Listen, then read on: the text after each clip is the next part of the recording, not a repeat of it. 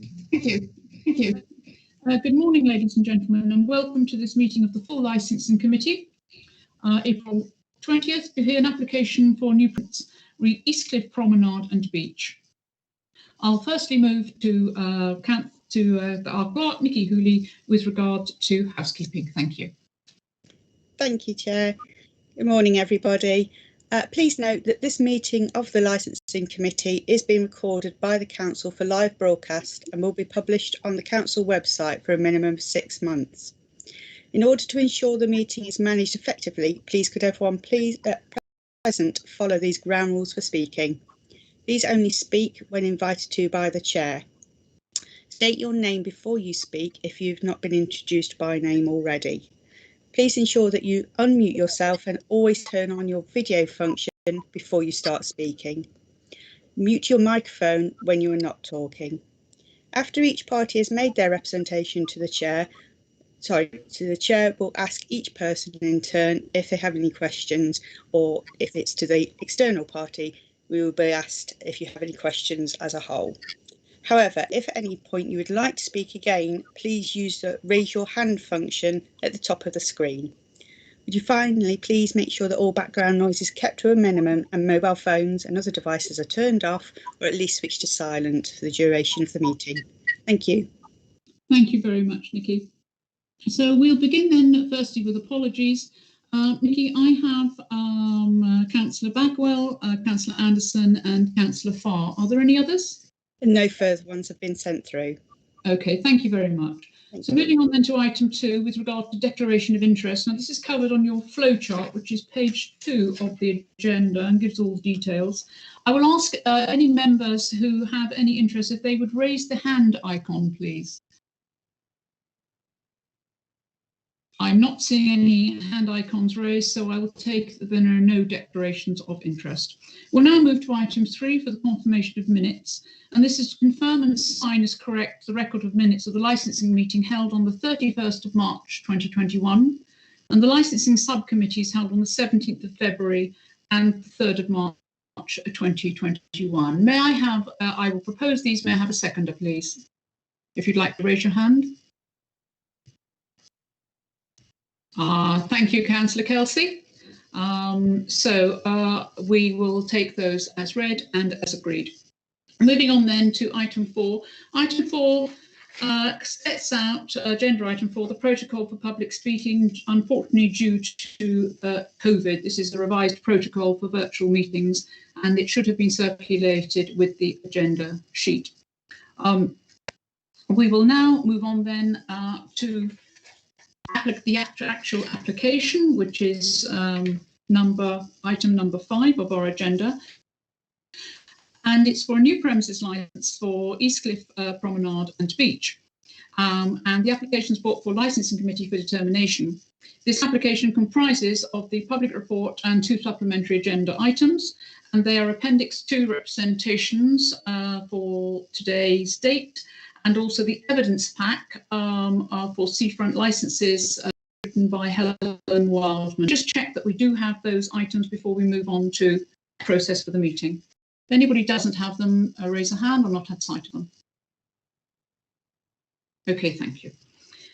So now introductions. I'd like to introduce each one of you. So I will start with myself, and if you'd like to introduce yourself, members, this is for councillors to introduce themselves to all present, and if you'd like to state your ward. So my name is Councillor Julie Bart and I'm chair of the full licensing committee and chairman of this hearing committee for today's purposes, and my ward is Creekmore, Hilborn and Waterloo. Thank you. Councillor David Brown. Good morning, I'm Councillor David Brown. I'm a ward councillor for the Bearwood and Merley ward. Thank you, David. And Councillor Richard Burton. Good morning, Chair. I'm Councillor Richard Burton. I'm also a ward member for Bearwood and Merley. Thank you, Richard. Councillor Brian Dion.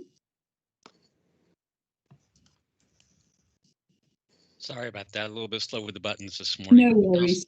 Councillor Brian Dion, Penhill. Thank you, Brian. And Councillor. Good morning, Councillor Bobby Devon, Littledown and Iford ward. Thank you, Bobby. And Councillor Norman Decent. Councillor Norman Decent, wards Kinson and West Howe. Thank you. Norman. Councillor George Farquhar. Councillor George Farquhar and I represent Boscombe East and Puxdown. Thank you, George. And Councillor Andy Hadley. Andy Hadley, I'm the councillor for Pooltown. Thank you, Andy. Councillor Toby Johnson. Councillor Toby Johnson, Alderney and Bourne Valley Ward. Thank you, Toby. And Councillor Dave Kelsey. Yeah, Councillor Dave Kelsey, Eastcliff and Springbourne. Thank you, David. And last by no means least, Councillor Lawrence Williams. Yes, hello, Lawrence Williams. I represent Littledown and Iford. Thank you, Lawrence. And now introduce our officers. So Nananka Randall. Good morning, my name is Nananka Randall. I'm the Licensing Manager for BCP Council. Nananka always has her little dog with the morning, Nananka. And Sarah Rogers. Hello, good morning. Sarah Rogers, I'm Senior Licensing Officer, BCP Council. Thank you, Sarah. Morning, I'm Tanya Coulter, Senior Solicitor at BCP Council, advising the committee today. Thank you, Tanya. And Nikki Hooley. Hello, Democratic Services Officer Nikki Hooley. I'm clerking today and will be producing the minutes. Thank you, Nikki. And now we move on for those on behalf of the applicant, John Weaver. Hello, I'm John Weaver. I'm Head of Resort Marketing and Events for the BCP Council. Thank you, John. Helen Wildman. Hello, I'm Helen Wildman for BCP Council. Thank you. Just to know, members of the public, John and Helen are socially distancing but are working together in a similar room today. Thank you very much. And Noel Oliver. Good morning, Noel Oliver. I'm the Contract and Commercial Manager with BCP. Thank you, Noel. Now move to our responsible authorities, and we have Sergeant Gareth Gosling. Good morning, Chair. Sergeant Gosling from Dorset Police Drug and Alcohol Harm Reduction Team. Good morning, Gareth. Nice to see you. And we have Matthew Taylor. Morning, Chair. My name is Matthew Taylor from BCP Council. I'm a Senior Environmental Health Officer. Thank you very much. And now our guests who are making their representations today, and I will start with Peter Chadwick. Are you here, Peter? Just to check. Good morning. I'm Peter Chadwick, resident of Bournemouth. Thank you, Peter. I don't think Mr. and Mrs. Lee were able to join us. So we move on to Stuart Jacobs. Mr. Jacobs.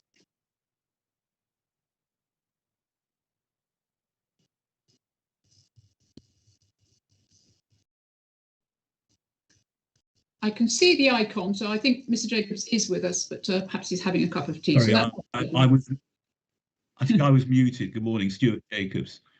Good morning, Mr. Jacobs, and you're representing Karen Jacobs, is that correct? Correct, yes. Thank you, Mr. Jacobs. And Mr. Perkoff. Good morning. I'm representing my daughter, Lucinda Perkoff, who is the owner of, now the third generation owners of our flat in Bournemouth. Thank you very much, Mr. Perkoff. You're not coming through incredibly clearly. You may be a little close to your mic, so if you just sit back a bit when you're speaking. Thank you very much, Mr. Perkoff. Let's see if that's better. That's a bit better, thank you. And Mr. Reichwald? Good morning, Chair. I'm Peter Reichwald. I'm a resident, obviously, in Albany. I'm chairman of Albany, but I'm also the convener of a network of chairmen of a number of blocks across the Eastcliff. Thank you very much, Mr. Reichwald. Mr. Whaley? Good morning. My name is Eric Whaley. I'm chairman of the board of directors of Prince's Gate on Grove Road on the Eastcliff.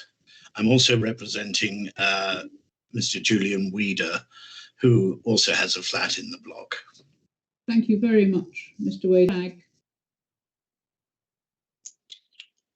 Good morning, I'm Ken Ragg. I'm a resident at Solent Pines on the Eastcliff in Bournemouth. Thank you, Mr. Yes, good morning.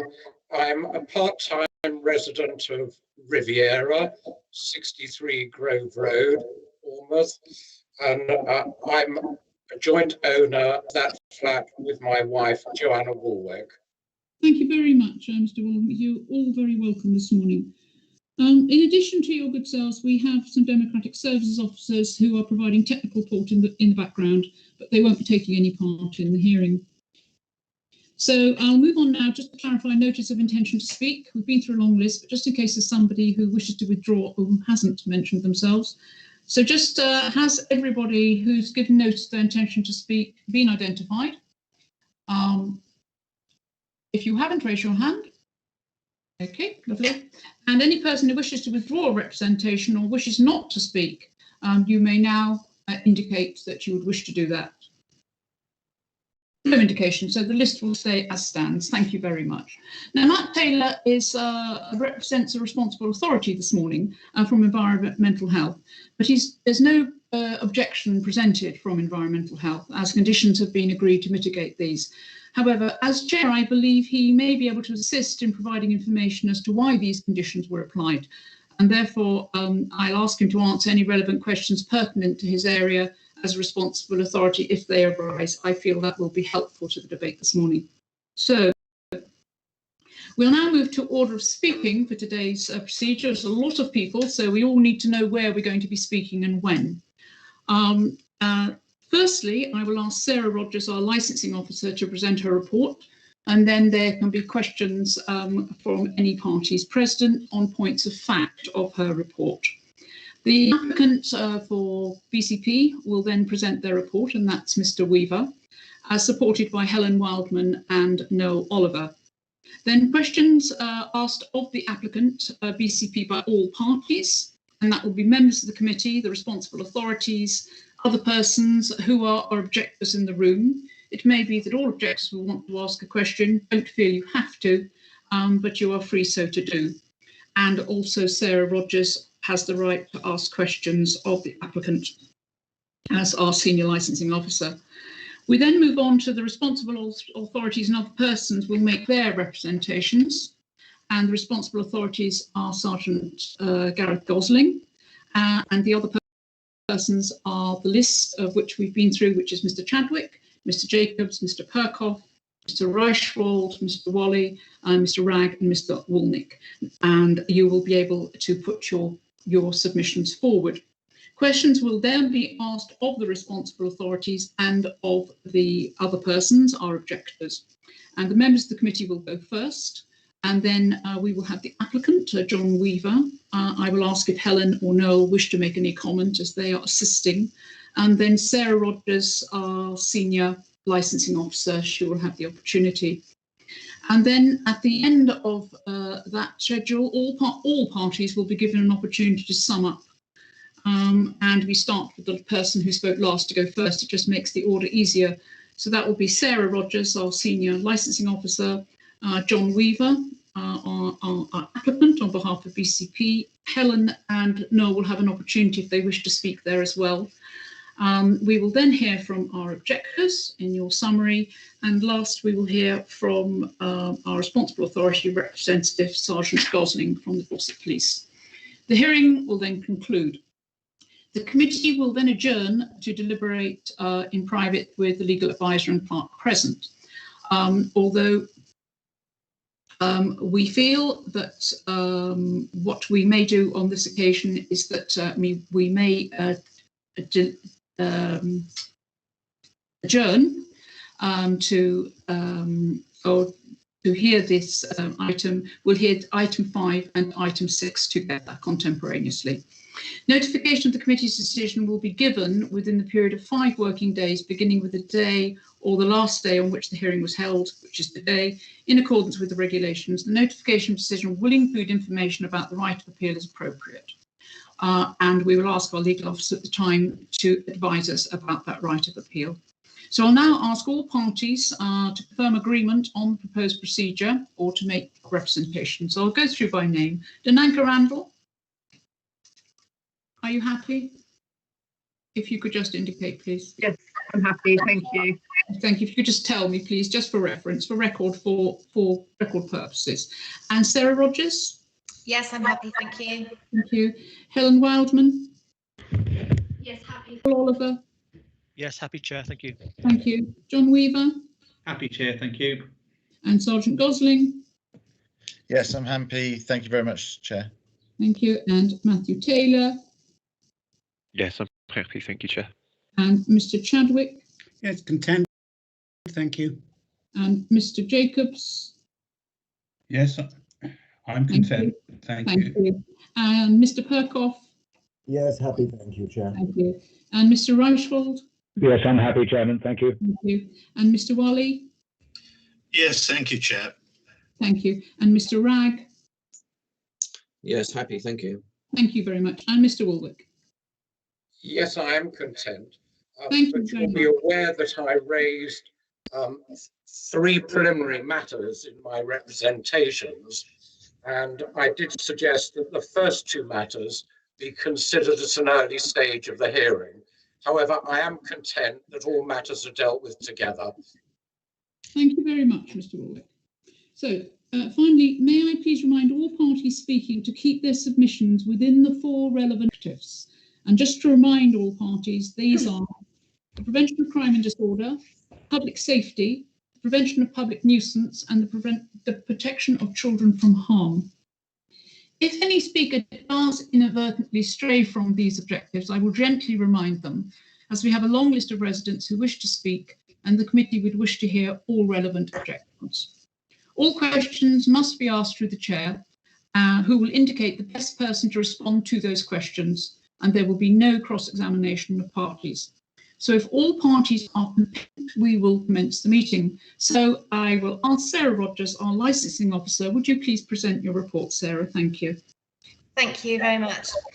This application before you is for the grant of a premises licence for Eastcliff Promenade and Beach, which will include the sandy beach and shoreline, by the Service Director for Destination and Culture on behalf of BCP Council, who is supported here today by BCP's Head of Resort Marketing and Events, BCP's Event Manager and Seafront Contracts Manager. Application is made to permit regulated entertainment between the hours of 10 AM and 10 PM, mainly between the months of March and September, with the supply of alcohol sold from April to September as part of a wider offering for catering provision on the seafront. During the course of the consultation period, that alcohol shall only be sold with food, therefore the off-sales provision in the application is no longer sought. Conditions have been offered by the applicant in the operating schedule, which will be imposed onto the premises licence if granted. In addition, further conditions have been agreed following mediation with the Environmental Health Officer to aid the prevention of public nuisance. These conditions are set out at Appendix 3 of my report. Although Dorset Police have agreed conditions at Appendix 4 with the applicant, their representation has not formally been withdrawn at this time. In light of the conditions agreed with Dorset Police, Bournemouth Town Watch confirmed the withdrawal of their representation.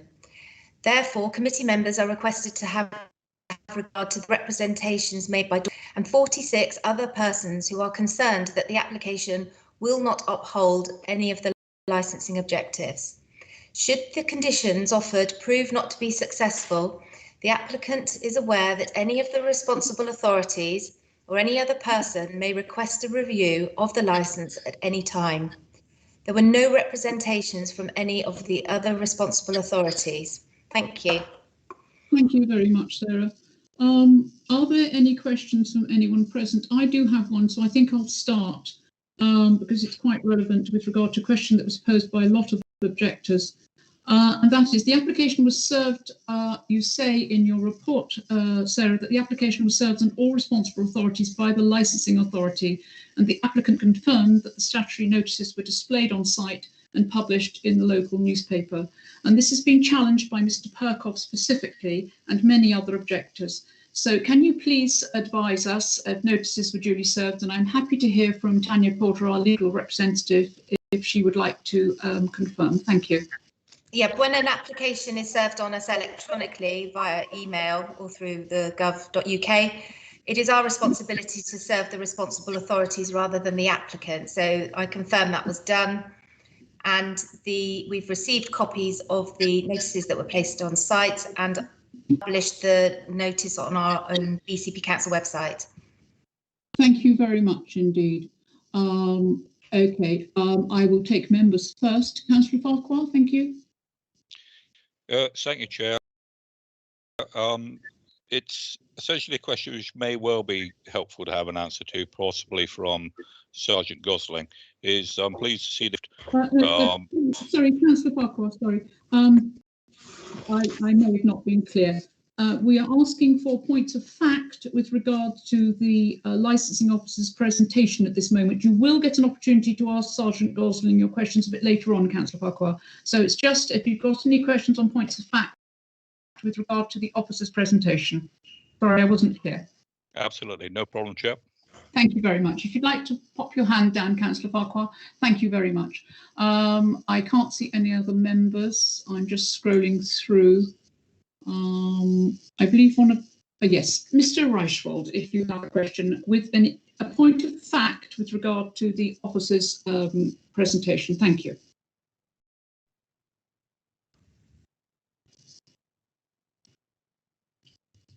When you're ready, Mr. Reichwald. Are you muted, perhaps? Sorry, I've just unmuted myself. Excuse me. Just on a point of order here, it's noted that the public notices were on the various lampposts at the beach level. There were none placed on the overcliff. This meant that a vast number of residents who, for COVID reasons and social distancing, did not use the zigzag to go down, the top zigzag to go down onto the beach, and many others who simply don't go to that level, had no public awareness of these licensing applications that were put through.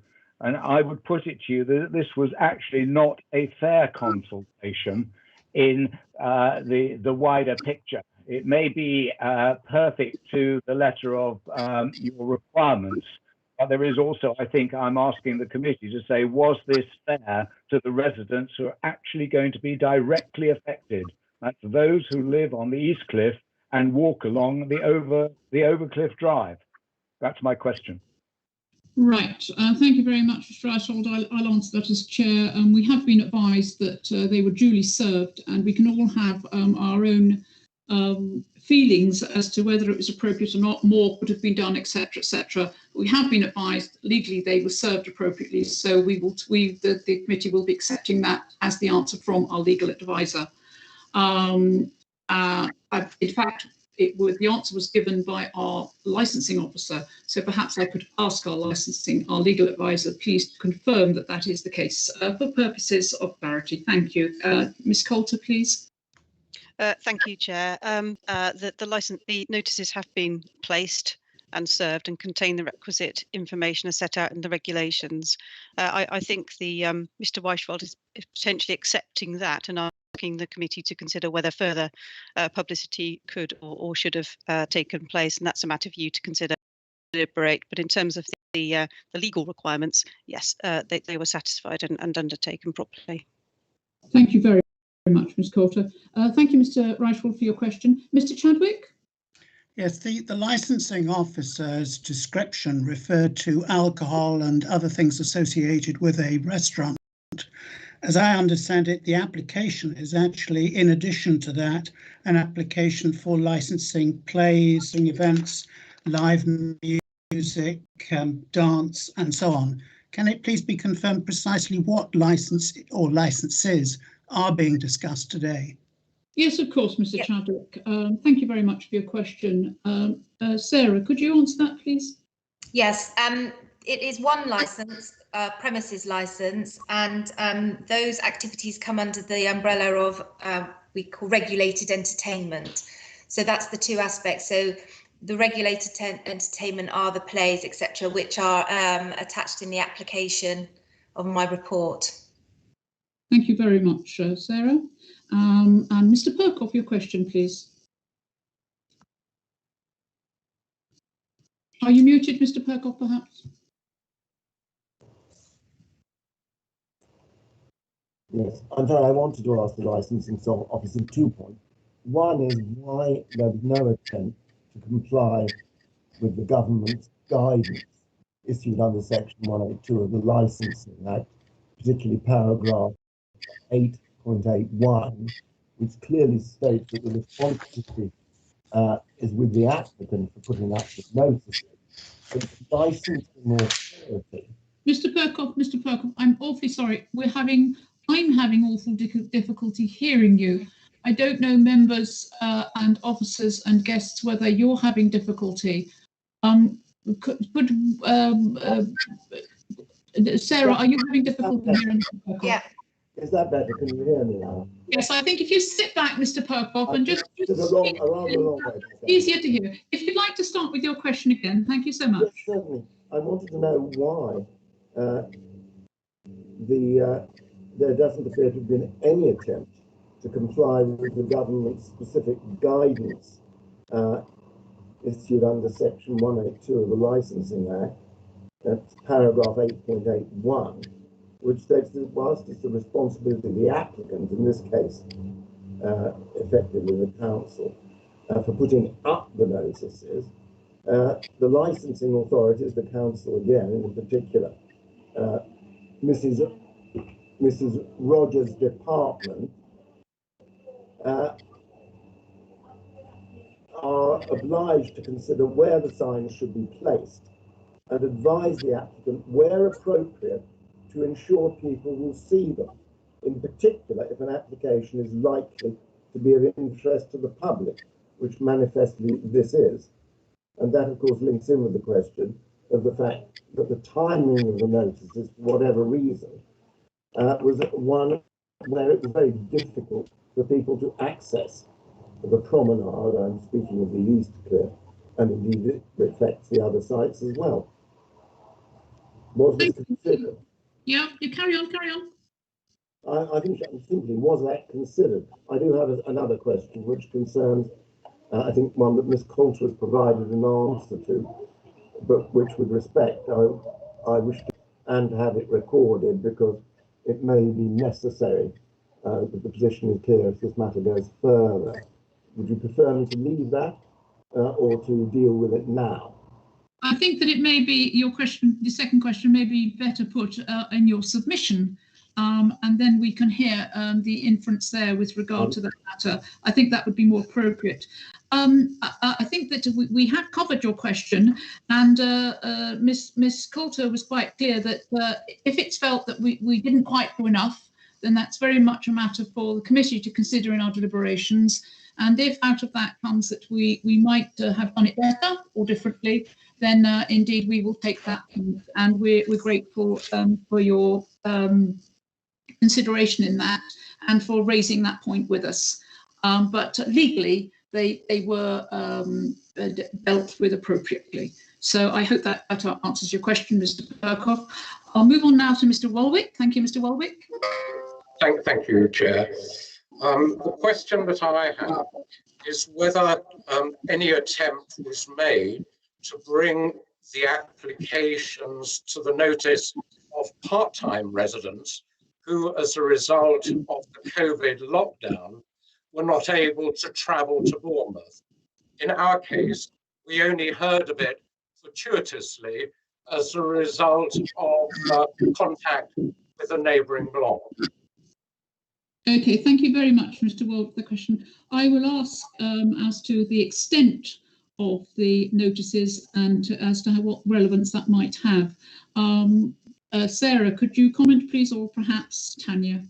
Yeah, I mean, I can comment on the requirement for the notices. So they're published on our website.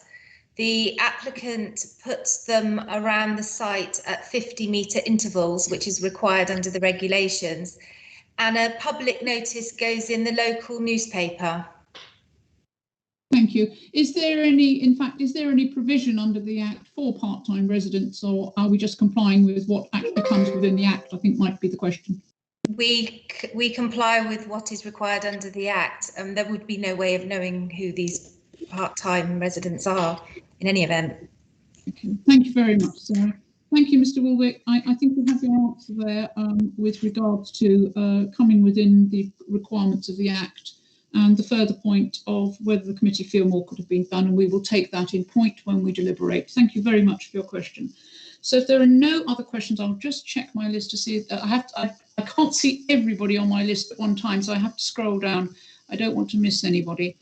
Okay. Right, so we will move on then to, thank you very much, Sarah, and thank you for answering those questions. We'll now move on to our applicants for BCP to present their report. And this is John Weaver. And John, you have a title and I will find it for you.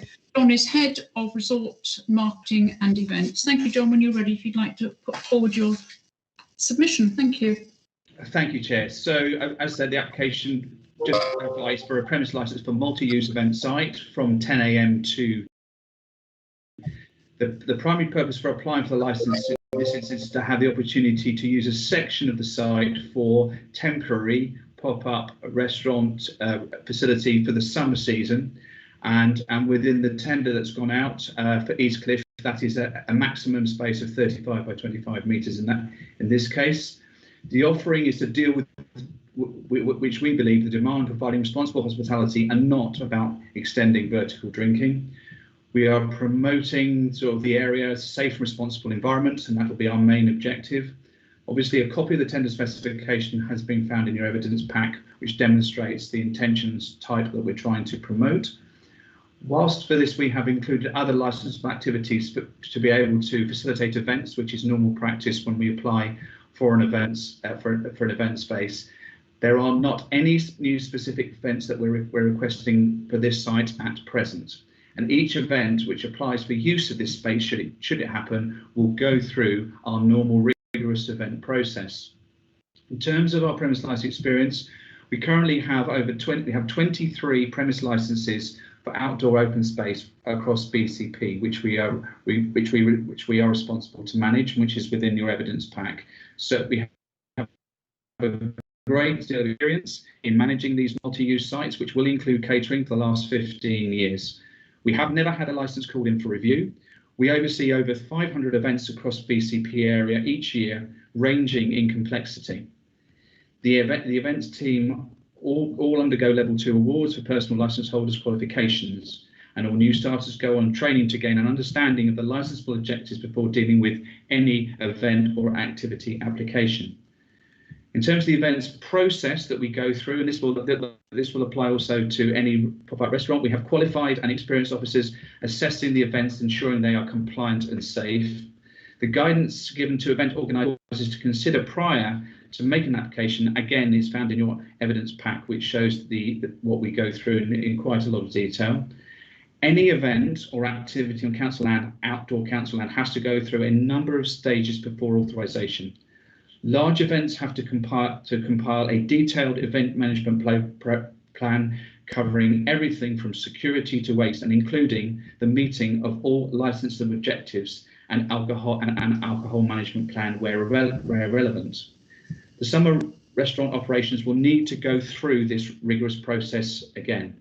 The Safety Advisory Group is a multi-agency group for major events, and membership can be found again in page 23 of the evidence pack, of which you will see there are responsible authorities such as emergency services and the DHO, who will again look at that particular application. There's an on-call process for large events, and obviously we have a very comprehensive seafront operations team on site all summer for this operation, which has been significantly enhanced this year. We have, as you said, worked with police to agree conditions, and those are found and evidenced in the pack. And these conditions will cover responsible alcohol management to meet the licensing objectives, covering age verification, dispersal plans, incident logs, and refusal logs, along with security numbers. As said, sales will be for consumption on the premises only and as part of a substantial meal.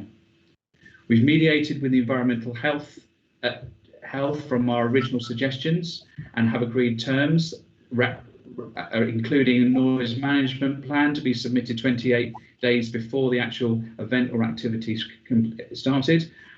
We've looked at specific noise levels to ensure that they are set, which are set nationally across all frequencies, and we will have regular contact will be maintained with the police, authorised officers of the council in charge of environmental health, by us and the seafront operations team to manage the contractor and events on site. Plans for effective dispersal were requested for any supplier using the premise licence. In terms of representations, we have sent the initial information out to inquiries and representations from residents to give further information on the plans for the use of the licence, which we have also attached to in the pack. Some of these questions were not in relation to these licensable objectives.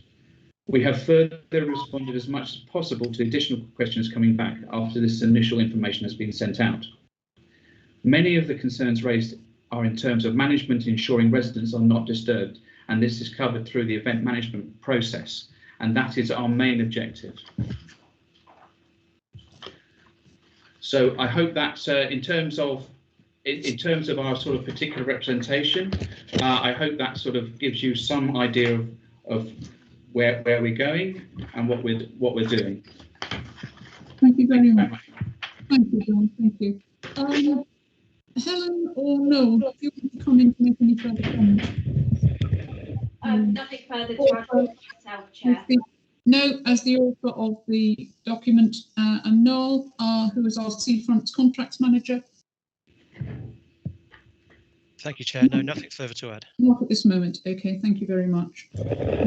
Just to be clear that the pack that John refers to as the evidence pack for seafront licensing applications, which encapsulates all requirements with regard to events, etc., covers the law and covers also all areas that would need to be dealt with appropriately.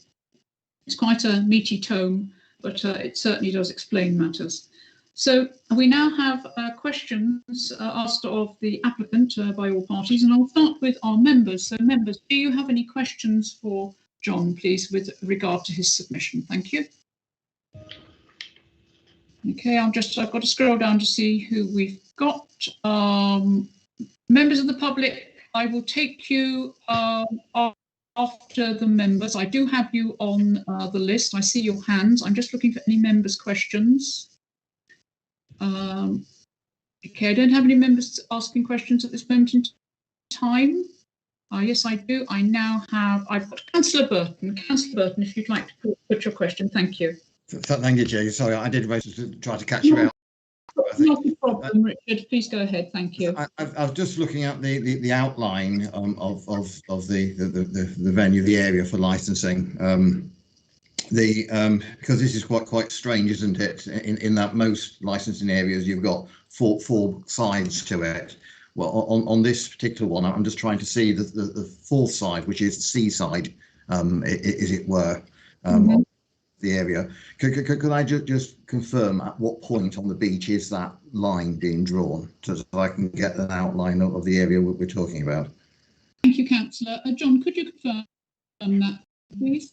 In terms of the actual delineated area, that is between the groins. So the groins mark both the beginning and the end of the actual space. So it's actually a groin length, and then it's then obviously to the north it's to the promenade, and to the south it's to the tide line. Yeah, sorry, Chair, if I may, I can see the groins. It's the tide line bit, because the change, but by the moment, doesn't it? You might say it is lunacy, but it does. So at what point is that tide line? I'm just thinking of how it is actually demarcated on the beach. Okay, so that would normally be at the lowest point of spring tide, so it'll be delineated then. But of course, so because the beach is very much a changeable space, any activity that took place would have to take into account any particular tides predicted for that time. So if there's a high spring tide or a low spring tide, then obviously that space will effectively decrease if it's a high spring tide. That's how we work it. I hope that answers your question. That was quite I've learned a lot there. I was totally unaware of that. Did that help, Councillor Burton? Yes, thank you very much, Chair. It did. Thank you very much. And Councillor Hadley, thank you. Thank you, Chair. A couple of things, and maybe some of it is for later, really, but particularly in terms of public nuisance and public safety.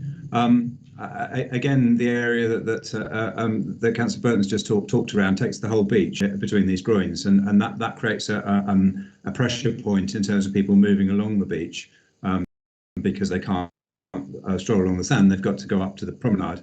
Which is also a linear car park along here, as well as obviously having bikes and scooters and all the other things that people complained about. So will the parking remain along this section, because it is towards the end of the car park, and could he highlight toilet provision is concerned, because there's no permanent toilets. Will there be temporary toilets, and will they be on the beach or the promenade? I heard part of the area is going to be used for the restaurant. So will the whole area be earmarked off for this use permanently, or will it just be the area for the restaurant? And where is that on the plan? It seems inadequate to me in terms of detail. Thank you. Okay, just to answer your question. John, if you could just allow me to come in first, thank you. Sorry, Chair. Parking isn't really a material matter, but if you'd like to comment. And in the evidence pack that we were given, it states that all restaurants have to provide their own toilets. But I will leave that for you to further comment. Thank you, John.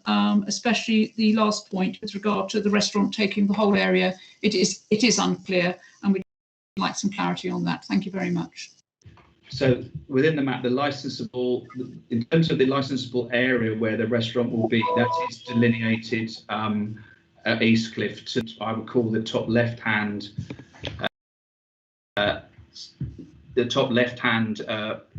level designated area. So close to the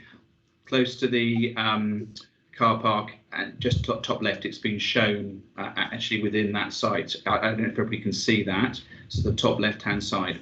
So in terms of the, I think I understand Councillor Hadley's issues here. This is an area which would have to, any application that came in, we would have to consider a number of factors as to the nature of the applicant and what they wish to do. Now, that area is not completely isolated and locked in all the time. In fact, we have similar areas along the seafront which have the similar conditions, which operate all year round without any issues, unless there is an event that takes place. And when that event comes in again, then that goes through a rigorous event management process with the responsible officers, and they will look at all the issues that you have raised in terms of the control, in terms of crowd movement, in terms of crowd density, in terms of access to the beach. All those things will be taken into consideration, and measures will have to be considered to make sure that the licensable objectives are met in accordance to that event or activity, and that the appropriate measures are put into place to make sure people can enjoy that particular offer and actually enjoy the seafront at the same time. So this is an area which is a multi-use area, and every applicant, just to refer, every applicant will be looked at in relation to making sure that it meets the requirement of the plan. Thank you very much. Chair, if I may. Of course, Councillor Hadley, if you have a supplementary, please come back. Yes, so could I just confirm that the area that's marked in blue, which says it's the alcohol serving area, that is the area of the whole restaurant? Is that correct, John? That is correct, Councillor Hadley, yes. Thank you. Okay, and everybody should have that plan in front of you.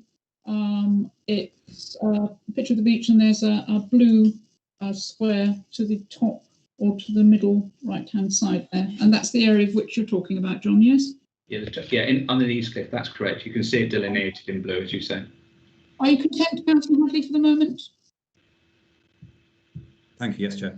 Thank you, yes. So no more questions from members.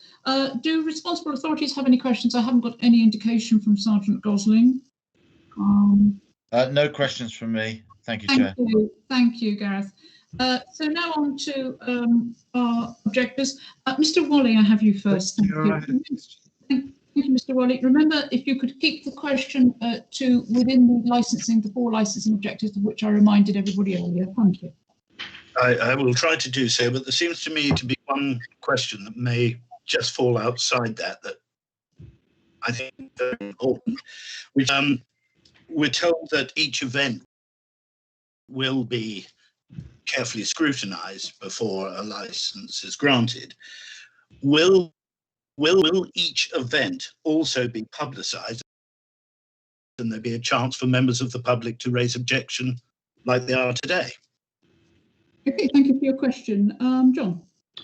The question is, normally the process that we go through is there is a consultation process, and we would normally through ward councillors.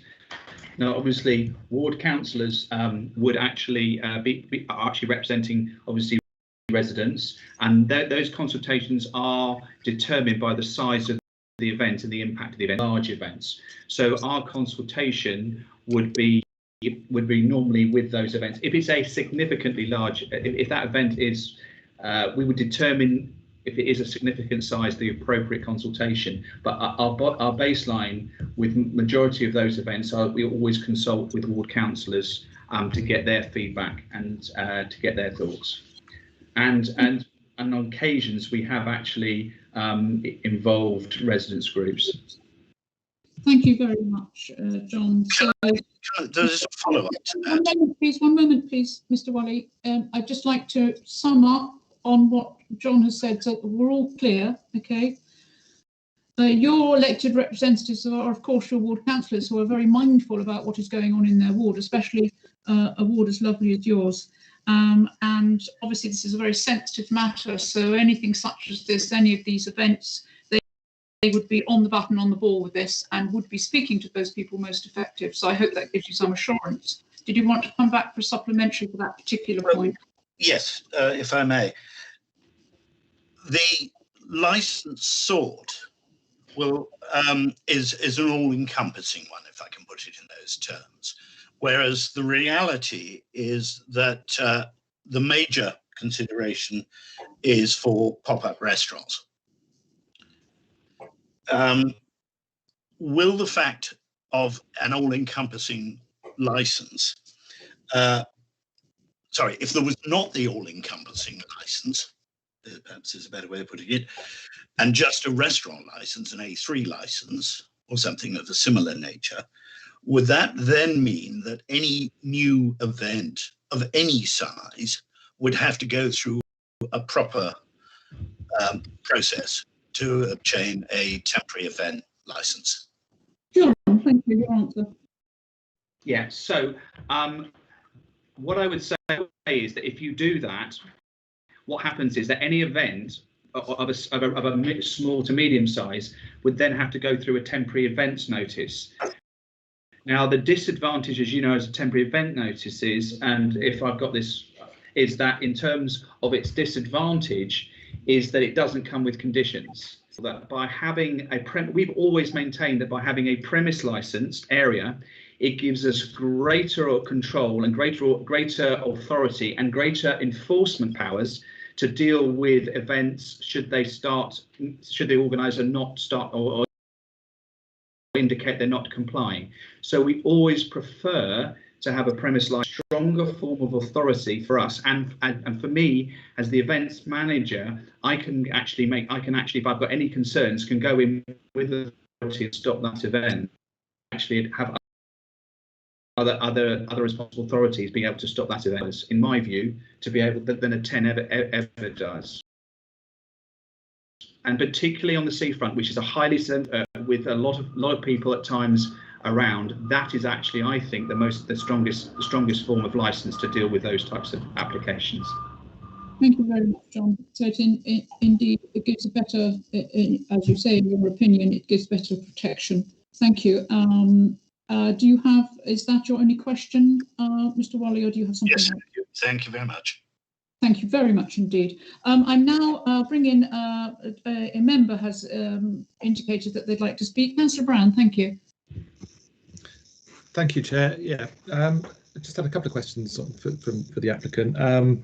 Firstly, looking at the plan of the site, just the first question, I wanted to check, because it's a sort of a plan from above, whether there's any beach huts facing onto the proposed area for the licence in that area on the East Cliff.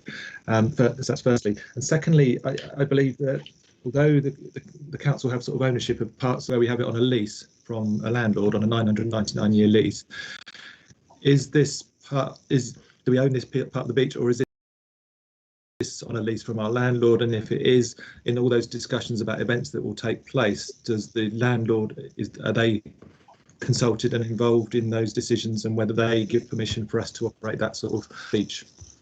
Thank you for your questions, Councillor Brown. John, thank you. Okay, so on the beach hut site, there are some beach huts that are there. I haven't got the actual detail to actually let you know, but there are some that are that may be impacted. If that answers your question. And we would always consult with beach huts, as we do for other events on that site anyway, about impact. As far as the lease is concerned, I may push that on to Noel Oliver, who has probably a better understanding of it than I do, and it may be with Tanya Coulter as well. So if I may pass that question to Noel, who may be able to give you a more detailed sort of idea of the of the lease or understanding. Indeed, thank you. But I think we'll go to our legal officer with regard to law. So Tanya, are you able to advise us with regard to the lease matter? Thank you. Thank you, Chair. I mean, I can confirm, as I understand it, that discussions are ongoing and with the property team within legal and the estates team. Hold area, but it's a 999-year lease, so in effect, almost equivalent to a freehold, but it's a leasehold area. So there are landlord and tenant matters to consider. I don't want to give sort of legal advice on the terms of the lease, because it's not relevant to the and that would be for my property colleague to do. But I can assure Councillor Brown that those discussions and that advice is being provided, and to confirm that other events in cinema areas do go ahead. If that gives you some indication, then that may well assist. Thank you very much, Tanya. Yes, it certainly does assist. I hope that you're happy with the answer. Councillor Parker, thank you. Councillor Parker. Yes, thank you, Chair. If my question relates to page 153.18, raised as a condition by the police. I referred to it earlier as regards the off sales being removed and the on sales is only with food. It says there that the patron needs to be seated, and my question is how is the number and the spread of the seats or the tables going to be managed and controlled, and how often do we anticipate, depending on the viability or the success of the business, that they may extend into the prom area or extend elsewhere? Thank you, Councillor Parker. John? Okay, so of course the first point is that the tender that they've gone out for gives them the specific area that they can go for, so they can't extend as far more than what they're tendering for. So that's the so that's the first point. And on just trying to look at now on the tender. It's as far as COVID compliance. They will have to, like all operations, they will have to comply with that COVID compliance. And obviously, one of the responsible authorities is the EHO that will provide that guidance at the time, should that guidance change. But they will have to ensure that that they do that, and that will be part of the tender evaluation process. And the operator will also may have to also be prepared to change those conditions according to any changes by government in terms of that.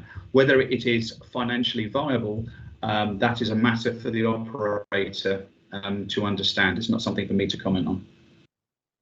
Okay, thank you very much. If I may, Chair, Yes. from a public perspective, do we have a rule of thumb, because obviously you could put the tender in that you could spread across the entire promenade. Do we have a rule of thumb as regards where seating would be in the public area? Tables and the seating. Does that, Chair? Yeah. Kirkhoff, if you would, I think it's set out in the evidence pack as to the lots, but if you'd like to explain that further, thank you. Yeah, just basically, it's in the evidence pack, and the area is defined as the area that I talked about at Eastcliff, which is that area in blue. So that is the area both for alcohol serving and also for seating as a self-contained area. That they will be able to. So there'll be they will not be able to, and if they did spill out into the promenade, actually be outside the licensable area and they would be in breach. They can only serve alcohol within that area on the beach. Yes, thank you for that assurance, George. It's a very good question, and I think those assurances are that area in blue, there can be no bleed out from that. It would be outside the licensing area, and they would, as John says, quite clearly says they've been breached. So thank you for that confirmation. Extremely good question. I hope that helps. I will now, I don't have any other members indicating, and we always ask our members first. So I will now have a quick check. No, okay, quick scroll down there. So I will now invite Mr. Perkoff, if you'd like to put your question, please, Mr. Perkoff. Thank you. First of all, remember to sit back from your mic so we can hear you and speak clearly. Yes. Thank you. Point of information. You referred to large events. What constitutes a large event, Mr. Weaver? The question, I think, John, was just to clarify with you, Mr. Perkoff, what constitutes a large event? That was your question. Thank you very much. Thank you, John. As a broad, yes, as a broad base of a rule of thumb, it's normally between about 700 to 1,000 people attending, as a broad, as a rule of thumb. However, it does depend on the nature of the event, the nature of the audience. It depends on if that's required, but that is what we normally use for events. And do you contemplate using the areas that have been demarcated, Eastcliff and Toft and the Wedding Beach, for those sort of events, if this licence is granted? So I'm just going to refer to Eastcliff. Obviously, Toft and the others, I would presume. If we could just keep to the site which we have the application upon, I'd be grateful. Thank you, John. As a matter of comment, cumulatively, the effect is potentially very serious, and that's something you are going to have to consider in relation to the 4 aspects. Yes, of course it is. We fully understand that if we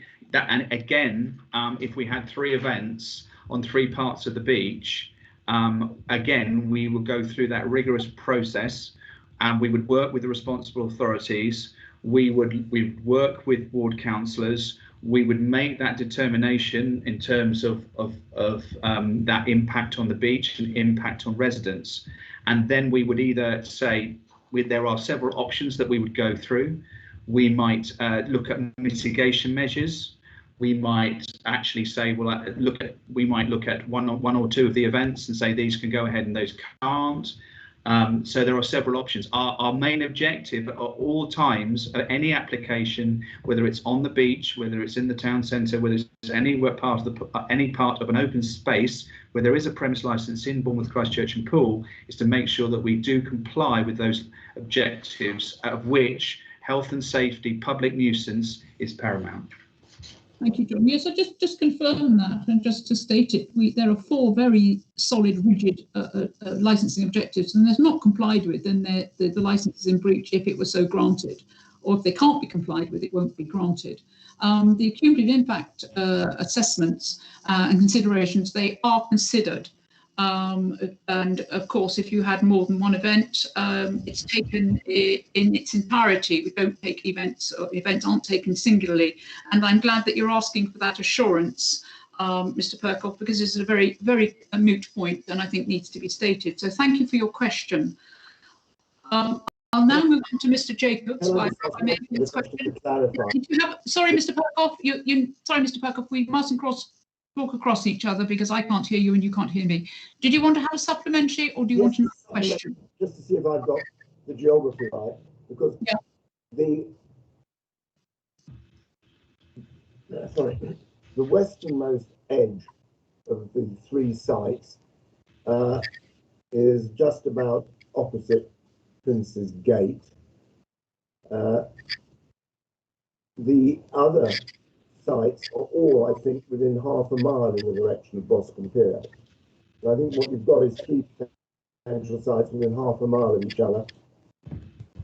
Is that correct in your summation, Mr. Weaver? I think the question or the point statement being made is that there are 3 sites within half a mile of each other. John, can you clarify or advise? Yes, I would say that Toft Steps and Eastcliff are half a mile, and then from Eastcliff onto the west side. Yeah, they're probably within half a mile. And yes, you make a good point. I mean, if we were to put two large events in there with just for example, with where we felt that there was any form of issue, then we'd have to consider that. We would always consider the impact of those events on each other, and for our larger events we do that. We have to consider making sure that nothing does impact and meets those objectives, and there are any, of course, that would be a serious consideration, which of course all the responsible authorities would also be very concerned about, including the police, EHO, particular traffic management. There'd be a lot of people who would be considered, who would have to really look at that unusual situation if it was to happen. Thank you very much, John. So there wouldn't be 2 Bourne Bear shows going on at the same time. So that sort of example. No, there would not be. No. There would not be, right. Thank you very much. Thank you, Mr. Kirkhoff. You've raised some good questions there, and I hope been assured by the answers, or at least advised by them. Mr. Jacobs, your question, please. Thank you. Mr. Weaver, something of a voyage of discovery for people like me who've been looking at your application notice and then looking at the evidence pack and receiving emails from officers. I suppose I might have asked this question a little bit earlier, and it may be rather a hybrid legal and factual question, and you may say to me, well, I'm not quite sure. Okay, so Mr. Jacobs, I'll just stop you there. It needs to be a question which is relevant with regard to the 4 licensing objectives. If it's too legalese and it doesn't have a relevance, then it's not a question for the committee. It's simply this, Chair. It is simply your application notice, and I look at your mission statement, which is summer seafront operations and possibly some other generalised events. Where in the application notice can I find a description of what you're actually applying for? Okay, good question. Thank you very much. John, could you answer that, please? We're actually applying for a designated area for multi-use events to be used for multiple purposes, and also in this instance, part of that multi-use for this year is to look at a temporary catering offer. So we haven't got anything specific, and that applies. Those same conditions and those same licenses in terms of condition apply to the 23 other licenses that we have in this authority. Mr. Weaver, Chair, may I have some supplemental questions? Of course you may. Thank you. But Mr. Weaver, I'm looking at, for instance, sections I and J, where one might expect to find some detail about the proposed pop-up restaurants, or anywhere else for that matter. And I just can't find any information, helpful or useful information, which makes me understand as a recipient of this notice what your application is for. And of course, it's now become assumed knowledge during the course of this meeting that your applications are for seafront operations of a pop-up restaurant nature, and possibly other events, although that's a very generalised idea. But I've been struggling. I really have been struggling to understand what this is all about. It seems to me that, if I may say so without wishing any direct criticism, if you're going to make applications for pop-up restaurants, you should say so. Okay, John. Could you be a little more clear on what you would expect to see, perhaps, Mr. Jacobs? That might help the committee. Your expectation of the amount of detail with regard to people being asked to tender for various lots. We're not entirely. We might not be entirely certain as to what type of business they're bringing. I'm a little uncertain as to what you would expect to see, but if you'd like to assist us in that, that would be most helpful. Well, we can run through the licence application if you'd like, Chair. I'm not proposing to do that, but I can do that. I mean, I have been through it, and I would have thought that in some sections of the application notice, one would find reference, say, to pop-up restaurants or restaurant provision or something of that nature. In sections H and I of the license, so if we go to H and I,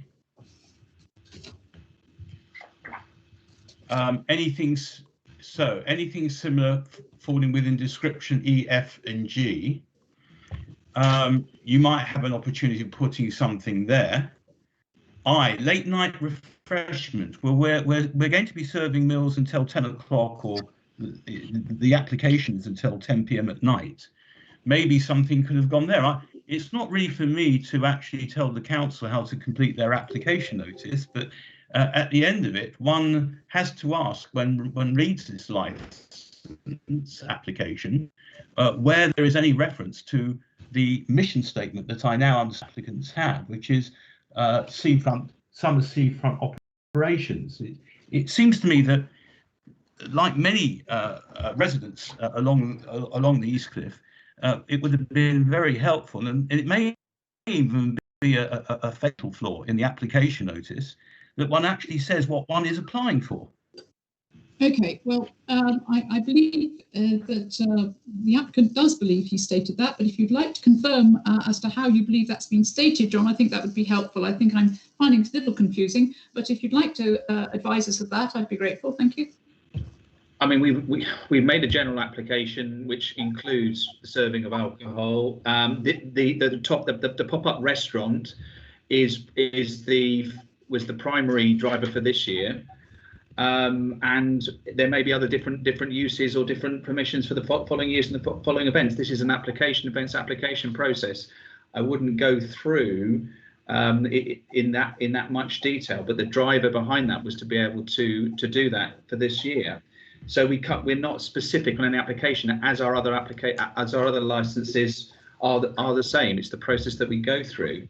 And we gave the additional detail this year of the primary intention of the use of that area, and which was explained as part of the consultation process, and we gave you that detail. And can the committee materially rely on that the further detail of that is contained within the evidence pack? Yeah. Yeah. So the evidence pack supports. Are you asking us to accept that the evidence pack supports the application? Yes. Okay. Thank you. That's helpful. Mr. Jacobs, are there any other questions? Not from me, Chair. Thank you. Thank you very much for your question, Mr. Jacobs. And Mr. Reichwald, thank you. Thank you, Chair. Mr. Weaver, you did in earlier part of your submission this morning refer to the on-site team monitoring what's going on at the actual time. Could you confirm the hours that the on-site team are functioning, please? So there are two things. First of all, there'll be an expectation for seafront operation for the licensee to have its own operations through the licensable time. And secondly, I'll hand that over to Noel Oliver, but in terms of sort of a bit more detail in terms of what the operations team hours and operations doing and the sort of the detail of that, if I could. Thank you very much. Yes, thank you. Yeah, no problem. In essence, there's a staff presence on the seafront 24/7. Majority of staff obviously work daylight hours. With regards to this application, operations are between 10 and 10. So you will have a management structure in place throughout those hours who can monitor those sites. Can I come in with a supplementary, Chair? Of course you may. Right.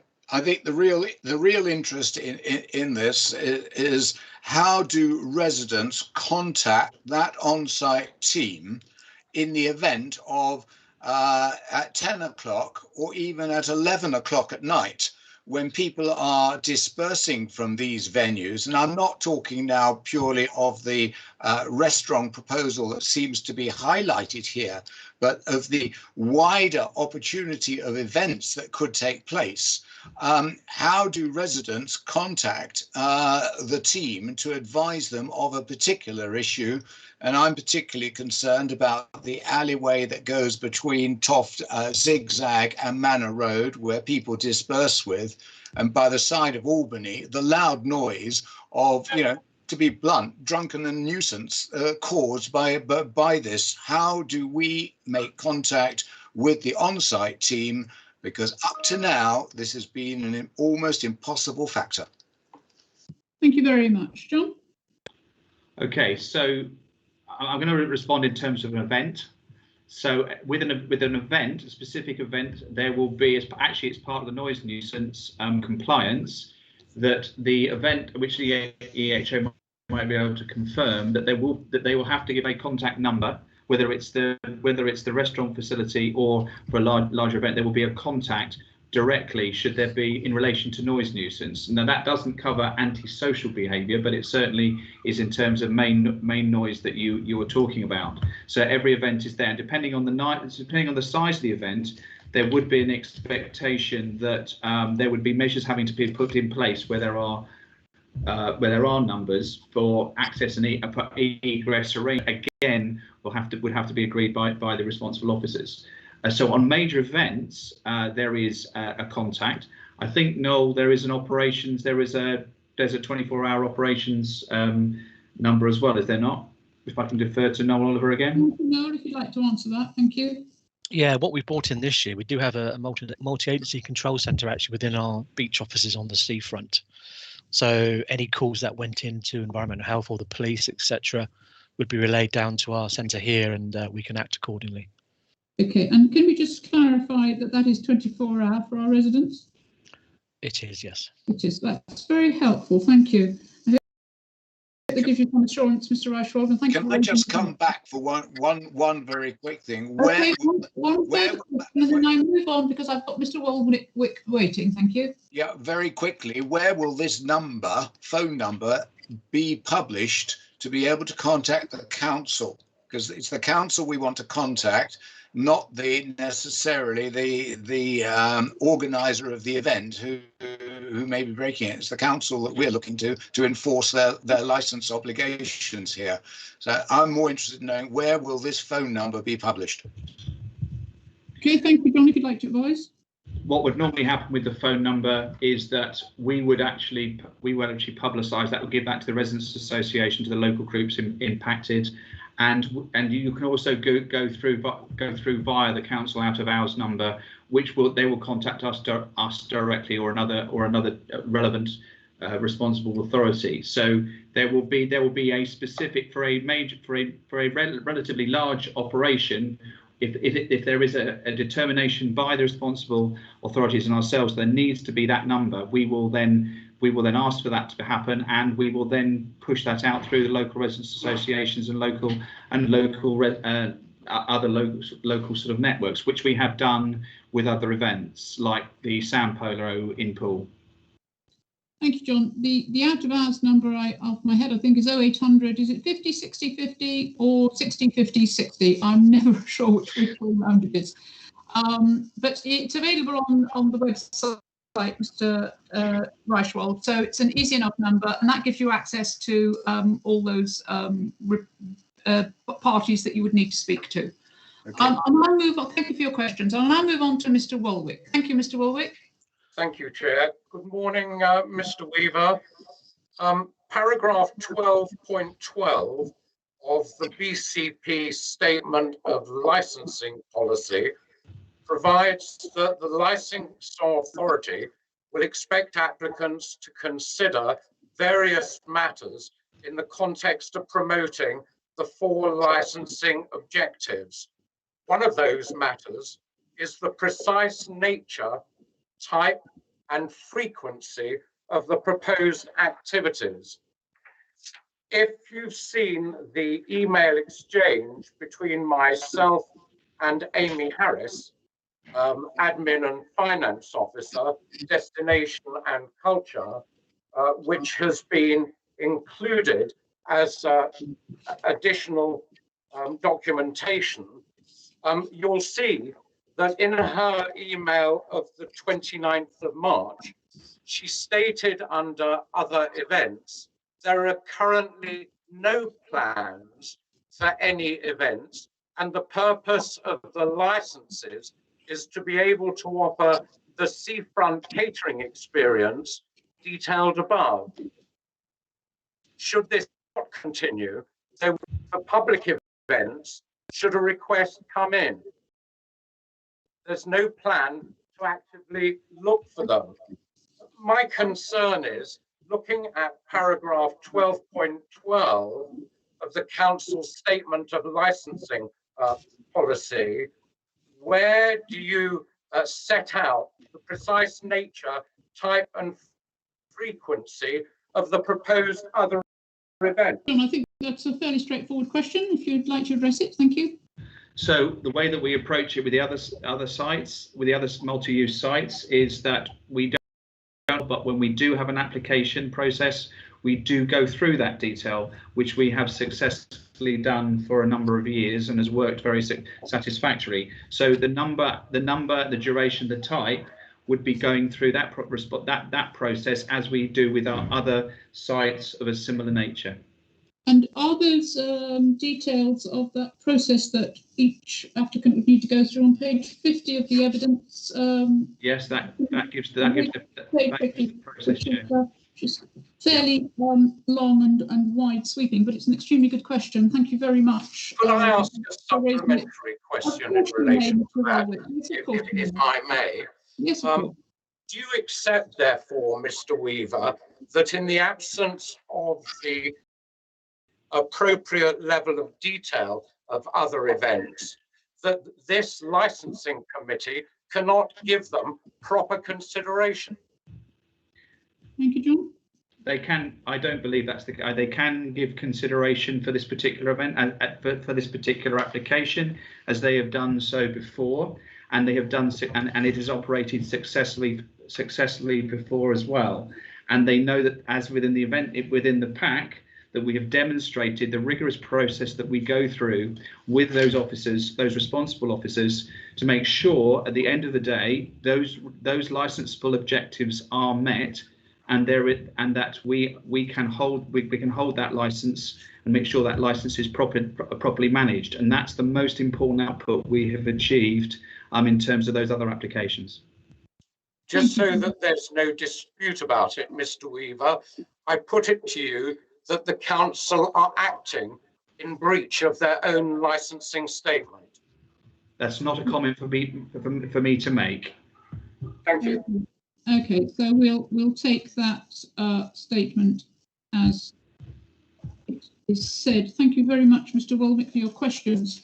So if we then move on to some bobs in train. Okay, so I believe we don't have any further people to speak. I'll just check the list. I have to scroll down and up, and nobody else has indicated to speak. And Sarah, just to check that you don't have any last questions, as you're last on my list. No, I'm fine, thank you. Okay, John, thank you very much for your presentation and your submissions and for answering the questions that were put. So we now move on to... My hand was up. I'm sorry, who's indicated? Councillor Hadley. Where are you? Oh, well, I've only just seen you, Councillor Hadley. Thank you. Sorry. Thank you, Chair. It was following Mr. Jacob. Obviously, you're looking, and I appreciate that you're looking on the whole seafront, and you're looking at the restaurant being somebody else running that on your behalf. Can you just clarify for me? So we have this application for the whole site, and which includes the pop-up restaurant, but there would be a licensee who would take that on, working to the council. So is that under the council's umbrella, or would they also have to put a license in to serve alcohol at the premises? Thank you, Andy. It's a very good question. Thank you, John. Right, so they wouldn't have to put a license in to the council. I, as the DPS, the way they arrange it will be the DPS, but will hand the responsibilities of that, and there is a mechanism that a proper mechanism that was put in place that signs over those responsibilities to them to ensure that they are enforced on our behalf, and they become the site responsible officer. Sorry, say that again. I am still the site, however, I am still the site responsible officer. So it is in our interest from BCP Council, and this is again gives strength, is to ensure that those objectives are met. So that gives gives a double guarantee that we have a responsibility as they have a responsibility, and we want to make sure that is done, that we get the best possible outcome. Okay, thank you, John. Just for some members of the public who might not understand the mnemonics, can you please speak in full terms, please, when you speak to references as such as DPS?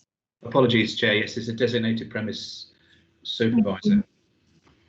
Because we all know this, we're used to it, but if you're trying to fathom it, it can be quite difficult for members of the public.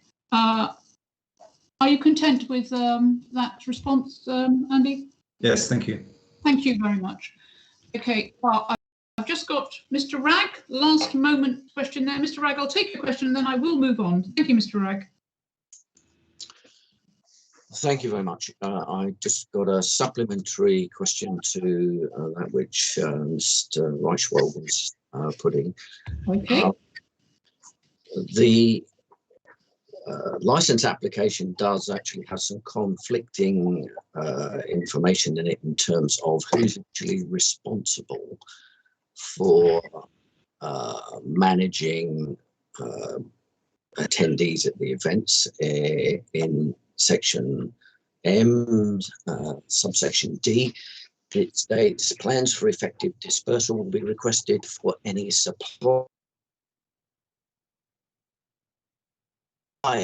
using the communications which we've been given with Mr. Woolwick from Sarah Harris and Sarah Rogers and Amy Harris.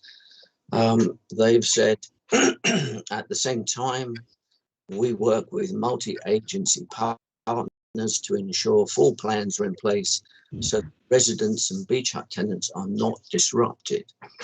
So could I ask you, please, Mr. Weaver, at this time, what detailed plans do you have for dispersal of attendees at 10 o'clock at night, and what detailed plans do you have to ensure that when they go back to their parked cars on the East Overcliff, that we don't get vast amounts of bad behaviour and noise, which when you're woken at midnight, you certainly do realise how distressing that is. Okay, thank you, John. If you can respond to that.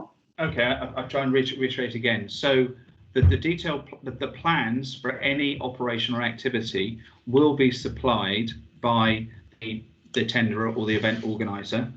We will then have to be satisfied that those plans do address the 4 licensable objectives. So there are, of course, no detailed plans at the moment because we're unaware of the specific nature or style of any activity or event before the tender is put in place.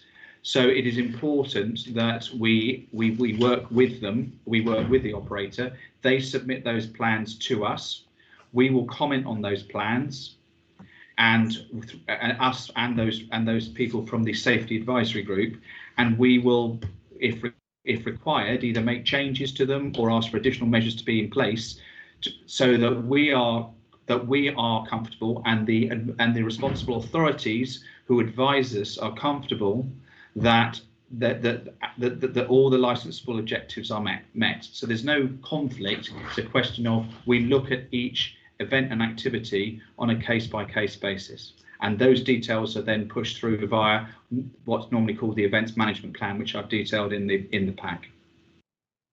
So to be clear, you expect the restaurant operator to manage unruly people on East Overcliff Drive?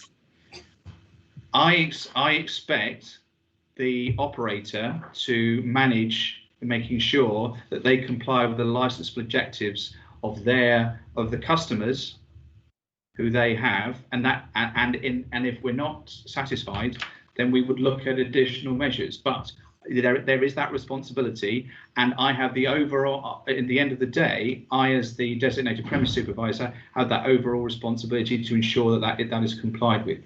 If there are any issues in relation to people leaving the restaurant offer. And again, in the nature of the tender that we're putting together, which you saw, is about providing what we would call a family-friendly dining experience and not vertical drinking. Okay, Mr. Ragg, are you content with that answer at this moment in time? Thank you. Yeah, one additional point then, perhaps. Okay, one last point, Mr. Ragg. I do need to move on. I also have a member who wishes to speak. Thank you, Mr. Ragg. Your last point. Okay. The restaurant operator has to provide. Thank you, Mr. Ragg. The restaurant operator has to provide the toilet facilities associated with the restaurant. Yes. So when the restaurant closes at 10 o'clock at night, do they have to keep these toilet facilities available, as there are virtually no other toilet facilities on the East Cliff? Thank you, John. I would say they wouldn't have to, but that's like any restaurant offer in a high street or in a public space. I mean, they're not expected to provide toilet facilities for people who leave premises. We do have obviously public toilet facilities close by. They are not all of those are open until late night, but that is not something that would be their responsibility, nor anybody else's. Okay, yes, thank you. Okay, I have one member who's indicated one last question. Thank you, Councillor Farquhar, your question. Thank you, Mr. Ragg, for your questions. Councillor Farquhar? Thank you, Chair. Again, and I really appreciate you inviting Mr. Weaver to sort of say what a designated premises supervisor or the initials stand for.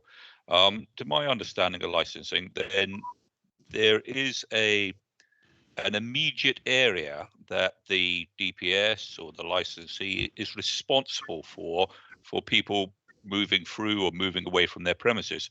I think the difficulty here is that outside of this designated premises license is that it doesn't take into account other users of the beach that may or may not be using alcohol and so on and so forth, what routes they would have egress to pass by or pass into the premises side of things.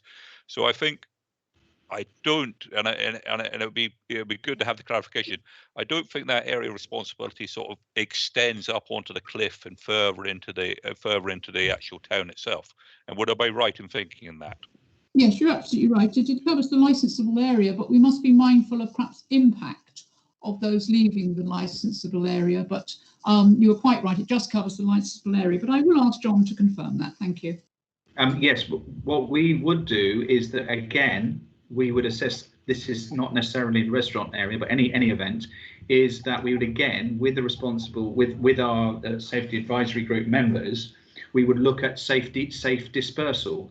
And safe dispersal is on two levels. First of all, it's not just about people leaving the premises, as you say, it's also about the impact of other people on the seafront, whatever activity they're undertaking. So we would consider safe dispersal as part of it, although it's not often required. We would want to look at that because that is one of the practices we put in for any event or activity where we determine there could be impact. That's an extra safety provision which you're offering within your conditions. Yeah, that's correct. Yes. Thank you for that. Thank you. I have no other indicators. Now, unfortunately, I do have a few questions, but I'll be as quick as I possibly can. Okay, and thank you very much for all the contributions which have been made by members of the public. It's been most useful. We've heard from our objectors, and of course we have their summations, and of course we do have some representatives, but there are a lot of people who aren't able to be with us today. And having read through all their presentations, there are a few other little points which have been picked up. Now, whether they are actually a licensable matter or come within our licensable objectives is a moot point, but I'm going to raise them anyway, so we can perhaps negate them. But I think they need to be heard, and they need to be brought into the public domain. We had, this is from all the submissions, the 46 submissions that we did receive. We heard about noise of the events themselves and crowds leaving the beaches. And I believe that condition 24 and your explanation, John, has covered that. We have talked about some of our second homeowners and others not receiving the notice with regard to this application. We've had an explanation from our legal advisor with regard to the legalities of that and other matters for the committee to consider. It was raised about children endangered by drunk and drug using revellers. I believe that condition 9 covers for that. I've just been sent a message on my chair's chat. You'll have to forgive me. I'll just have to check this. Somebody's having technical issues. Okay, somebody's having technical issues, so I'll leave you to deal with that. Is that Mr. Jacobs is having some technical issues? Okay, well, we'll bear that in mind. So getting back to my thoughts, children endangered by drug and drunks, drug users and drunks. I believe condition 9 covers that, but I'll be greater advised by you, John. And the increase in dealing and the use of drugs also covered by that condition. Cooking of fire risk, I believe condition 4 covers that. And broken glass on the beaches, we have condition 10 and condition public safety BCP conditions. And then it talked about pickpocketing and theft on the increase and how would this be mitigated. And I believe that the CCDV condition 11 will cover this. This is our police conditions. What happens with evicted drunks from the licensable area on the beach and how is this mitigated? Again, I believe condition 11 would cover that. COVID compliance, which is obviously a very new issue, and it's been offered within the risk assessment for BCP, a condition of public safety with regard to COVID compliance. No public toilet provision. We've heard today that there are some public toilets in the vicinity and that also restaurants are expected to provide their own toilets for use. We've heard about, we hear food waste containment removal, a great concern with regard to several people. And I believe there's such a thing called a Euro bin, of which people are expected to put this food waste in and which are provided for their use. The setting up and dismantling time before 10 and after 10. In the evidence document we received, this was between 6 o'clock in the morning and 7 in the evening. Some further explanation I think needed there because this isn't daily, this is set for a period. So I believe that those matters are covered, but there were also some other matters that weren't, and I'll raise them for you, John, and that was cooking emission smells. These may or may not be relevant, but they were raised, so I am iterating them to you. Sleep disruption of children due to the noise. 7 days a week, 365 days a year, intention of how many events will there be and what type of events. Provision with regard to the litter and emptying of bins because of their increase in number. The safety of swimmers who may be drinking. No point of contact for reporting problems. We have now covered that. Constant road closures to facilitate events. 90% events between March to September. People were a little confused about that. Increase in lifeguards, drowning of drunk revellers, and who is responsible for public safety on the beach. And property evaluation and parking are not issues which would be considered under the 4 licensing objectives. So I hope you've got that rather long list. A lot had been covered, but there were some points that were still outstanding, which may or may not be relevant. I'd be grateful if you could comment on those, please, John.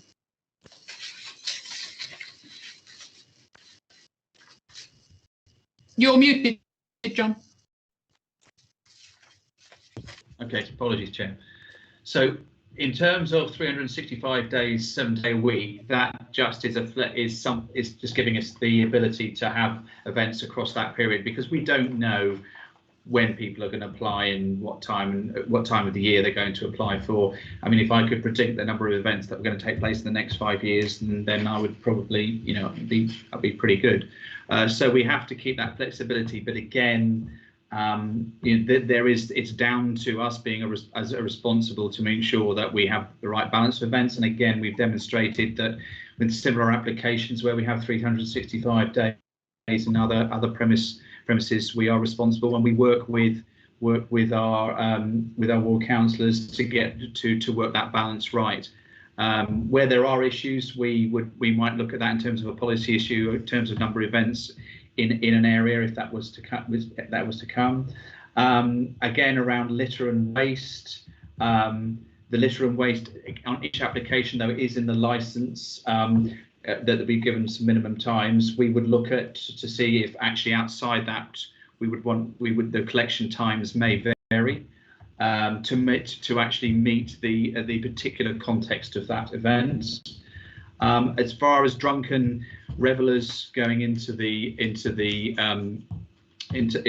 sea, the nature of the event is that it's not a vertical drinking establishment, so it is we are looking at a restaurant offer, and actually as part of the SAG process, the RNLI are involved in the SAG process. So for this particular offer, they would be involved and they would be engaged, and therefore, if they felt, due to the nature of the offer, that there were additional measures and requirements in terms of any issues they have, they would have to be addressed. I think lost children, I think we're talking about in terms of impact on any children in terms of drunkenness from that establishment. Again, this the nature of the offer that we would want to be family friendly, and we are very sensitive to ensuring that is managed and dealt with. And again, we would look at the nature of the offer, the target audience that we want to go for, and the conditions that have been put in and recommended by such authorities as the police and EHO, mitigate against that. We're putting in additional security, as you'll see some number of measures which you've seen in the pack. And I think that I've covered off most. If there are any missing, Chair, I apologise. I can come back to it if I've missed any. It's a question as to its relevance. It may or may not be relevant, but the constant road closures to facilitate events. So one objector was concerned about that, and the clarification of 90% of events March to September. As to any events that will be held, is this saying that indeed they would be between March and September when the weather was more clement? And I think the general question was who is responsible for public safety on the beaches. That was a concern which came through the thread of the submissions which we received.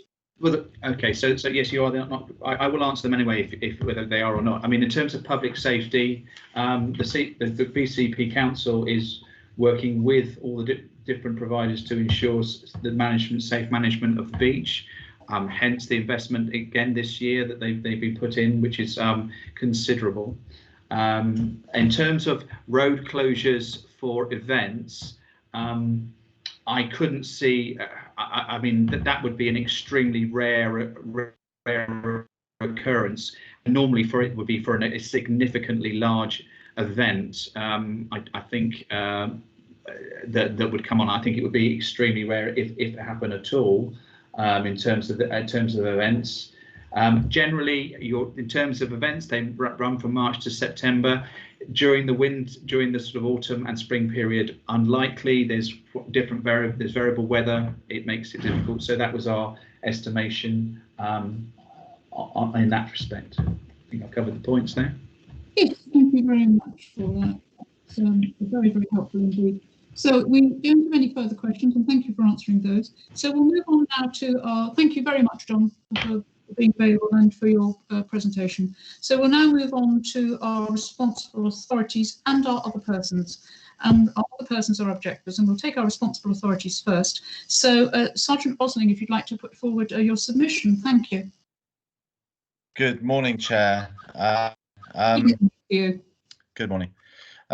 So I find myself here today having actually, if you like, mediated a number of conditions, 24 in total, which I felt on behalf of Dorset Police, having considered it at length, had many discussions with senior officers, local officers, and of course drawing upon working with other license or new licenses that have been introduced to Bournemouth and beyond.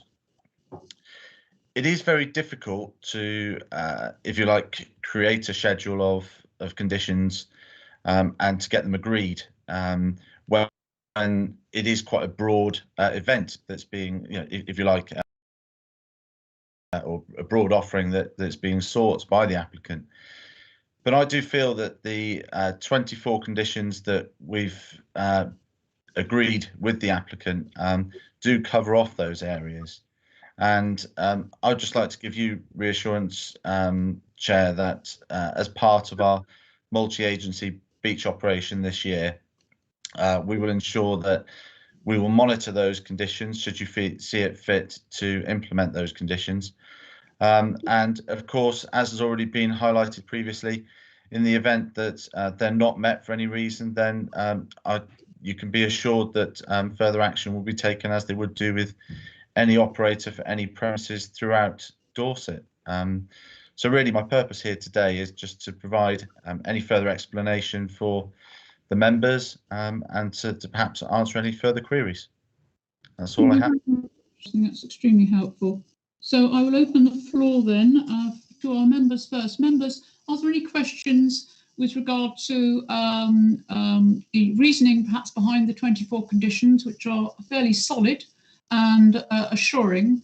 Okay, I have, just look at my list very quickly. I have Councillor Farquhar, thank you. Thank you, Chair.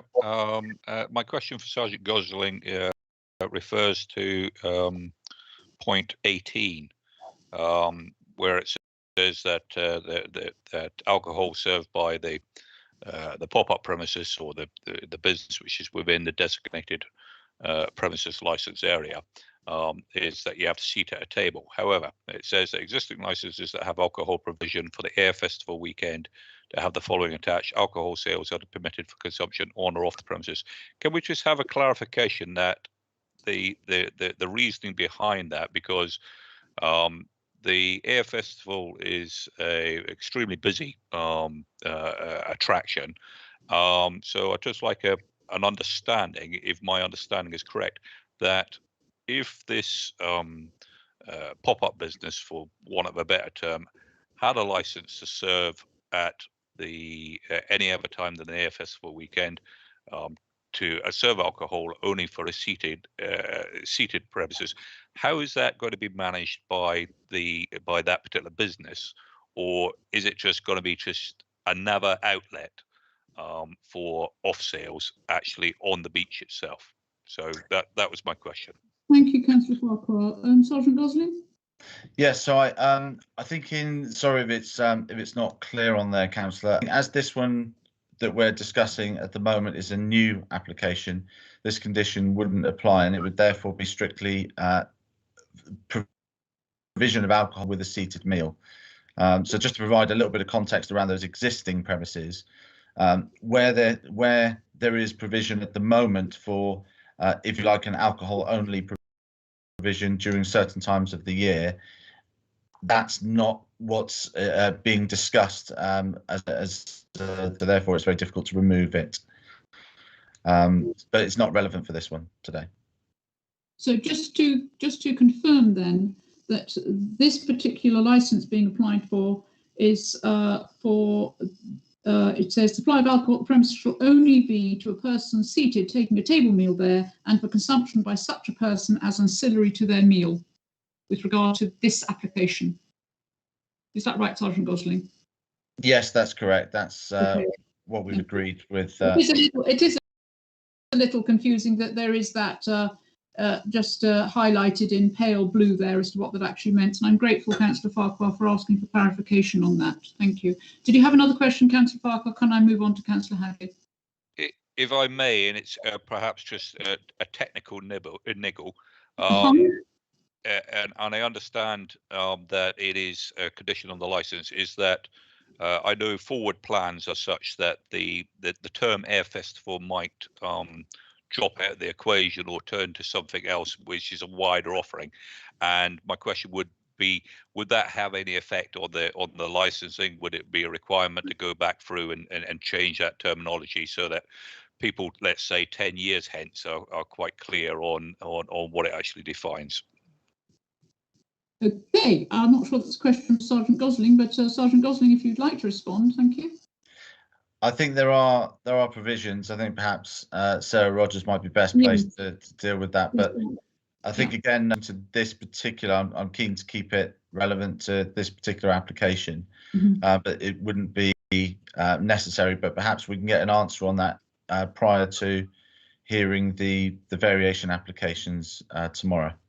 Yes, I think, George, you're ahead of yourself as usual. I think that does apply with regard to our variations tomorrow. And if you'd like to raise that tomorrow, we'll be happy to get an answer for you. But thank you for raising it in any event. I hope that's satisfactory. Yes, indeed. Thank you so much, Chair. I'm happy. Thank you very much indeed. Thank you. Just two little point there. When John talked about vertical drinking, that's when you stand up and have a drink. It's when you have no seat, you just stand. Wasn't sure that everybody would know what that meant. I remember the first time I heard it, I hadn't got a clue what it meant. So that's indeed what it means. So moving on then to Councillor Hadley and then to Councillor Brown. Thank you. Thank you, Chair. Actually, my main point was the one that George raised. Okay, thank you, Councillor Hadley. Councillor Brown? Yes, thank you, Chair. Yeah, I'm actually for Sergeant Gosling. I'm really pleased to see that you've sort of mediated, negotiated these sorts of agreed conditions, and I think that the consideration of on and off sales and to sort of mitigate that the way we have is a good success straight away. Yeah, condition number 18 in this about the supply of alcohol at the premises shall only be to a person seated taking a table meal there and for consumption by such person as ancillary to their meal. Just for clarification about a good group of people go in and order 4 pints and 4 Scotch eggs. Is a Scotch egg a table meal? And then they can sit there all afternoon drinking as they gradually eat a Scotch egg. I just want to clarify what we mean by table meal, because what do we define as a table meal or substantial meal?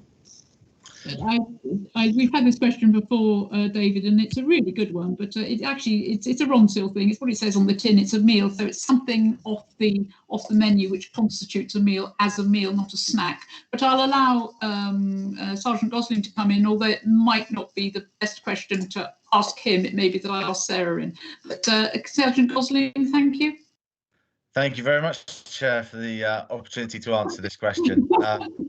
It's been largely the question of 2021, hasn't it? Absolutely, yeah.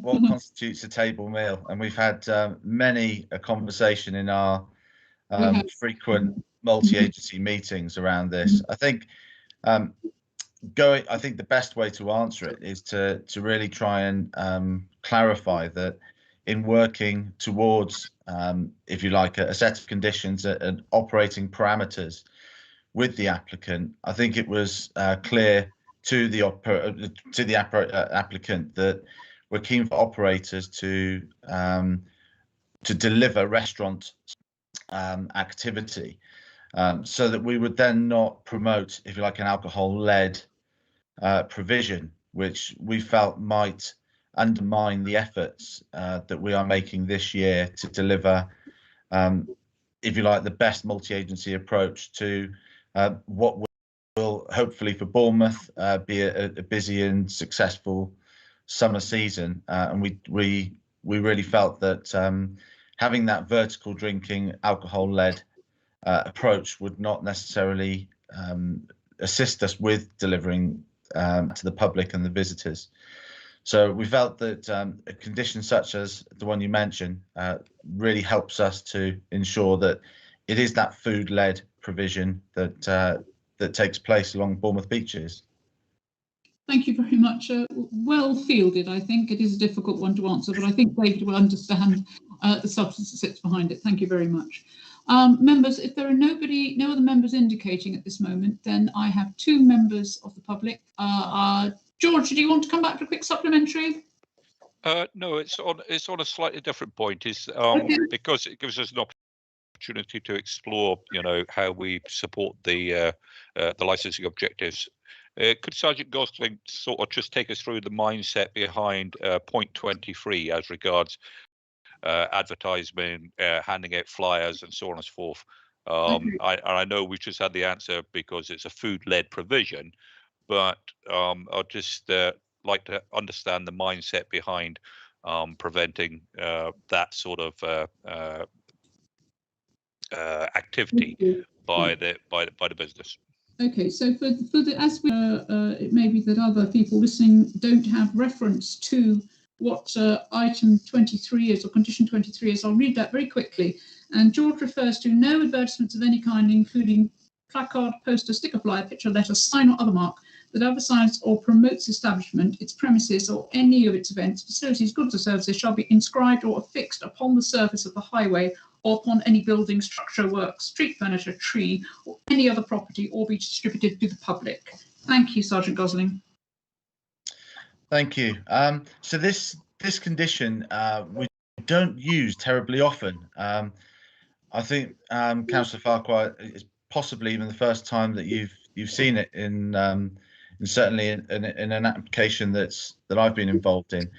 But again, we felt that reducing the impact of any additional provision to Bournemouth Beach could be better achieved with the introduction of that condition, which essentially, if you like, if an operator was delivering a certain theme of food, perhaps with certain alcohol products that they felt were suiting that food, it really just restricts the ability to by advertising it for that particular area, and we don't draw people to that area unnecessarily. It's really helps to spread the people out across the beachfront without unduly influencing them, it doesn't create pinch points and that sort of thing. I hope that's helpful, George. Absolutely, and thank you very much for that explanation from Sergeant Gosling there. Thank you very much. Okay, members of the public, I'm just going to bring in Councillor Dove, as she's indicated she'd like to speak, and members do have the ability to speak first. Councillor Dove, thank you. Yes, thank you. I just wanted to go back to the very first thing that Police Sergeant Gosling said, which was he found himself in this unusual position, having gone mediation and agreed terms. So can I just clarify, please, therefore, that Dorset Police have no objection to this application? Thank you. That's a good Gosling. If you'd like to respond, thank you. Thank you very much. So Dorset Police are of the view that if the 24 conditions that we've agreed are implemented today or by the committee, we feel that certainly the licensing objective of crime and disorder, of which we primarily focus, would the risk of that objection being undermined would be reduced significantly.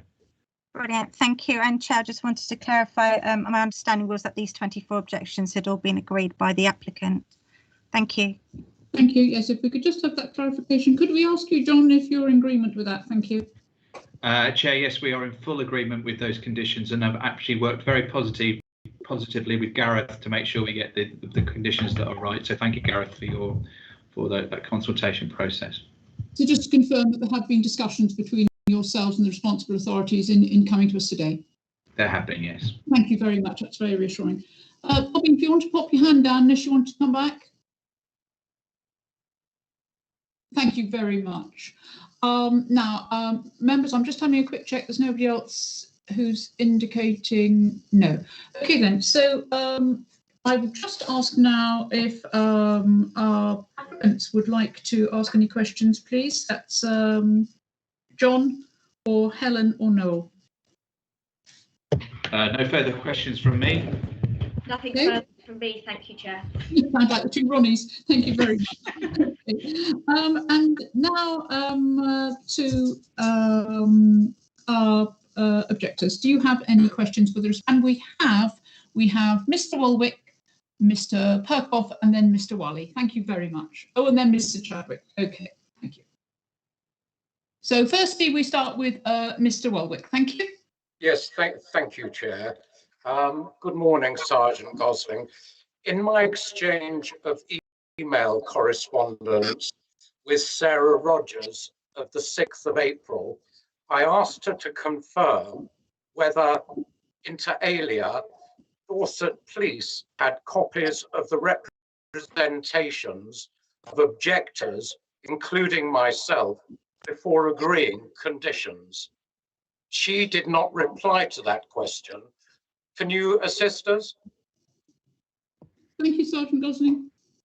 Yes, of course. Now, I think it's probably important to just briefly highlight our role. So, as responsible authorities, we are viewed, if you like, as if you like, experts in particular areas. So we have environmental health for noise and public nuisance, and ourselves for areas such as public safety and crime and disorder. And whilst we can go into the other areas, it's important that we view matters objectively as much as possible.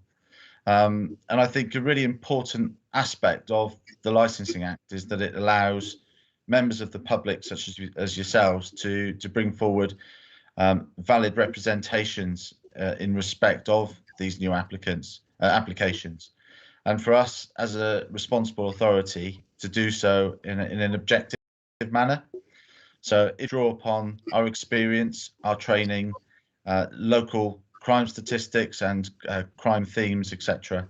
And that's what drives us forward to make sure that we try and agree conditions that we feel are appropriate to the application, and that we feel both promote those licensing objectives, but also reduce areas of demand for the police and our partners, and ensure public safety, which is really important.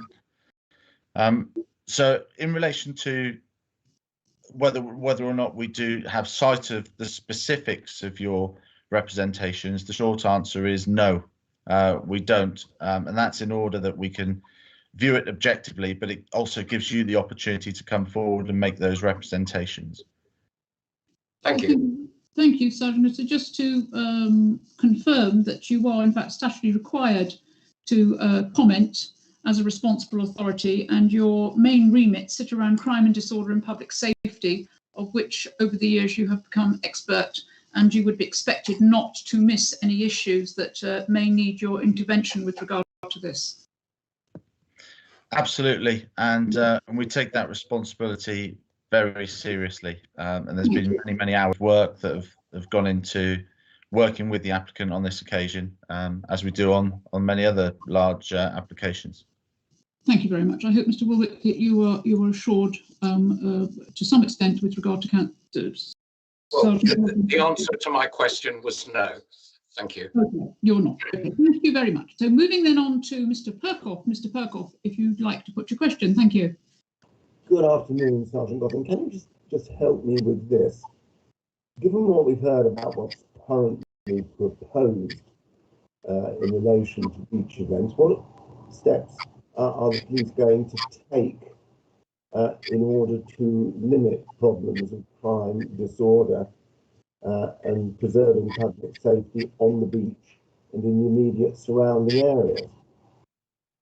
Okay, thank you. Perhaps I think, Sergeant Gosling, that Mr. Perkoff might want you to indicate on your list of 24 conditions some of the more pertinent factors that might assist with that prevention. Thank you.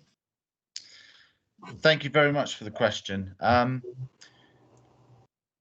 I think we have to look at the Licensing Act, and unfortunately, the Licensing Act is one of those areas, is one of those pieces of legislation that actually is a lot more reactive, if you like, than proactive. The proactive element to the Licensing Act allows responsible authorities to draw upon experience, knowledge, skills, to work with licensees and proposed licensees to come up with conditions that we feel would help reduce or actually help them to promote the licensing objectives and to keep people safe fundamentally, and that's our key aim. I think when you look at the application as it was originally submitted, and if you look at the conditions that have now been agreed and essentially the end product, I think that really gives a very good insight into what we see to be a family-friendly if you like, a risk offering. And I think areas such as the loss, that's a very significant factor there. And just to be clear on that, and I appreciate that the term off sales is not going to be known to everybody, but that essentially is the ability to purchase alcohol within that set defined alcohol service area for consumption, if you like, anywhere on the beach. And I'm grateful to the applicant for agreeing that condition to restrict consumption to a designated area. And I think that's a very, very important factor on its own. I would say that all 24 conditions, Chair, are extremely valid. When we look at our model pool of conditions, and we do have hundreds of conditions to look at, to draw upon, these were the 24 conditions that I felt would be required, and I'm delighted to say that the operator accepted all 24 of those conditions, with only a number of areas of wording just to ensure that it is appropriate to this particular premises. They were the only changes that were made. So that really, I think that the presence of those 24 conditions and the changes that they've made to essentially the original application is significant and should hopefully provide some reassurance. And whilst I accept that there are some outside areas around nuisance and that sort of thing that are still a risk, I think the multi-agency approach that we're taking this year down on Bournemouth Beach, that's been well publicised, and working with our partners to try and monitor before they happen, try and deal with those problems, increase our policing presence. I think they will go some way towards ensuring that these provisions will be operated in a safe manner. And certainly from my point of view, my team will be actively monitoring and working with operators of these premises if they are indeed granted, and any issues will be dealt the same as they would be for any other operator. Thank you very much. Thank you. Mr. Wally, if you'd like to put your question, thank you. Thank you, Chair. Sergeant Gosling, I'm not so much concerned with the idea of pop-up restaurants for the purposes of my questions to you. I think we all accept that last August bank holiday was a completely unexpected event. But in respect of this particular application, I'm so sorry, my doorbell has just gone. Perhaps I can come back in a moment or two. I better just deal with that. Okay then, Mr. Whaley. Mr. Whaley pops for his doorbell. Is there any other people who'd like to put a question? Okay, we'll just wait for his return then to ensure that he's able to ask his question and get a response. I'm sure he won't be long. I'm sorry for the slight hiatus. Probably Amazon or somebody, one hopes. But I should have a couple of jokes here ready for moments of quietude. I don't have any, unfortunately. There he is with his parcel. Please don't rush, Mr. Wally. Okay, Mr. Wally, thank you. If you'd like to start again with your question, thank you. Thank you very much. We know that there are a string of applications all down the beach, if I can put it that way. And we've been told that large events, the definition that has been used, or the suggestion being used as a large event, is 700 and 1,000 people. The applications themselves for each event say that they do not expect more than 5,000 people. Given the events of last year, it is quite possible that more than 5,000 people, if a suitable event was put on, might congregate. How would the police propose to deal with these sort of issues where more than expected people turn up? Thank you. Sergeant Gosling? Thank you very much for that question. The Safety Advisory Group, as discussed by Mr. Weaver earlier, is really our opportunity, and we come together as a group of professionals to discuss new events, especially if they're large events or they're likely to attract a large crowd. And if there's any doubt about that, so for example, if there is an act that's due to come to a venue and there's a chance that they might attract more, then the operators will generally seek that support and guidance from the Safety Advisory Group members. So I think you can be reassured that we would know about any such risks well in advance of that, and we would work with the operator and work with BCP Council to ensure that the correct measures were in place. And we always seek for events to be as self-sufficient as possible. So it may well be, for example, that increased security might be requested of the operator. And you will also notice that there's within the set of conditions that have been agreed, there's a very unusual, very unique condition in there in respect of increasing security provision upon the request of the police. So as part of our multi-agency approach towards policing the seafront this year, there is within this set of agreed conditions the ability for Dorset Police, if we feel it's necessary, and only where we feel it's necessary, to request for the operator to increase their security provision.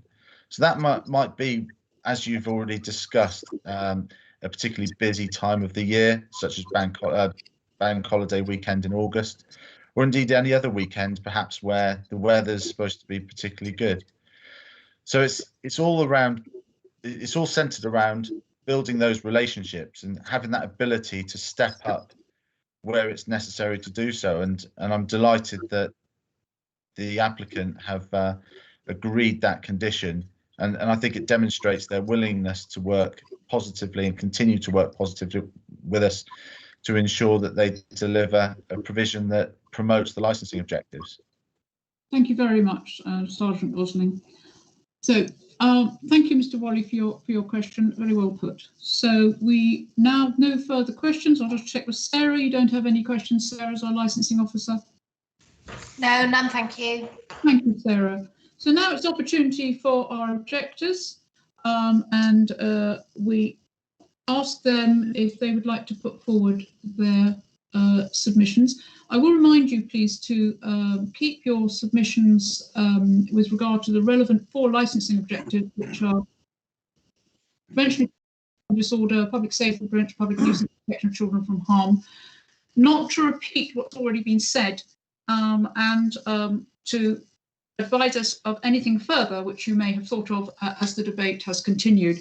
So I will ask you to intonate if you would like to put your presentations. Do all people who've put an indication in to speak wish to speak? If you'd like to indicate, please, and I'll take you in order. I'm just getting the hands on my list, and so I can see who's indicated first, and then I shall take first indication order. Okay, so just to let the members know that we have Mr. Reichwald to speak first, then Mr. Ragg, Mr. Wally, Mr. Chadwick, Mr. Warwick, and then Mr. Perkoff. So, Mr. Reichwald, thank you when you're ready. Thank you, Chair. The discussion today has been around the pop-up restaurant. And I would venture to say that the majority of us probably have less concern on that particular area. But where our real concern is this blanket application that covers from plays and films through to a parade and circus, the actual words on the notice. and indoor sporting events. This is what is concerning, and I'm asking the committee to really take this on board. This is what's concerning the residents. It's this blanket application. The fact that it could be 365 days a year means we could, in theory, have the impact of an air festival almost throughout the year. This is what is giving us the concern, and it's the wit. We don't think that that is reasonable without giving opportunity to object to particular events. We've spoken, and Mr. Weaver has answered very good our questions. But what I'm asking the committee to consider is the fact that granting a license until 10 p.m. at night does not stop the ongoing nuisance thereafter, because it can take through to midnight and beyond for people to move away from the beach area to come up and then go through the residential areas to reach whatever transport they have to take them away. That is what we're asking the committee to actually take on board and consider. In our particular case at Albany, it's that passageway between Toft Zigzag and Manor Road, which just channels people down there into the early hours of the morning. What the application does not talk about, and I know, Chair, you've said parking is not part of this, but it is part of nuisance, and there is not enough parking provision. We will see parking on grass verges. We will see parking on the Cottonwood Hotel, which will cause danger to elderly people, disabled people, and people who are visually impaired, who just will not see that the cars are parked across a roadway paving area. Please take that on board. I really ask you to understand what I can only describe as the outrage of residents. Also the fact that we believe, however you have accepted and your legal officer has said so, that the requirements of putting notices has been met. Is that in the committee's view reasonable in this occasion that there were no notices on the Eastcliff Overcliff Drive? Because I think that was unreasonable not to put notices there, because this is where the impact will be felt, not purely at the beach level. This representation comes to you with a strong voice. I chair the Albany, which is 137 flats. I convene the chair network of blocks across the Eastcliff, which total 800 flats. Please take these numbers into consideration, because it's a strong belief also that there hasn't been a real impact assessment made on the blanket application. We're not worried so much about the restaurant. Mr. Chair and Madam Chair, thank you. Thank you very much, Mr. Reichwald. So I will, I've made a note of all those points you've made, Mr. Reichwald, and I will make sure that they're answered for you in our in the summary. When we sum up, we'll make sure that those are answered by the relevant people present, if that's helpful. So now we'll move on to Mr. Wally. Thank you, Mr. Wally. Thank you, Madam Chair. I obviously don't want to repeat what's been said, but there are a couple of points that I haven't really seen the opportunity to address, to ask people about. Firstly, there was a similar, as we understand matters from the reports in the Bournemouth Echo, a similar matter was considered a few weeks back by the Christchurch Licensing Committee, a similar application we understand. We have asked, it was supposedly withdrawn because it was a defective application in some way. Mr. Wally, could I stop you there, please? I understand your concern, but we really need to approach this particular planning application. And a matter that's being withdrawn is in the ether. Nobody can have an idea as to where that's a matter between the parties. So if you could just address the 4 licensing objectives, I'd be grateful. Thank you, Mr. Wiley. Then I have nothing further to add. All right, thank you very much. But you support the previous objectives. He said it all. Thank you very much indeed, Mr. Wiley. So now we will ask our next speaker, who is Mr. Ragg. Thank you. Thank you. My objection is related to the potential nuisance that would be caused to residents on the East Cliff. I remain unconvinced by what I've heard today so far that this is actually being taken anywhere near as seriously as a lot of the other points that have been discussed. I think that the assumption that the operator of the restaurant premises will actually be responsible for mitigation is fundamentally flawed. As we've just heard, there are 800 flats along the East Cliff, all of which may be affected, and this is not a trivial matter. We know from our experiences of the air show that we do get a lot of nuisance noise late at night, and we do get unacceptable behaviour on the access points to and from the beach. I'm not sure I understand why this has not been given more attention, and that a plan for mitigation of the potential nuisance has not been actually drawn up. If we are going to see different licensees in different periods, surely if every one of these licensees has to actually reinvent the nuisance mitigation plan, it will actually be a disaster. So surely there needs to be a standard plan put in place, and I see no reason why the key points, as Mr. Reichwald has articulated, but also the Toft Zigzag and the East Cliff Zigzag are key access points to and from the beach. These we know are soiled regularly, and you get large groups of people gathering at the bottom and at the top.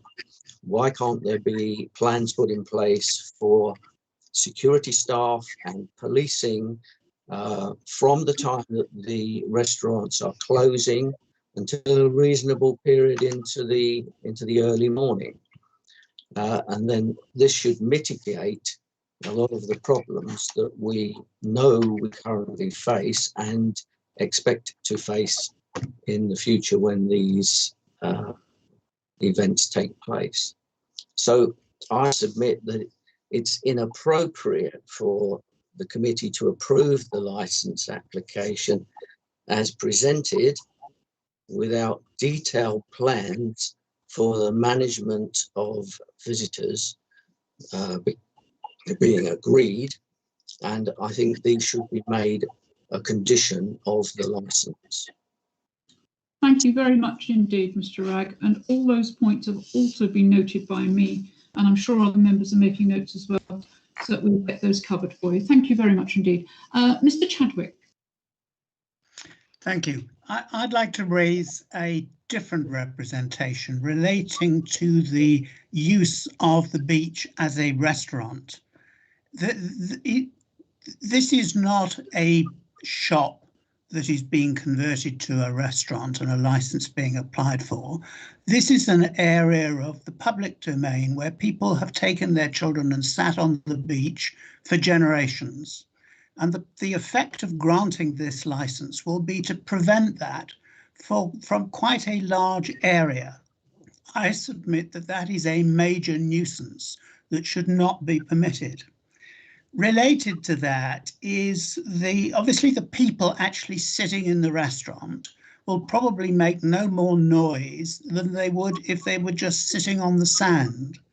But the cooking of the food that will be provided to them, the removal of the dirty dishes and their washing up will create additional noise.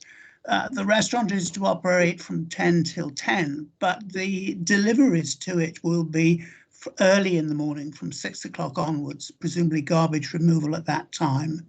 So there is very long hours where there will be significant noise from the operation. There is to be amplified music around the restaurant. That will be heard by those who are sitting in other parts of the beach. It is reported in the papers that certain limits have been reached as to noise at the noise-sensitive premises nearby. I submit that premises is a troubling word there. If I'm sitting on the beach, I don't think I should have to submit to the noise of amplified music. If I'm walking along the promenade past the restaurant, again, I don't believe I should be subjected to that noise. If I had a beach hut in the vicinity, I don't think I should be subjected to that noise. And I think all of those areas need to be considered. The noise limits should preferably be nil by not allowing amplified music. But if that isn't a realist option under the licensing procedure, then the limit should be set by measuring the noise at the boundary of the licensed area. Furthermore, although it's a slightly variable issue as to the extent to which a licensing committee needs to consider the impact of giving permission in a new licensed premises on other premises in the town, we know there are a very large number of empty units, particularly in Westover Road, not far from the beach. Mr. Chadwick, if I could stop you, please. Can we keep to the application, please? Empty units in the town really are not relevant to this application. Just kindly remind you to come back to the point in case. Thank you. Right. Well, obviously the licensing committee has to consider the benefits against the nuisances. And I submit that in this case, there's no valid benefit that outweighs the nuisances that have been described. Thank you. Thank you very much, Mr. Chadwick. I'll just make a note of that last remark. Thank you so much. Okay, so moving then on to our next speaker, Mr. Woolwick. Thank you, Mr. Woolwick. Thank you, Madam Chair. Could I deal firstly with service of notices of the applications and refer in this regard? Mr. Woolwick, thank you. Well, with respect, if you could be brief, because the committee completely understands there's an issue there. It has been stated by 5 speakers. We have discussed it and debated it during the meeting.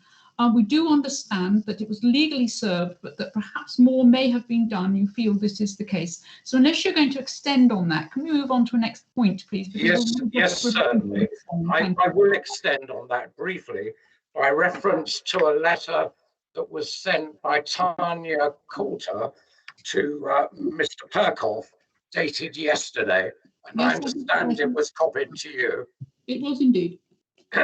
And it's in the 5th paragraph of that email, where the solicitor stated as follows: the purpose of the notices are to ensure the members of the public affected by the application are able to understand what has been applied for and know how to contact the licensing authority to find out further details and make representations. You'll be aware, Madam, in my written representations, I have suggested that it is of serious concern that with the applications being made under the radar, as it were, during COVID lockdown, that there are likely to have been many part-time residents who are unaware of the applications and the ability to make representations.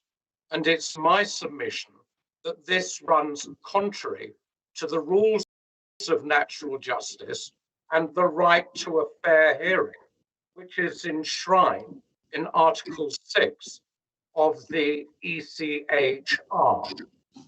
That's all I want to say on that particular issue.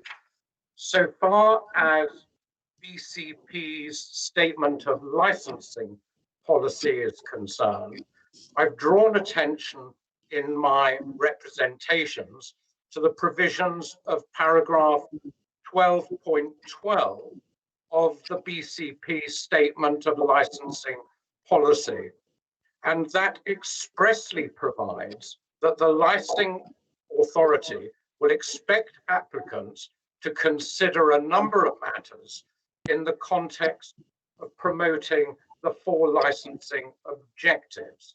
One of those matters is the precise nature, type, and frequency of the proposed activities.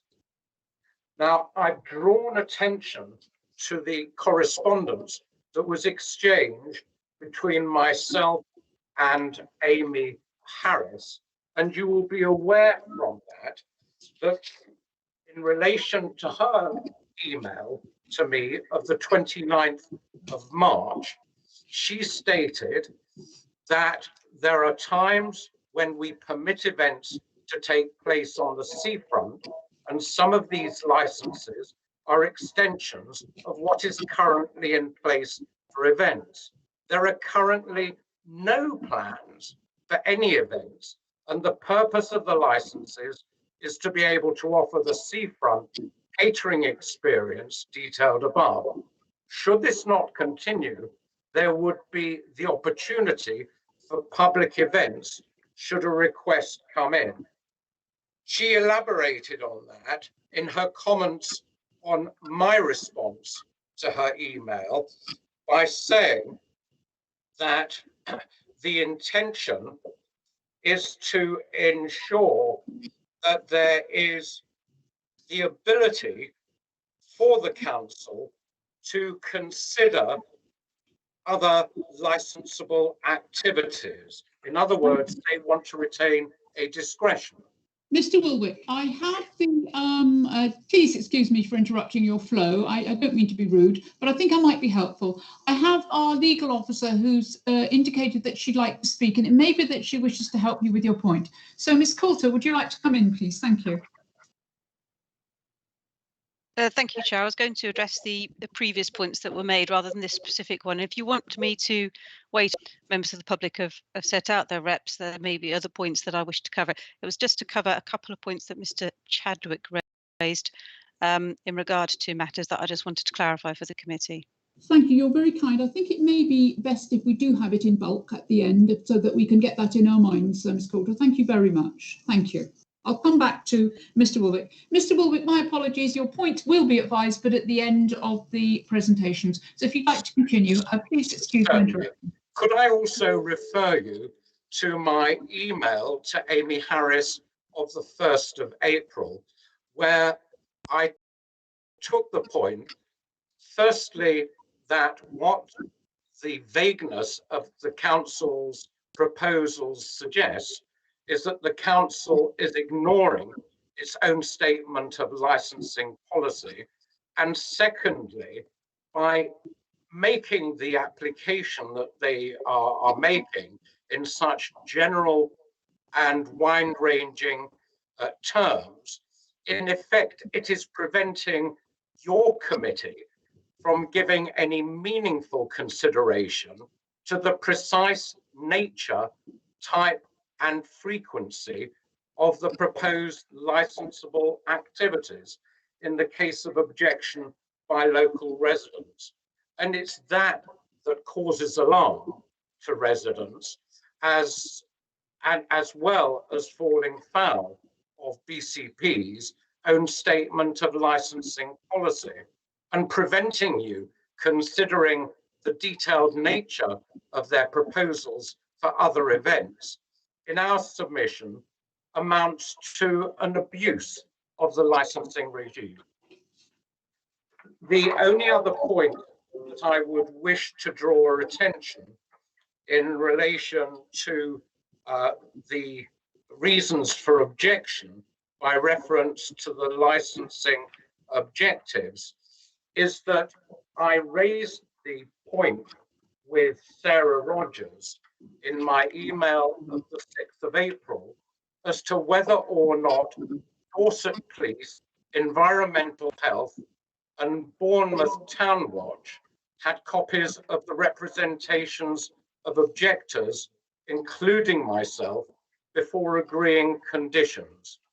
Sarah Rogers did not respond to that point in her email back to me of the same date, but it is clear, at least in the case of Dorset Police, that they did not deem it necessary to have sight of the objections of that are before this committee before agreeing conditions. It does seem to me that that is really putting the cart before the horse. Those are my submissions.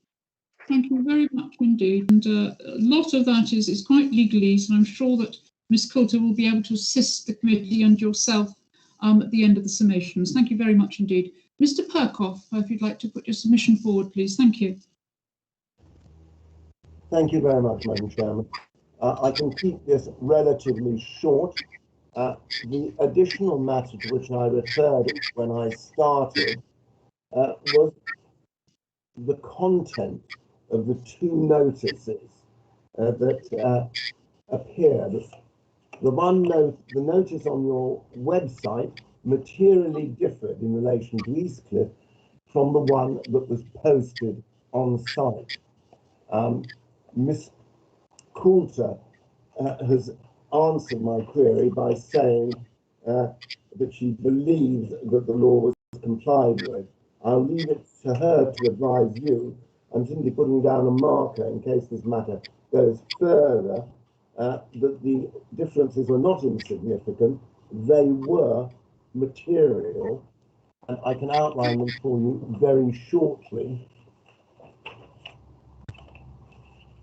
Could I just ask, for confirmation of clarification, Mr Perkoff, before you go into reading the information, because those notices are quite long.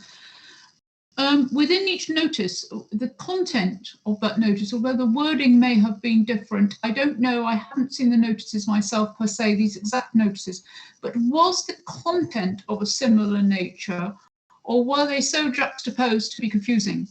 I would say they were so juxtaposed as to be confusing. Most significantly, this is related to the sale of alcohol and to the restrictions between April and September. No such restriction was mentioned on the website notice. Likewise, the outside notice referred only to the sale of alcohol, but the notice on the website included off sales. No necessary or natural inference, at least to someone like me, from the outside notices that there would be off sales of alcohol permitted. And indeed, more generally, the purpose of the notices is as precisely as Mr Woolwick has read from Ms Coulter's response to my email. And if you look, or were able to look at the two notices, you can't tell precisely what the licence application is intended to cover. In particular, the lines entertainment of a similar description, for example, trade circus, and indoor sporting event, which are on the notices placed outside, do not as to whether in fact there has been proper compliance. Because I respectfully submit that okay, yes, I have your question, and I have the content and the context of that question. Oh. And we shall ask Ms Porter to comment on that, and it will be a matter for deliberation by the committee in our decision making. Right. Thank you very much. Are you content with your submission, or is there anything else you want to add? There are two additional points, both of which are foreshadowed in the submissions that I've made. One of which I'm defending. Are these new points, Mr? Yes, they are new points. They arrive out of what has been said today. One of which, with respect, is a matter that you raised, with respect, parking and indeed public transport are highly relevant matters to the question of public nuisance and the control of crime and disorder because of the crowds that they generate and the problems that they create. And indeed, that you've already been referred to the council's own guidelines, and it's also one of the bullet points to be found in section 12.12. So with respect, they can't give us counters and they do need to be considered. And there's a complete absence of anything which would give anybody living in the area comfort as to what happens in relation to events, the dispersal of crowds, parking, public transport and the general lack of it, and the problems that creates. There is no question but that these are real. The air shows of a rather different magnitude, that we, in common with many other blocks, have had to protect ourselves against trespass, abusive behaviour and disorder during the course of the air show. It's an indication of how serious it is. On average, it costs us £1,270 a year. Every year the air show is run to provide security and protection. Finally, madam, can I refer you to page 7 of the public pack? Now, that is the decision of the licensing committee in relation to Muddyford Quays. And there you will... Mr. Kirkhope, is this a previous decision? Is it relevant to this application? Oh, it's highly relevant to this application. Because how can it be relevant, Mr. Kirkhope? It's a decision about another application. It's not this application. Each is taken on its merits. Well, then let me tell you what happened there, because it's recorded at number 6 of the conditions that were imposed, that the number of events involving live or recorded amplified music that could impact on neighbouring residential property should be limited to 3 per calendar year. And it seems to me, with respect, that is a highly relevant matter for you to consider in the light of the concerns that have already been voiced. If that condition is appropriate there, we have to ask ourselves why it wouldn't be appropriate in relation to these 3 applications. I know we're dealing with only one at a time, but to save time, I'm dealing with them cumulatively, and as we've all agreed, the effect potentially is cumulative. We have 3 sites, all of which could have crowds of 700 to 1,000 people, according to Mr. Weaver, if large events are allowed. And it would seem to me that it is very sensible for the protection of residents and their interests, for the prevention of public nuisance, that a restriction of that kind could be imposed here. Thank you very much indeed. I have nothing else to say. Thank you very much, Mr. Kirkhope, for your contribution. Just making a note of that last point. Thank you. I'll ask Mr. Jacobs if he would like to put his submission forward, and then I'll ask Ms. Coulter if she could come in and pick up on those legal questions and also on looking at another application for precedent and parking. Thank you. Mr. Jacobs, you're next. Chair, I'll be very short. You're our last speaker, Mr. Jacobs. Thank you for your patience. Very short. I will be short. First, I have 2 points to make. First point is that I agree and incorporate in my submissions everything that's been said by the public objectors at this meeting, in particular Mr. Warwick, Mr. Chadwick and Mr. Perkoff. And then the second point I want to make is this. Our starting point for this application should be the fact that this particular stretch of beach is a very peaceful stretch of beach where there are 800 residents adjacent to this very peaceful stretch of beach. And whichever way you look at it, whatever restrictions are imposed, whatever conditions are accepted, there will inevitably be a rise in crime and disorder and public nuisance. No matter what you do, no matter what you say, there will be increases in those two particular areas in particular. The question that you have to ask yourself is this, and it's a matter of balance. Is it really appropriate, taking that stretch of beach in those circumstances, in that context, that you need, that the applicant needs, given that there is provision elsewhere along the beach where it is more appropriate, to create an increase in crime and disorder and public nuisance? And that's all I really want to say. Thank you.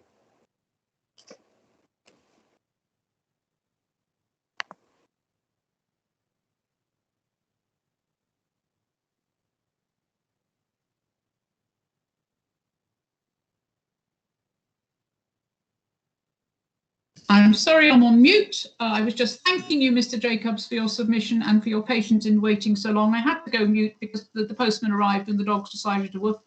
Thank you very much for those contributions. I will now ask Ms. Coulter, please, if you could come in and pick up on those issues that were raised with regard to law. Thank you. Thank you, Chair. I hope that I've got them all noted down, but there may be one or two points that you want to.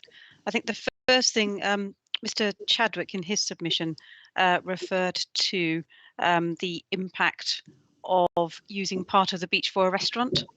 And it was just a reminder, some advice in respect of that using the facility as a restaurant is not a licensable activity. The licensable activity is the sale of alcohol, and that's the application for the premises license relates to the sale of alcohol within that area. So in effect, unless it's late night refreshment, which is after 11 p.m. at night, which is in a sense the licensing committee's powers to regulate the restaurant use, the food and drink provision is limited and doesn't exist. That would come under a separate regulation. It might be the planning regulation or other departments, but it wouldn't be for the licensing committee to consider the use and the impact of a restaurant for the hours proposed.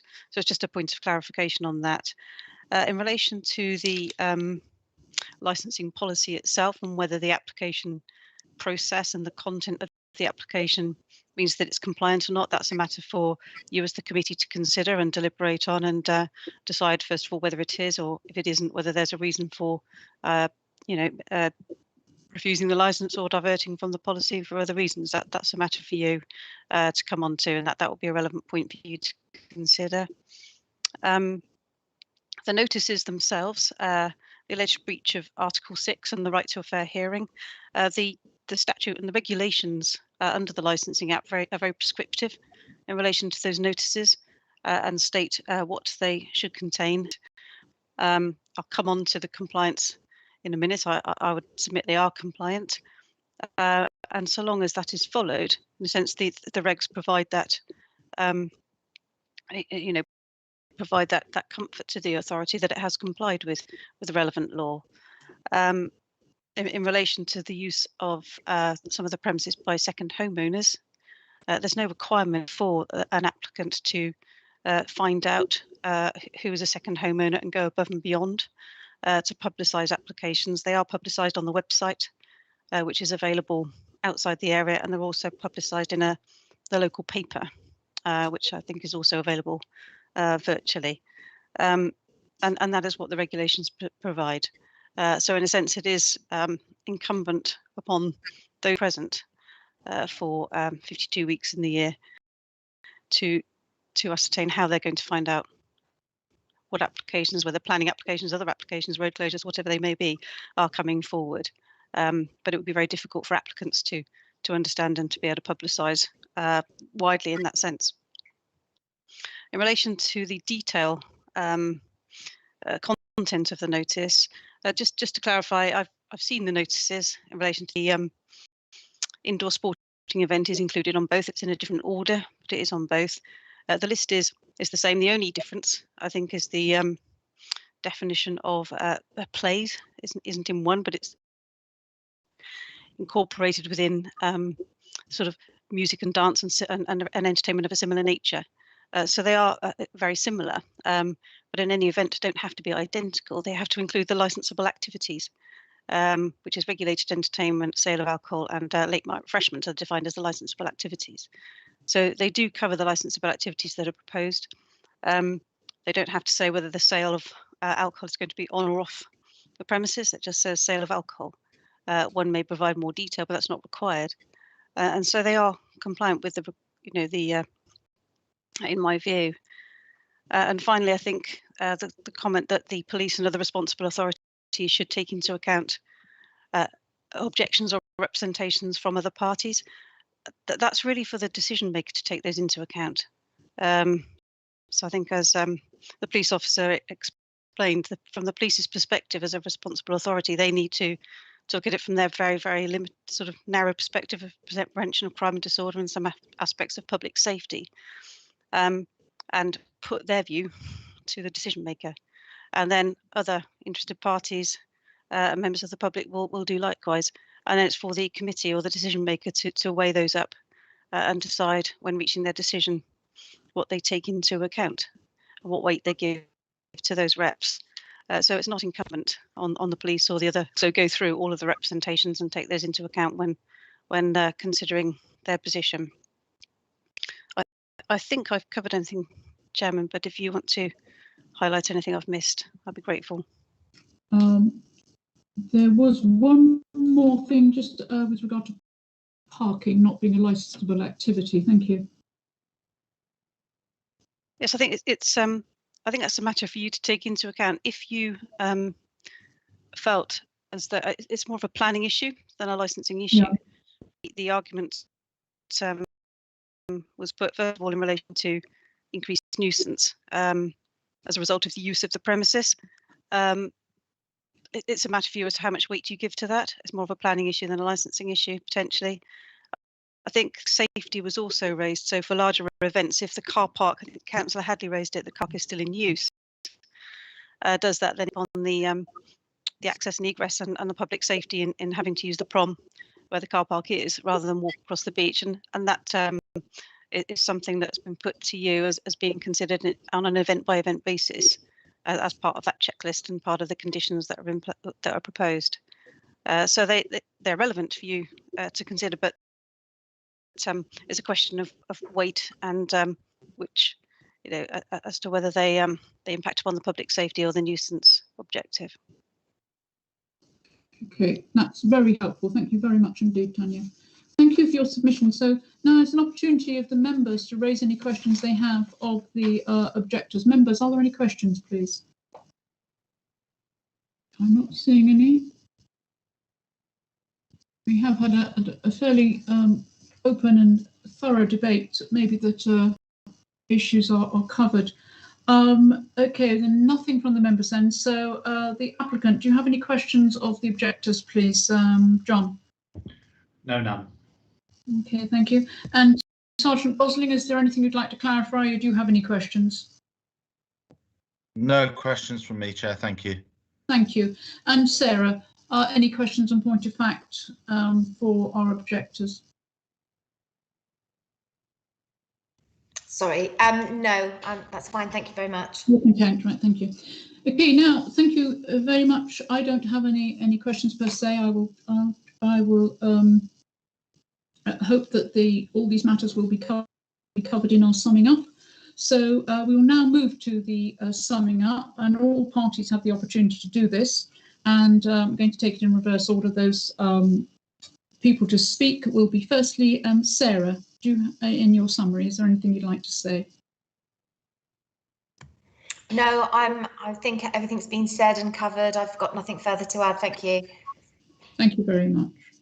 And we move to John. Is in your summary, please, if you'd like to sum up with regard to your application based on everything that you've heard and all the issues that have been raised. Thank you.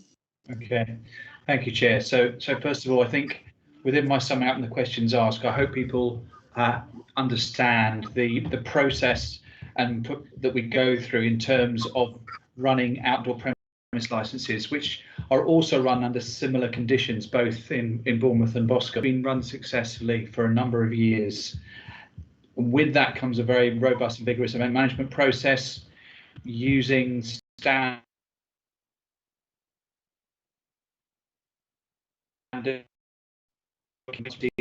advisory group. And this year, in terms of the management, we've not only got of the operators and ourselves who have an overall responsibility to ensure things work well, we have a very much dedicated on-site seafront operations team to work with us as well. Our objective is always to make sure that the conditions within the license are met, and those would include a number of other issues which might be indirectly relating to it, such as traffic management. We're looking to provide something which is something that people can enjoy on, and as I said before, not something which actually encourages people to just come down and drink, but something that people will enjoy, and sort of represents the offer that we would want on the seafront in the future. And that's what I have to say. Okay. Thank you very much for that, John. Sergeant Gosling, it's your opportunity to sum up. Thank you. Thank you, Chair. I feel that I've really addressed the concerns, like I said, that really comes at the end of a very prolonged period of mediation and conversation with the applicants. But I don't have anything else to add per se, but I'd just like to take the opportunity, please, just to thank those who have made representations and for engaging in this process. I think it is important to hear from those that are interested parties, residents, and acting on behalf of residents associations, etc. So I'd just like to extend the thanks to those that have taken time to put forward their observations and representations. I've got nothing further to add. Thank you. Thank you very much, Sergeant Gosling. And our objectors, I'll take you in turn with regard to your studies. I would be grateful. We certainly understand the points that you put forward, and they are important to us that we understand them. But if you'd like to edit now your thoughts, and I will ask Mr. Chadwick to speak first, please. No further comment. Thank you, Mr. Chadwick. Mr. Jacobs. All I would say in summary is that context is king. Each area of the beach has its own personality and its own character. And when you consider this application, Chair and members of the committee, you must consider it in the context of the particular location where you are proposing, or where it is proposed, that there should be a pop-up restaurant or other activities. And I would say that there is a very high bar that you would have to overcome in order to legitimately say that a license should be granted on East Beach. Thank you. Thank you very much, Mr. Jacobs. And Mr. Perkoff? Madam Chairman, I just thought that the imposition of conditions, such as we've seen in the Muddyford Quay licence, is simply a matter of precedent. It isn't. It's something that I respectfully submit that you and the other members of the committee should be actively considering as a means of ameliorating the problems that, as you can see, are causing great concern to the residents. Thank you. Thank you, Mr. Perkoff. Thank you. And Mr. Rushford? I think it is just to emphasise, Chair, that I think most of us are really objecting to the blanket aspect of this application and the overall impact without having to come back to you as a licensing committee to approve certain things. And the one thing that I have not mentioned and really you need to take into consideration is noise rises. And anything that goes on in the beach around this area rises up and causes disturbance to the residential flats above. Another point to be considered. Thank you, Chair. Thank you, Mr. Reichwald. Mr. Wally? Thank you, Chair. I reiterate everything that's basically been said. It seems to me that the application is very wide-ranging. We know there are no planned events at the moment. Why do we need it? And if you feel that it's fair enough to have a full license, a wide-ranging license, then in my respectful submission, there should be conditions attached to it, rather than just allowing this to go way ahead without further forethought. Thank you very much. Thank you, Mr. Woolley. And Mr. Ragg? Thank you, Chairman. I think the only other thing I would add is that I think if the BCP would like to, with some of the residents, then the chairman of the residents' associations of the various blocks of apartments on East Cliff would be a good place to start. They could convene and I'm sure provide very positive and constructive input to that process. And just finally, thank you for your professional chairmanship today. Oh, you're too kind. Thank you, Mr. Ragg. Thank you. And Mr. Woolwick? Yes, I certainly echo the last point that's been made. I finish with two observations. Firstly, neither Mr. Weaver nor Amy Harris nor Tanya Coulter have dealt with the point that the vague nature of the council's proposals relating to other events falls foul of paragraph 12.12 of BCP's Statement of Licensing Policy. Secondly, because the effect of such a wide-ranging approach to the applications would be if the applications were granted in the form requested, would be to circumvent the controls and safeguards of having to make individual applications for each licensable activity. That really illustrates the nature of the vice in these wide-ranging applications. They really are an abuse of the licensing regime. Thank you very much, Madam. Thank you very much, Mr. Woolwick. So with that said, there's nobody further to speak. I will now conclude the hearing, and we will, the committee would generally adjourn and consider and deliberate, but as it's the hour is a little late, it is moving on to lunchtime.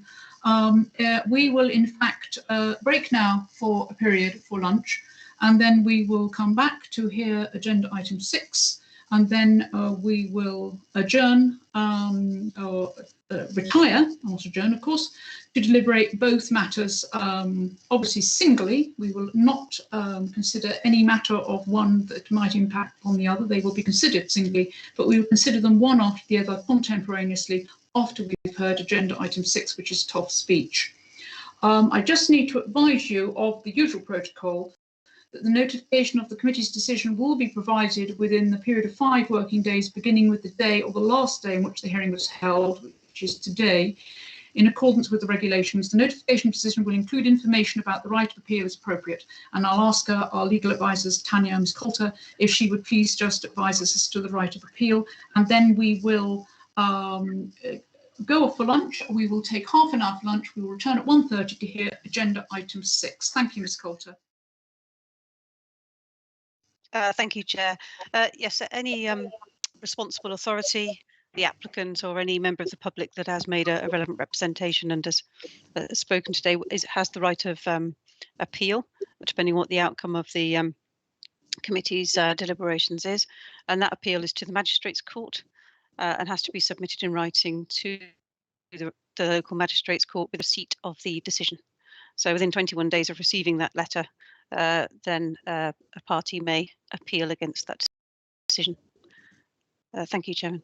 Thank you very much. So that's the end of this particular item. So I will see you members and all people who are interested in the next item promptly at 1:30, please. If you could be back in the lobby by 25 past, that would be appreciated so we can make a firm start. Thank you very much.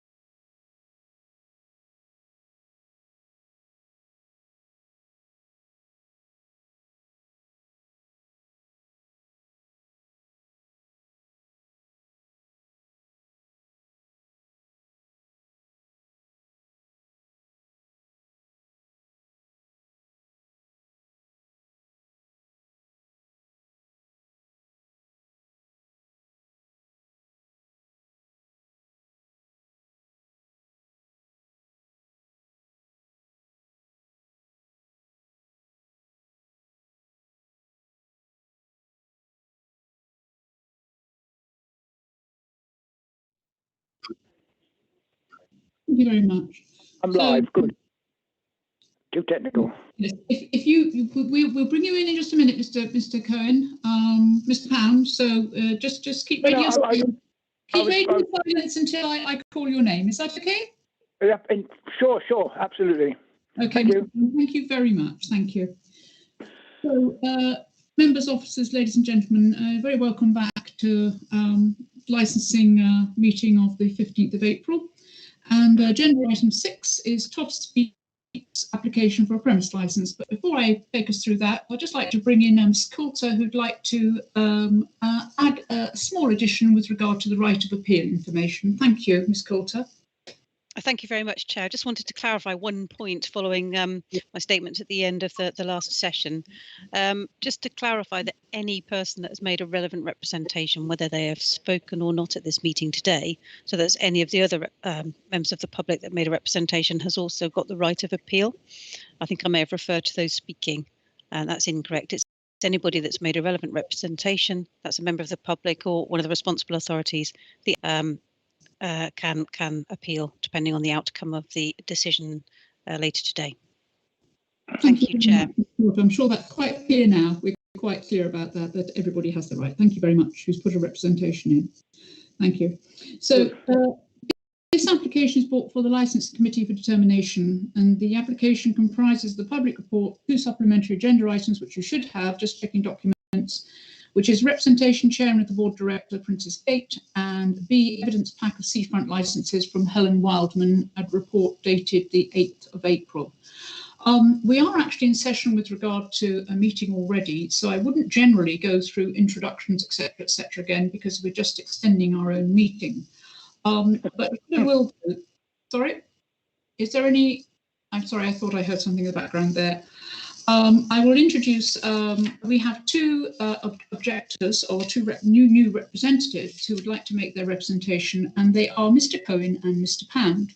So Mr. Cohen and Mr. Pound, you don't need to speak, but I will invite you to speak at the appropriate time.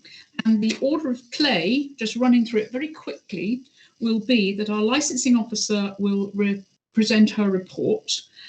Then we will hear from the applicant and any of his assistants who wish to support. There'll be then questions asked of the applicant by all parties, and that includes you, Mr. Pound and Mr. Cohen. You have a right to ask any questions you might have of the applicant. And then we will, as do all parties, able to ask questions of the applicant. We'll then ask the responsible authorities, which is the police, Sergeant Gosling in this case, to put forward his submission, and all questions can be put to him, and that you can put questions to him as well. That's Mr. Pound and Mr. Cohen, as well, of course, of all the other people who've made submissions already, members of the public who've already in the room, of course. We will then move on to questions of the responsible authorities and objectors by all parties, and then we have the ability to sum up, and that will be, everybody will have the opportunity to sum up as to what they've said based on the debate. So I hope that's clear. I'll bring you in at the appropriate time, Mr. Pound and Mr. Cohen. You won't be confused. I'm sure it'll all be very clear. If you have any difficulties through the meeting, just pop your hand up. Now, Mr. Pound, you're not going to be able to do that because you're on the phone. So I'm not quite certain how you're going to have to indicate. You're just going to have to say, excuse me, Chair, I think, if you wish to speak on a particular matter. But I will specifically ask you if you wish to speak when there is the opportunity for you to do so. I hope that's okay for everybody. Is everybody happy with that? If you're not happy or there's an issue, please raise it. Because we are in the same meeting and wouldn't generally go through the whole introduction again. Okay, I'm not seeing any raised hands. So if we're happy then, we will ask Sarah Rogers. I will just advise though with regard to, we still have Mr. Taylor here, Matt Taylor here from Environment, who is a responsible authority but did not put forward an objection, but he's happy to assist if there are any questions with regard to environmental health. So we will ask now our licensing officer to present her report. Thank you, Sarah, if you'd like to present your report. Thank you very much. This application is for the grant of the premises licence for Toffs Beach, which does include the sandy beach and the shoreline. Application has been made by the Service Director for Destination and Culture on behalf of BCP Council, who is supported here today by BCP's Head of Resort Marketing and Events, the Event Manager and Seafront Contracts Manager. Application is made to permit regulated entertainment between the hours of 10 AM and 10 PM, mainly between the months of March and September, with the supply of alcohol sold from April to September as part of a wider offering for catering provision on the seafront.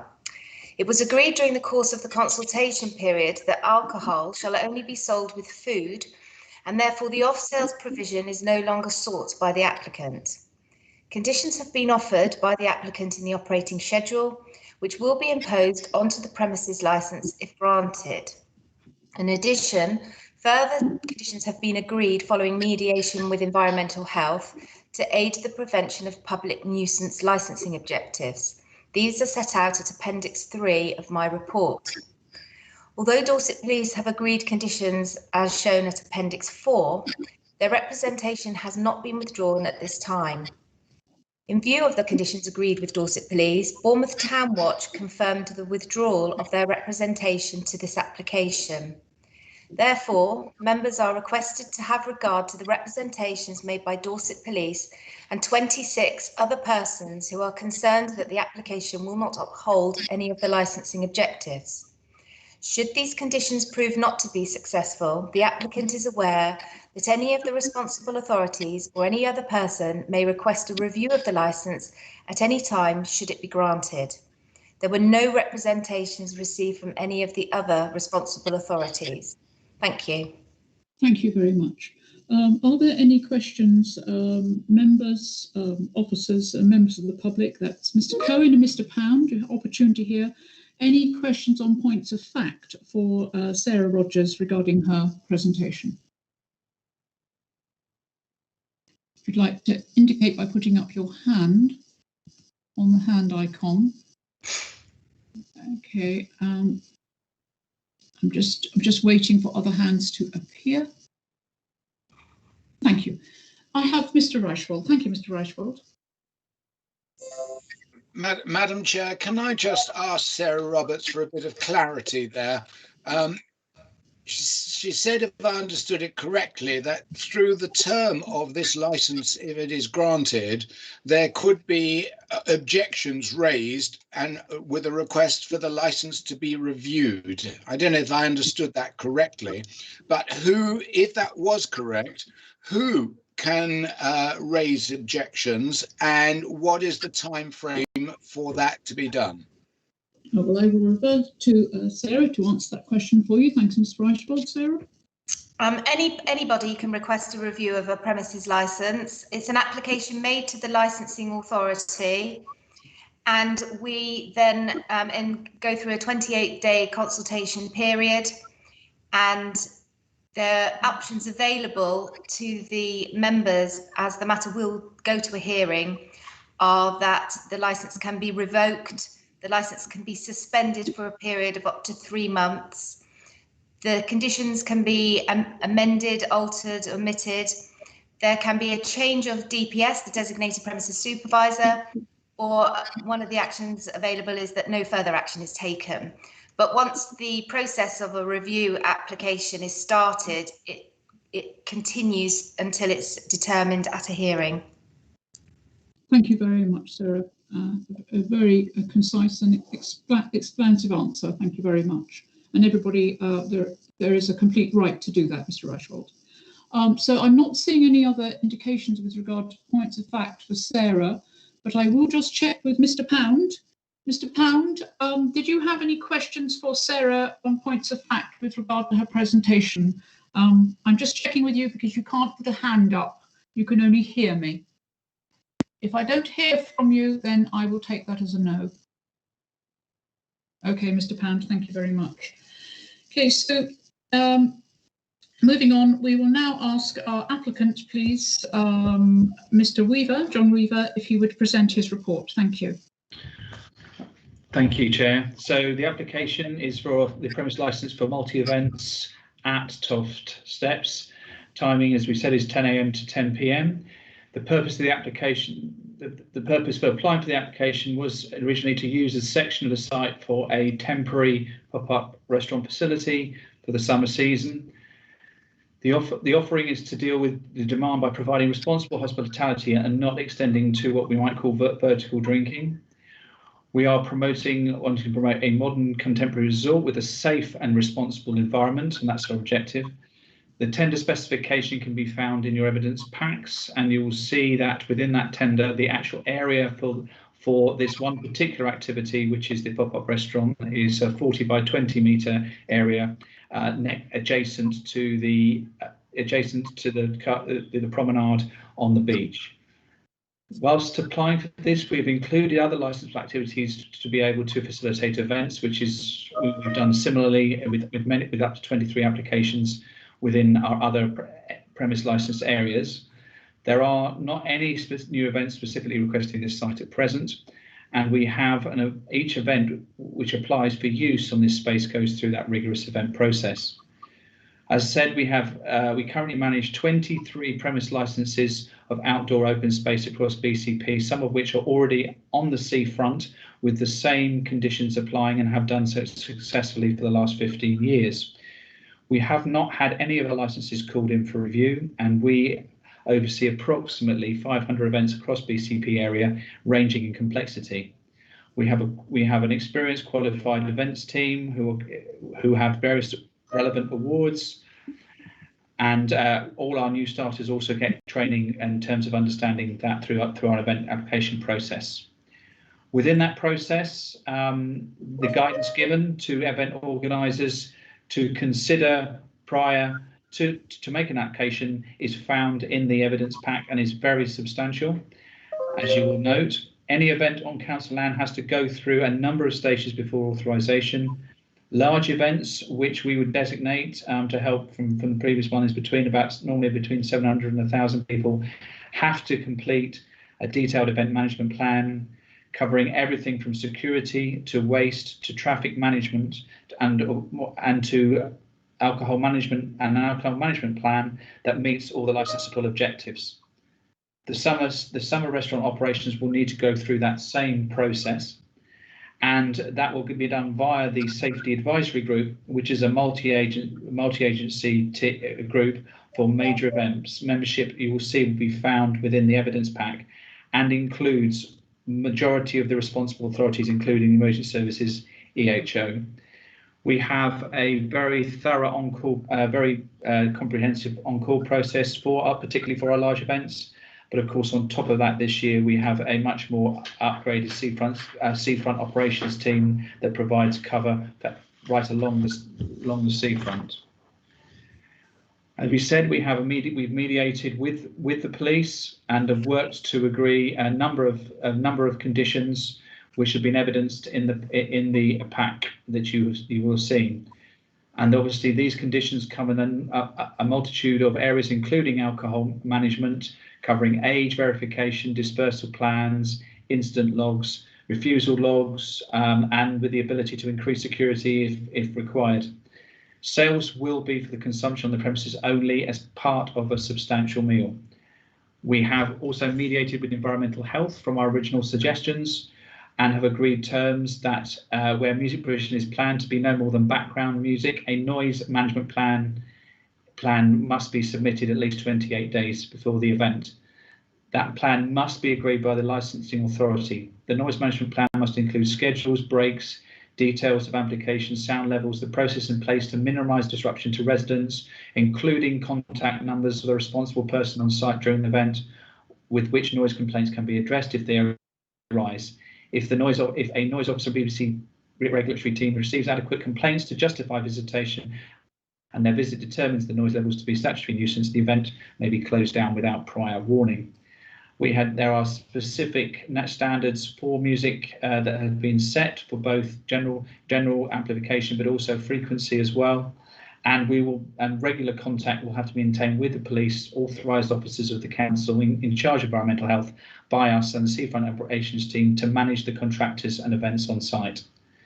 Plans for effective dispersal will be requested from the supplier using the premises license, and that will form part of the event management plan, which will be commented by those members of the safety advisory groups. In terms of the representations we have sent initial information to our inquiries from residents to seek further information on their plans for the use of the license, which is also found in the evidence pack. Some of the questions were not in relation to the license of objectives, but we have further responded as much as possible to additional questions coming back from the initial information that's been sent. Many of the concerns raised in our terms of management ensuring residents are not disturbed, and this is covered and would be covered in an established event management plan. That's the end of my report, Chair. Thank you very much. I wondered if Helen or Noel had any comments to make.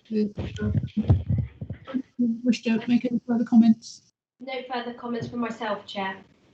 Thank you, Helen. And Noel, did you have any further comments you'd like to add? Likewise, no further comments, Chair. Thank you. Okay, thank you very much. So just before we move on, I've just received apologies from Councillor Dove. Unfortunately, she has a child issue and she's had to leave us. So apologies, please, Nikki, if you could note those. And also Mr. Wally has left us. He's also given his apologies. He felt he'd contributed already, and so he has asked if he might leave the meeting, and I was happy to advise him that he was able to do that. So we will move on.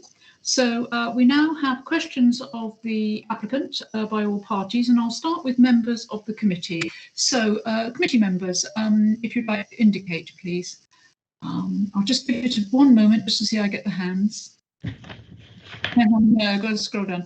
Okay, Councillor Hadley. Thank you, Councillor Hadley. Thank you, Chair. 3 things, if I may. I mean, obviously, this is being considered separately to the previous one, but actually a lot of it is in common. The application areas between, and if this was a premises, then we'd be talking about what is the capacity of the venue. And so I wonder, just in terms of the shape, the space that you've got, what is the capacity of the venue? 700 to 1,000 people was mentioned as being a large event, but how many people could we be talking? Because I think a lot of the concerns that were raised, and I suspect will be raised again, were around big events, whereas I think what you're looking at is family-based, very small events. So I'm interested in that.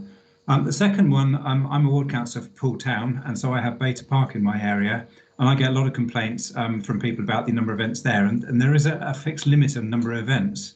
So this seems to be, without limit, 365 days a year. Actually, is that needed? Could we say we only expect half a dozen, whatever, a number that actually people could get their head around and go, well, some weekends I'll be inconvenienced, but the rest of the year I can live with. And the third one was noise management. Again, my experience with Beta is it's taken some time and some effort and some ringing of ward councillors to get my intervention. But in terms of orientation of the stages, or if you're having amplified events, will they be facing out to sea? Will the noise be going outwards or in from the waterfront to the beach? So sorry, there's 3 questions there, but hopefully helpful. All very, very good questions, Andy. Thank you very much. John, if you'd like to respond, please. So capacity, yes, the plan that size, again, under currently under social distancing, very few. If we go to, it's very difficult to look at numbers because you'd have infrastructure in place as well, but the capacity.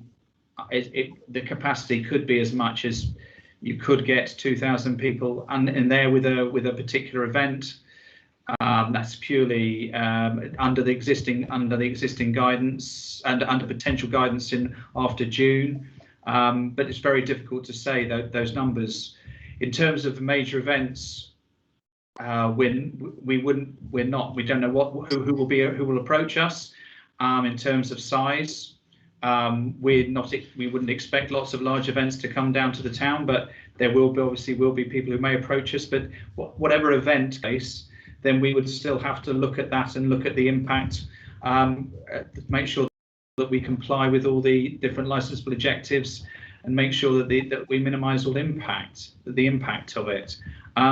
In terms of noise, your other point, yes, that can often be an issue, and what we have done effectively in other sites, including where there might be potential noise intrusion, is that we asked the event applicant to, and EHO can probably confirm as well, that to do a dynamic assessment of the site, and to be able to then put in the appropriate plan, and that could include real-time active noise monitoring using technology. So what can happen is that the EHO can come down on site, and he can actively look in to all the monitors around the area, and particularly areas of risk, and has a comprehensive understanding of the frequencies and the issues, and can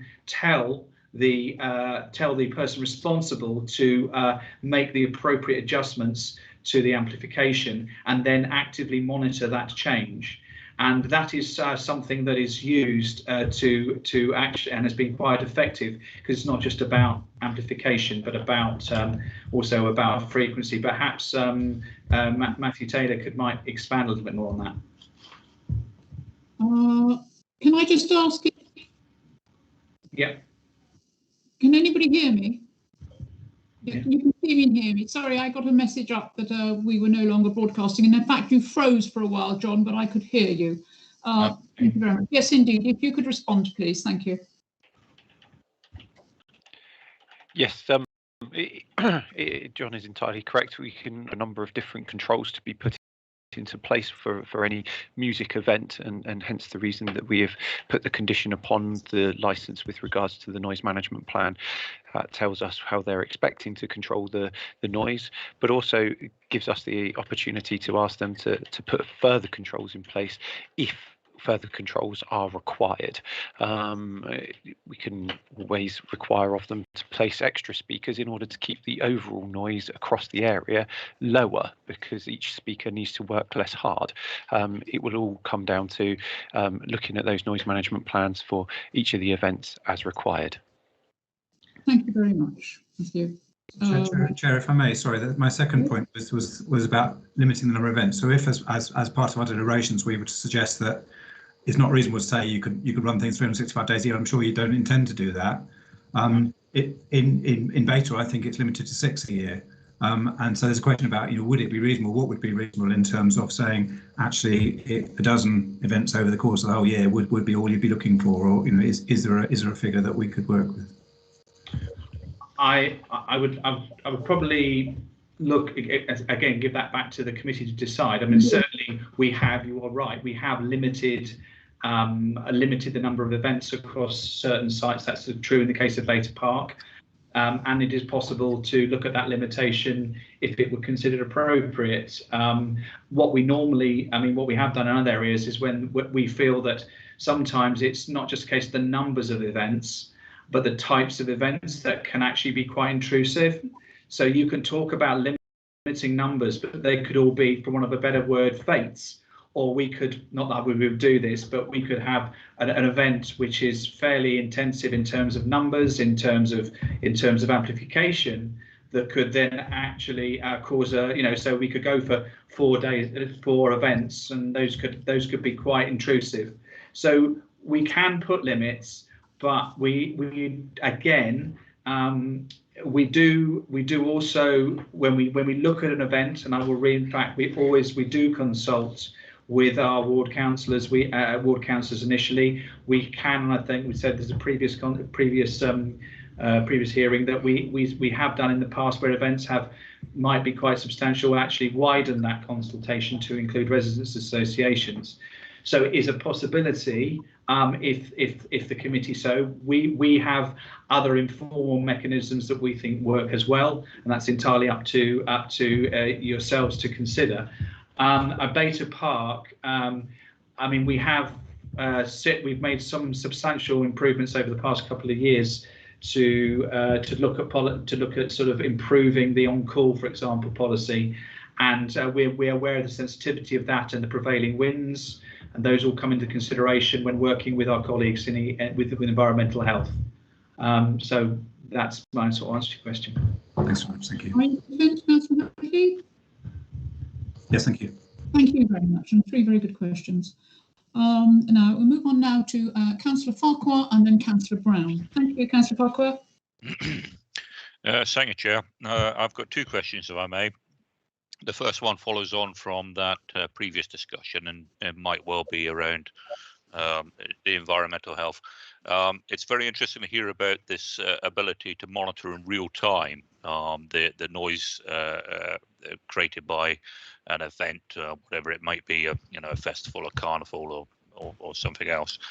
My question is related to, has that equipment or that ability been provided before for any other festivals or events within the sort of seafront area, not the specific one necessarily?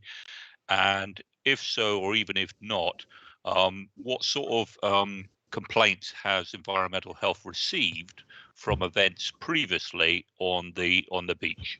Is that information which is available to the committee today? Thank you, George. 2 very good questions again. Thank you, John.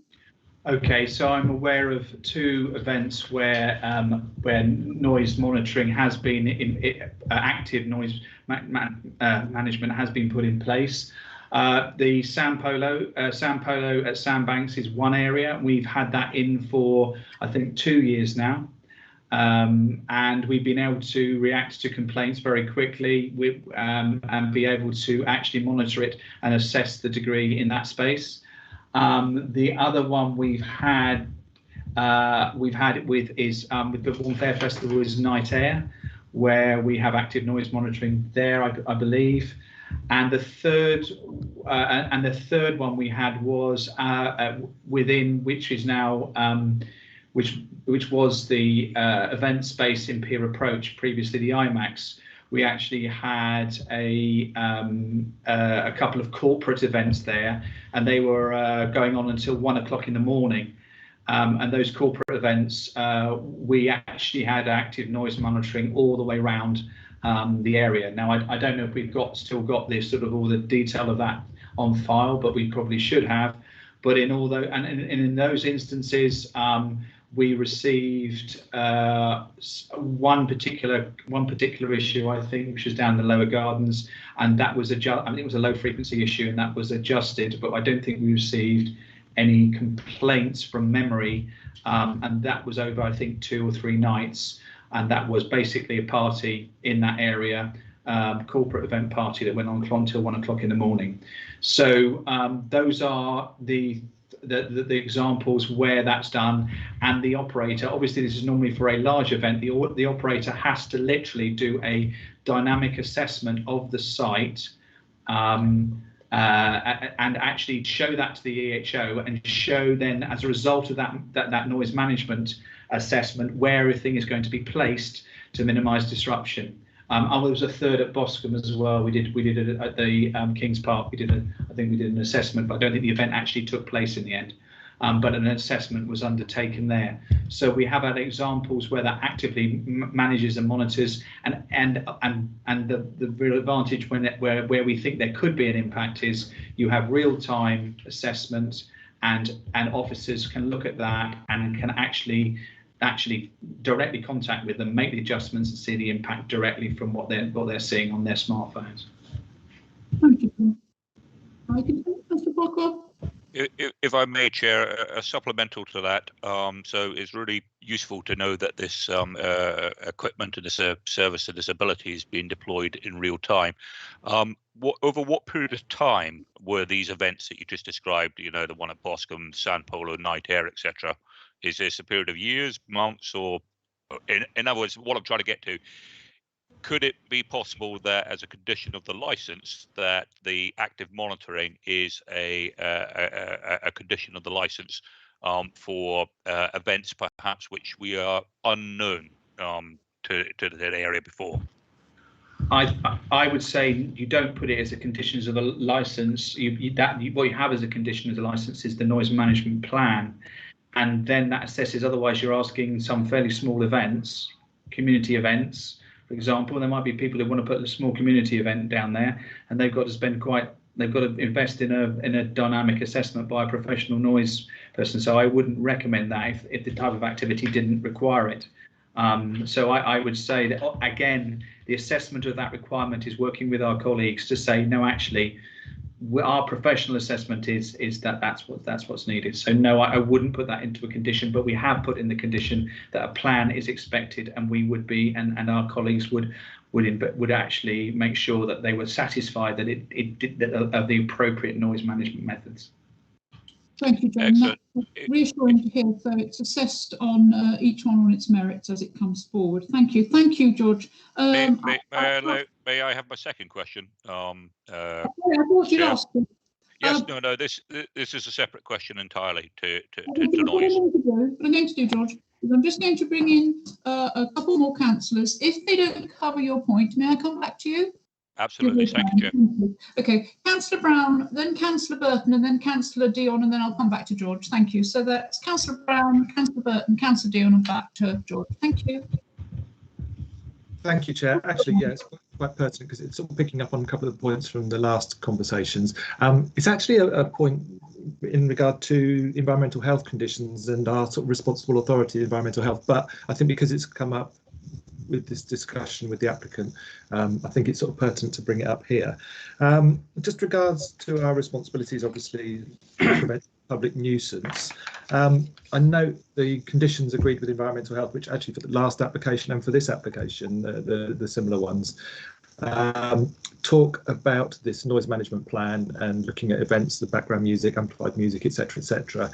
And it talks in there about the nearest residential properties at some distance away, and therefore these conditions should not be overly onerous to achieve. To what extent are we or should we be considering public nuisance not just to those in residential properties at the cliff tops or nearby, but actually the public nuisance to the public users of the beach alongside these proposed licensing areas? You know, that a lot of the families that go down there just to enjoy the quiet natural environment, listen to the waves and the birds and enjoy the sort of open without any disturbance, you know, that's public nuisance. Surely they're members of the public. Because they don't live in a residential property doesn't mean they don't count, in my view. And actually I'd say, you know, what are we looking at in terms of environmental health and noise management to disturb those people who are just quietly enjoying a public beach alongside these areas? Thank you, David. John, if you'd like to answer that one, please. So I think you want to, there is a degree in which you obviously have to consider the impact of what you are putting on and the nature of it. And there are times, I would say that there are times where it may impact immediately to that quiet enjoyment. I mean, you could argue, and I'm sure people do, the Air Festival does that, but people but in that case people understand it, it's well advertised, it's well documented, and where there might be an impact, obviously we have 15 miles of beach where people could be displaced to go into those areas. I think, you know, your public nuisance starts to become the concerns, and it's not just about it's crime and disorder issues where people feel unsafe and they don't want to let with their children. That is of a concern, and that is the focus that we need. We do not want any events that does anything like that. And noise is another, because people can't find that irritating and actually have no choice but to move away. I think it's the policy of the council is about the type of activities they want to encourage and to get that balance right. And that's something, again, I think that's where we have the consultation process involved with ward councillors about the natures of the events and the wider consultation in that respect. So there's a number of mechanisms that interplay that determine the type of event that would be put on the seafront, and is getting the balance between those events that provide a vibrant activity, and and getting that balance with the types of activities where people obviously would want enjoyment, which is going to be 90 probably 99% of the time. I mean, if you look at them, if you look at the time frame of the number of events that would happen on the seafront compared to the number of the times available to enjoy the seafront, it's very small. Thank you, John. It was a very expansive answer. Thank you. I'll move now to Councillor Burton. Well, thank you very much, Chair. I'm just looking at the map, the plan here, and basically we've got sort of an area within an area, the alcohol serving area and the licence area. I was just wondering, will there be structures put in place for demarcation of these areas at all? And if so, will those structures interfere with the cleansing of the beach, particularly for using automatic machinery cleansing? And likewise, will these structures interfere with people who want to pass along the beach from one side to the other side without going inland along to the prom and out again? Because I know, if I'm walking on the beach, I might want to paddle and pick up shells rather than walking with the traffic. Thank you, Richard. Very good question. John, can you respond, please? So, in terms of structures, the temporary structure, which for this year, if it was to happen, would be the restaurant structure, and that is designated on the map hatched in blue to the top right of the hatched hatched area. So that will be a temporary structure for the summer, and that area has to obviously be cleaned. And will be obviously designated by the fact that there will be a structure in place. When it's not there, the beach will be open, as in all the other areas. We have licensed areas of this size in Boscombe East and Boscombe West, where alcohol can be served, but only during events. And nobody actually nobody actually realises that those particular areas are licensed. So you won't notice that the area is defined. So as far as other structures for events, that does again depend on the nature of the event and what goes ahead. I would imagine that for 99% of the time that area wouldn't be taken out. And because you've got to think about the tides as well, you've got to create space for people to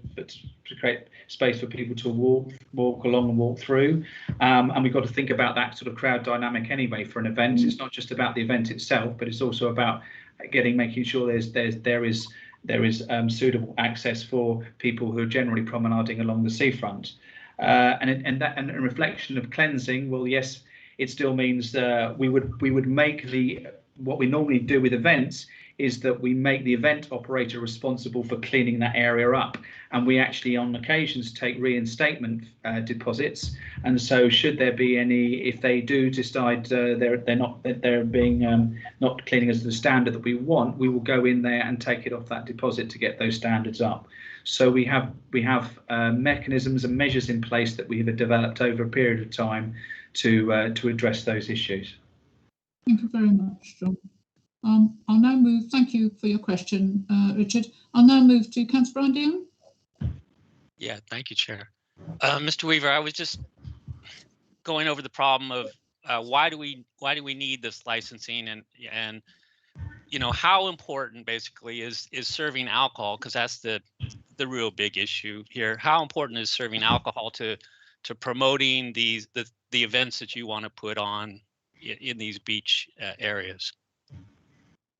Well, the alcohol aspect in certain, first of all, the alcohol aspect in certain situations provides can be a component. In this case, one of the drivers is looking at the restaurant offer, and obviously restaurant offers do. There aren't that many, I don't believe, and I've probably been told otherwise, there aren't that many restaurant offers which are dry, but there probably are a few. But it's about responsible use of alcohol, and it provides that whole restaurant experience. So that's why the alcohol forms part of of that offer, and similar to other facilities that we have, restaurant offers that we have around the conurbation. So that is sort of the primary reason for the alcohol. But again, where there is alcohol, and we often where alcohol is considered for an event or an activity, that does heighten our sort of examination of that of the nature of the event, the type of the event, and looking at the conditions that have been put in, and making sure that we're satisfied that the operator is a responsible operator and has shown that sort of historical experience as well. Chair, could I have a follow-up question? When she come back, Brian, thank you. Yeah, but I mean, is it integral to putting on a festival? Is alcohol an absolute requirement for allowing a festival or a restaurant to operate on a beach? I think it is, yes, for a restaurant. Definitely for a restaurant offer, I think that seems to be a critical part of it, part of that experience. Yes. For events, it can be less so, but I think for definitely that offer, and it's about responsible use of that and the controlled use of that responsibility. But yes, I would, in my opinion, I would say yeah. Thank you very much. Thank you. Are there any other members who wish to speak? If not, Sergeant Gosling, did you wish to speak on behalf of the responsible authorities? Sergeant Gosling, are you there? Yes, sorry, apologies, I am here. I see that Councillor Farquhar. Yes, I'll bring George back. Thank you for the reminder. Did you wish to say anything? Yes, indeed. Thank you, Chair. I thought Councillor Dion might steal my thunder there, but the question which I just wanted to be clarified, because we talked about, and Councillor Brown talked about the structures that, or fences or whatever that may interfere with the absolutely vital beach cleaning equipment and so on and so forth. So my question is in two parts. The first part is, who's responsible for those structures being built and disassembled and so on and so forth? In other words, is it the operator or is it the council? And perhaps you could define what the expectation of the council is as regards what the structure would be, because some people might imagine I don't know, a takeaway caravan with a marquee attached might be acceptable as an eating establishment, and others may think it's something that needs to be a bit more substantial. The other part of my question, which I was going to ask, was obviously you would consider having events where there was no alcohol or food provision required for that event. Would the reverse be true? Would you consider an event whereby it is only a restaurant and alcohol provision, and perhaps with some live music or something on one peripheral side? Because the premises area is very large between the groins there, but the alcohol serving area is small. So that's my two questions. Thank you, George. John, would you like to respond, please? So we were talking about who was responsible for the structures of the first piece, wasn't it? Yeah. The operator is always responsible for the structure and would have to then comply with various regulations and health and safety regulations, which and depending on the nature of the structure. So for example, it's not a restaurant, but if it's a stage, there are specific regulations associated with building stages and also assessing the dynamic of the area. So those structures would be, they would have to assure us that they're complying with that. And again, part of the Health Safety Advisory Group would be to assess that and ensure that. As with all events that we have around the town, then where there are structures in place, marquees in particular. The type of establishment, I think we're looking at an open sort of beat. We could be looking at an open bistro offer. You can see from the tender, and it's probably going to be built either in structure, because it's a temporary structure. Would probably be some form of decking structure that would be put in place, and would be probably covered, I would imagine, with a temporary cover and with food prep areas and associated facilities in that space. The question of whether you want to make the space smaller, well, we made the application to allow events to take place as well as providing that food offering, and we feel that is, I think I said last time, that if we do have events in that space, whatever size, whether they come in, we have a greater degree of control in terms of any licensable activities that would go ahead, alternative to a 10, which would obviously be to 600, but there are no conditions applied to that 10, and we don't have as strong a statutory control. So my preference is to provide to have a sort of a wider space as possible to give that sort of flexibility. And again, it's all about how we work, and we have worked previously with our other premise licenses that we've been responsible in terms of the number and nature of events, and we have sought feedback from the likes of ward councillors about numbers, and they have. I can give examples in places like Kings Park where ward councillors have said, look, I think this year looks like we've got we need to think about the number of events this year that we put on. So that's the way that we actually work in terms of those particular points. Thank you. I think you covered those well. George, are you content? I think my question was, would you consider, let's say, a food and alcohol only offering? I think the answer was no. No, thank you. No. Sorry. Nice closed question and closed answer. Thank you, George. Sergeant Gosling, I don't know if you wanted to come in. If you have any questions or comments, thank you. No, I have no questions. Thank you. Are there any? We have some questions from our members of the public. So we got Mr. Reichwald, then Mr. Woolwick, and then Mr. Chadwick. Mr. Reichwald, thank you. Thank you, Chair. I've got two questions. One is around the noise monitoring.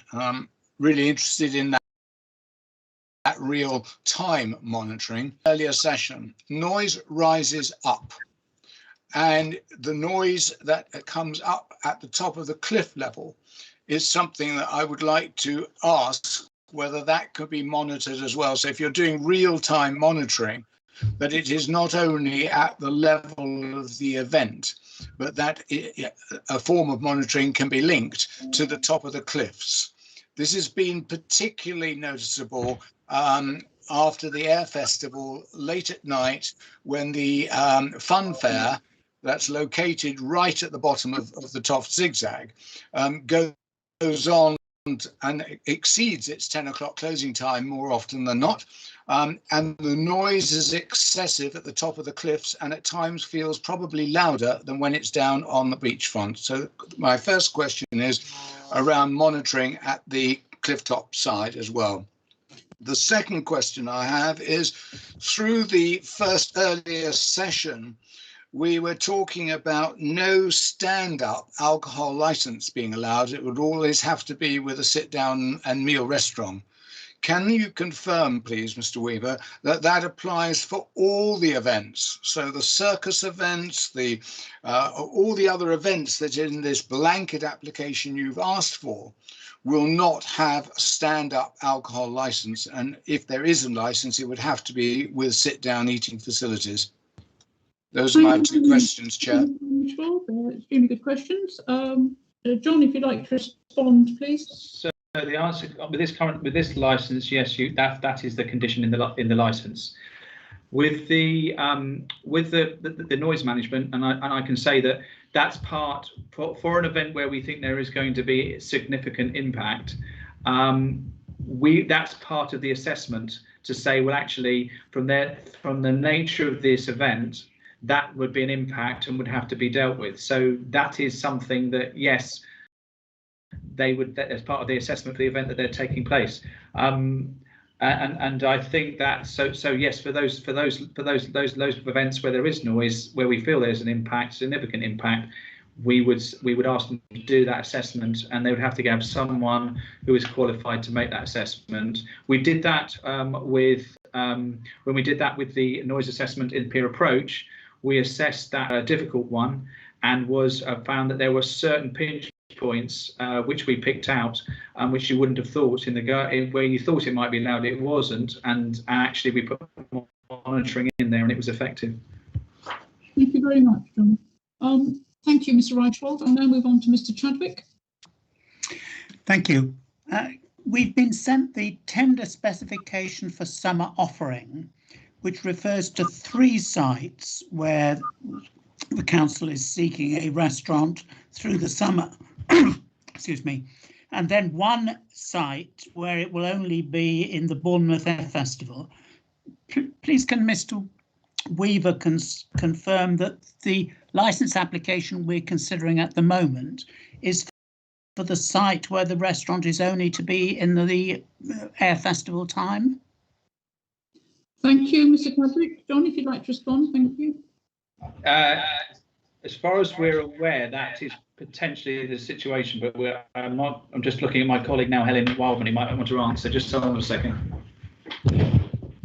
Hi, so it was just to, so the Air Festival, where it's mentioned in the operation is in terms of variation for tomorrow, where there's existing conditions that relate to the Air Festival in them. In terms of operating along the site for the Air Festival, there is sometimes temporary event notices. So this isn't specifically geared around the Air Festival. So depending on the site layout, there can be some, so it's a short period of time. So it could just be that a temporary event notice would go in for a specific area if it wasn't for those specifics under the premise license. So it's not covered specifically for the Air Festival. This is more other events. Thank you, that's very useful. Thank you very much. Okay. Are you content, Mr. Patrick? Okay. Yes, thank you. Thank you. you Very much. We'll move on now to Wick. Thank you.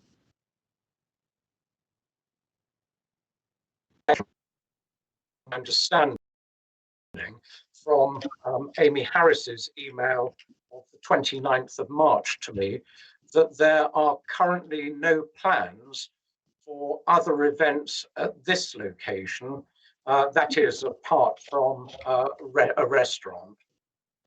None for this year, no. That's the no. So am I correct in thinking that by asking in effect for flexibility, which I think is the word that Amy Harris and yourself have used, that the council are seeking to be allowed to be the determiner of the nature, type and frequency of other events at this site, as well as the East Cliff site, rather than the licensing committee?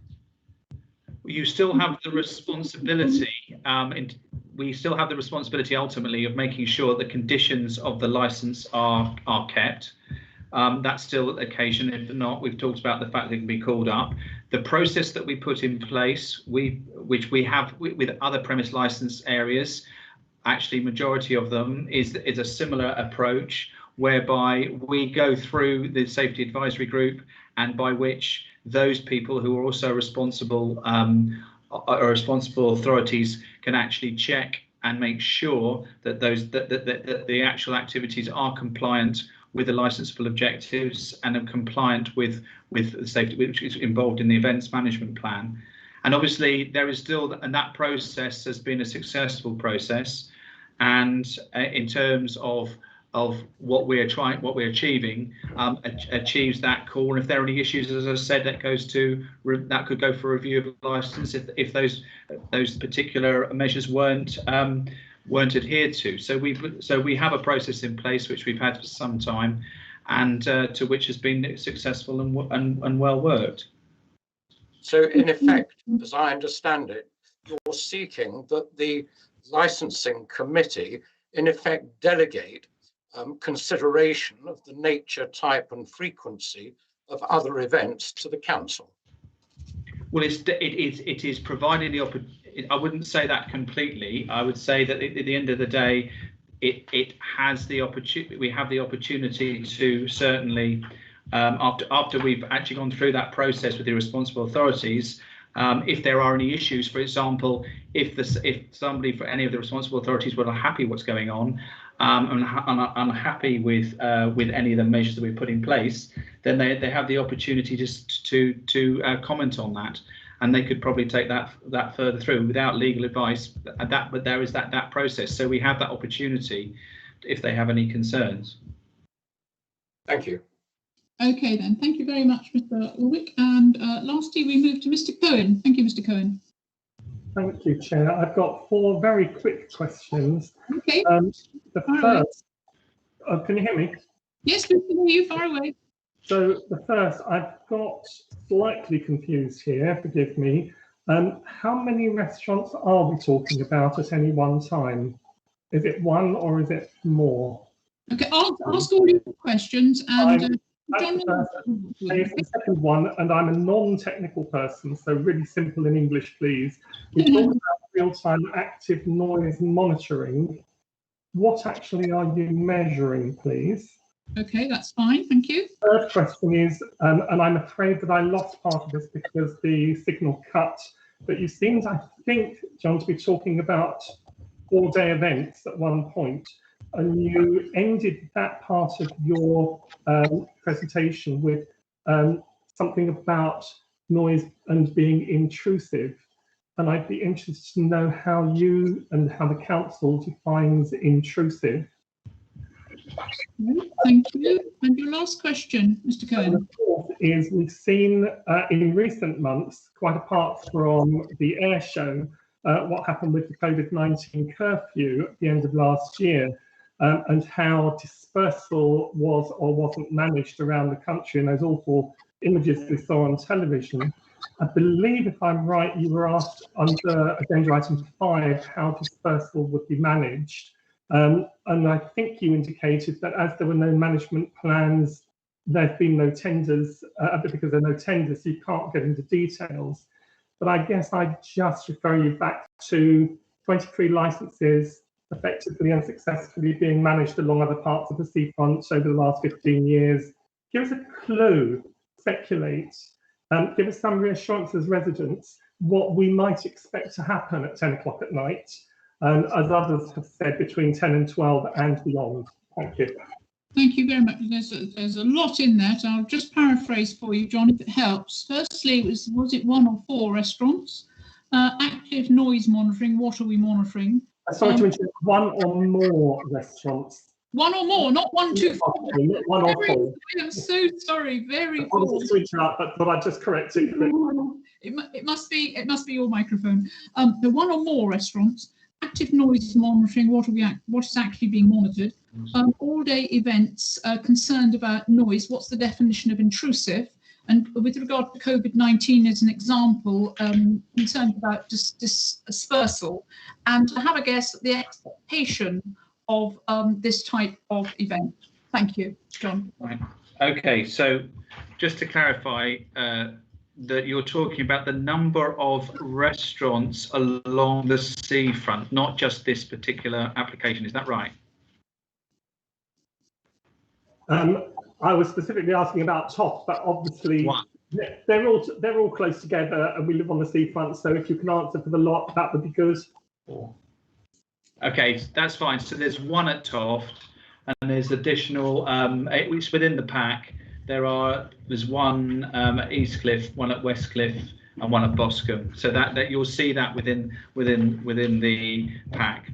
Real-time measurement. Sorry for the piece. What would normally happen traditionally is that somebody would phone up the authority and say, I'm complaining about the noise at this event, to the noise to a number. That means that the officer would then have to go down to the site, the environmental health officer, and would then have to take various measurements around the site and determine whether there is a noise or not, a potential noise complaint or not, and then make that assessment, which probably takes in region could take, I don't know, 45 minutes to an hour, by which time the event is probably finished and the person has and really it's all a bit pointless. So what this does is that that this person actually can actively see, using that technology, what the areas where it's considered to be the most vulnerable, and actively see what's going on, and can proactively mitigate where they think it might be poor, or where there is a complainant, assess where they're living, and then also make sort of appropriate changes using that technology. So that's what real-time noise measurement is. What do I define as intrusive? How would I define an intrusive? That's a question of, I suppose, the nature of the event and the length of the event. There is no real clinical binary definition of that. Really, an intrusive event at 1 o'clock in the morning could be 10 minutes if you're trying to get back to sleep again. Whereas in the daytime, it could be with a type of event with a low-level noise. It could be an hour or two.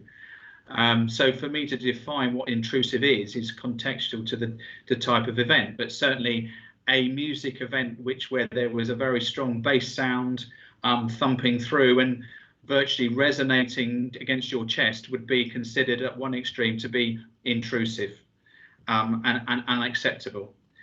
So I can give you that sort of range, or some frequency which actually is very, very annoying and you're wincing, and then you would probably say that's intrusive as well. How you define that is really contextual against the nature of the events, but we would look at an event and see what's going on. In terms of dispersal, when we look at dispersal, we have to look at the basically every site is different and the numbers. But I'm trying to take at night air, which we did, where we had 7,500 people and we had to disperse after 10 o'clock. And basically, as part of that dispersal piece, we had stewards from the event site directing people up through, directing people in two ways, depending on which way they wanted to go. And we had basically security and also police as well at that time monitoring that particular activity to make sure that dispersal took place in a organised way. We can use, for larger events, we can use VMS signage if required. For very large events, and not necessarily ones on the seafront, where it directs people, disperses people, and where there are messaging about responsibility and being quiet. We have provided park and ride services. We did that for the night air, whereby which people can get onto buses and be taken away to a park and ride.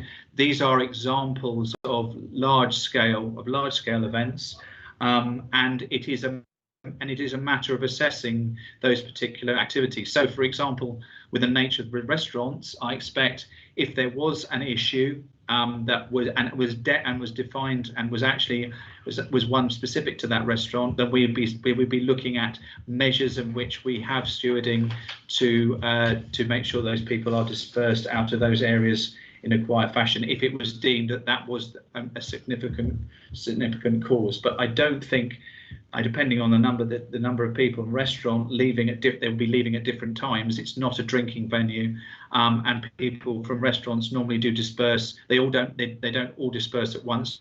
Normally, unlike probably a pub where everybody has to drink up and go, the restaurant can provide, they can still eat beyond that time anyway. So that gives you probably an example of what dispersal can look like for a large event. And you can look at individual events to see what's the best way of managing that, redirecting people, making sure that they're picked up, but there's sufficient access for taxis to pick people up.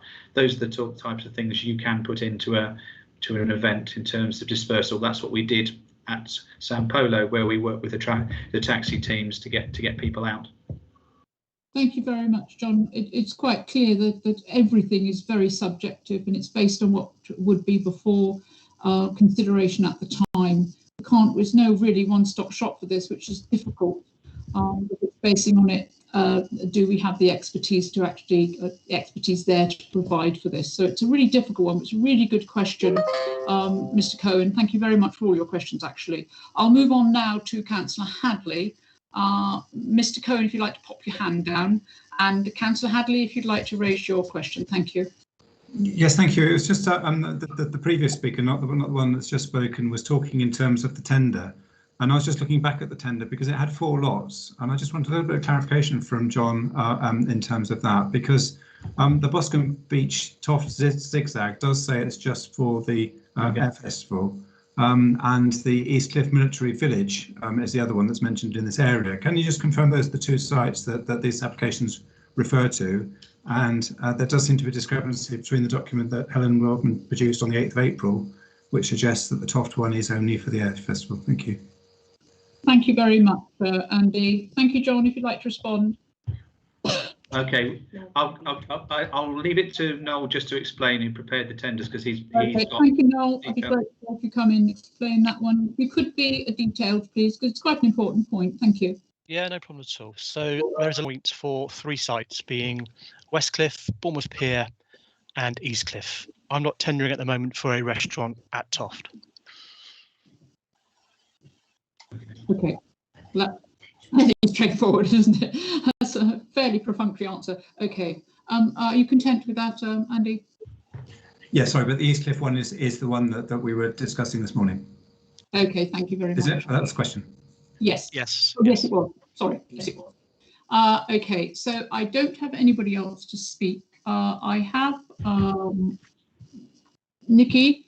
I would like to make a confirmation with regard to something, or would like something confirmed. Nikki, I'm a little confused as to the missive, but if you'd like to explain, please. Thank you. Thank you, Chair. Yeah, it was just to the point that Sarah had raised in the chat. There is a limit of 4,999, as there has not been an application for more than 5,000. So I don't know if Sarah wants to come in, just confirm the details on that. That looks like that should be shared. Okay, thank you. If you would. Thank you. Yes, it was just earlier when we were talking about capacities and numbers that would be attending. It was just to say that there is a limit of 499 on the licence in any event. Okay, thank you. I'm just checking on the chat. Maximum. Yes, you're very kind. Thank you, Sarah. I've got the chat from the meeting. I've got Chair's chat, and I'm trying to ensure that I'm responding to everybody. Mr. Cohen, you've raised, I wanted to seek clarification to one of John's answer, which is why my hand was still raised. I'm the one who sees all the hands, so Mr. Cohen, if I see a hand, I will advise as to whether it's a legacy hand or whether you wanted to ask a new question, because obviously if you wanted to ask a new question, I wouldn't want to miss you. I hope that's helpful. So with that in mind, thank you. Are no other questions then? I can't see any of the questions to be raised. Time for my 10 penneth now. With regards to, we've got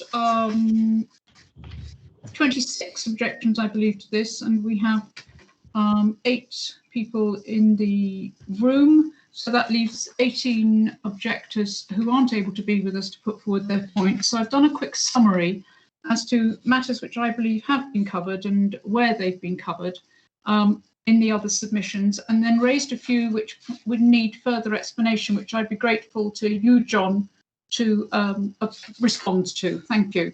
Obviously mindful that all of these items are with consideration with the 4 licensing objectives, which are the prevention of primary disorder, public safety, prevention of public nuisance and protection of children from harm. The main concerns were in order as they appeared in the representations as I go through. And I think that the following have possibly been mitigated by the conditions and also by the explanations given by John and other parties.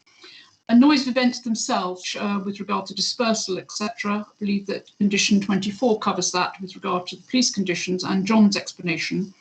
Going on to second homeowners not served with notice re this application.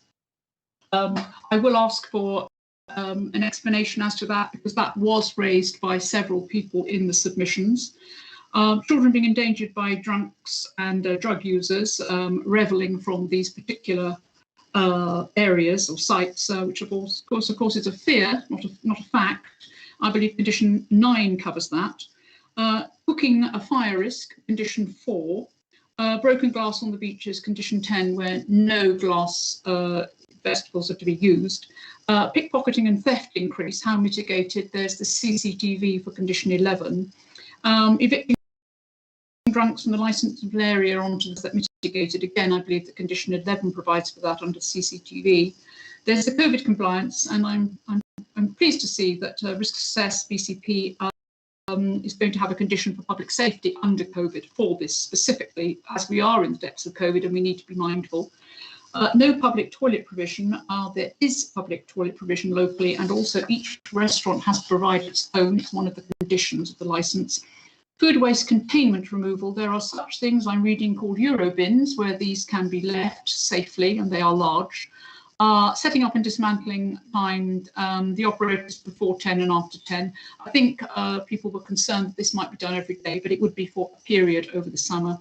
So I believe those concerns have been responded to, but there are other concerns which I will raise, which are cooking emission smells, how they're dealt with, sleep disruption of children due to noise, the 7-day-a-week, 365 days of the year, and pensionary, how many and what type of events are. I think there's a fear there because there's not a stated schedule. So if we could have an explanation as to why there isn't a stated schedule, that would be extremely useful.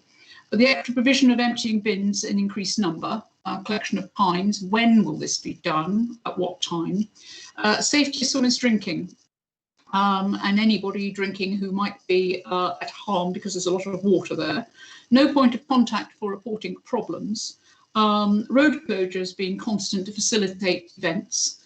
Clarification of 90% of events March to September. Increase in lifeguards, is this going to be possible, and who's responsible for public safety on the beaches? There's a lot of information in there, John. I'm happy to, if you can answer some, I can bring the others up. These are not my points. These are points which have been brought forward by the 18 other objectors who've raised them in good faith, feeling they are a concern. They might not all be under the licensing objectives, but I'd be grateful if you could answer them, John. So if we could start, and if you've got any gaps in there, I'll remind you of what I've raised. Thank you, John. Can you respond?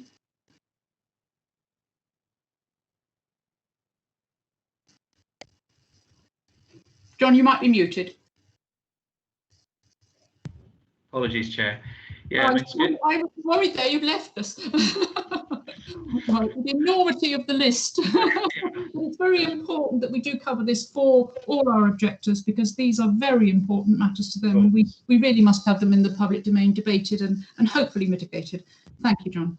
Okay, so in relation to the schedule of events, we can't predict the people who are going to actually apply for events on the seafront, and if we could, that would make my job 10 times easier, if we could do that. But obviously, as every event, we actually look at it in its merits and also what other activities are going on. So again, I've talked about that process of assessing and consulting and making sure we get that balance right. Collection of rubbish. Well, there's established collection service. I'm sure Noel can elaborate, which goes along the seafront, picks up not just collection from general public, but also from the businesses. So they would have to time those rubbish, their rubbish collections in with those timings. And as you said, they would have to have sufficient on-site bins to make sure that is contained in a safe manner until it's collected. I think I've got that one. We've talked about the fact that for any significant event, there would be, as part of the noise management plan, or generally if we felt there would be a point of contact with the event organizer.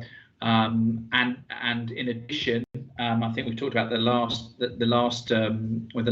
meeting that as part of the resort management plan process, if you do report a direct report through to the council's 24-hour switchboard, that goes straight through to the resort planning team, who can deal with those issues, not just in the seafront but across BCP. Lifeguards. In terms of lifeguards, unreliable lifeguards, they are part of the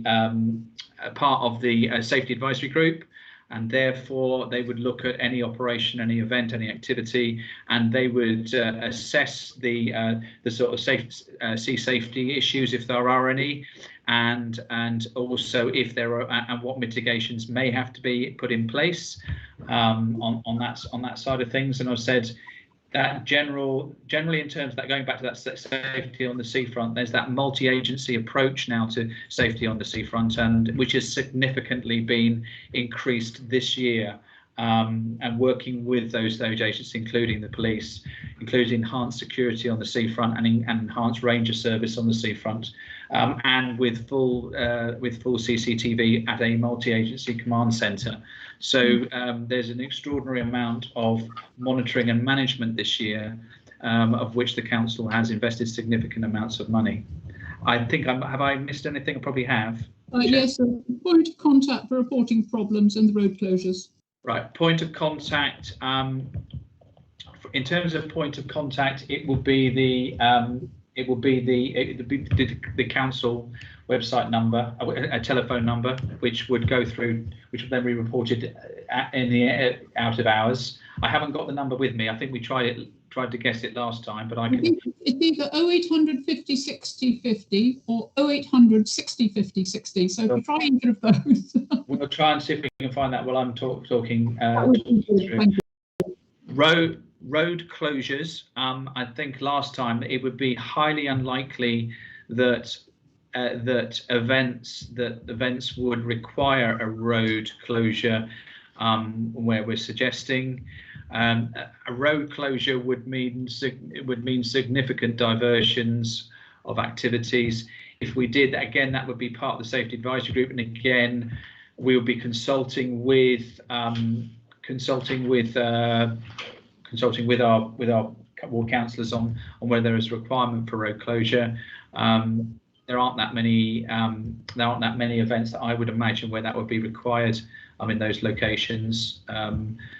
So I don't think there's anything to concern ourselves. But again, there is a process in place if that was required, and that's for any event across BCP. Thank you very much. I've got the number as well. I think it's coming up on the chat, isn't it? Yeah.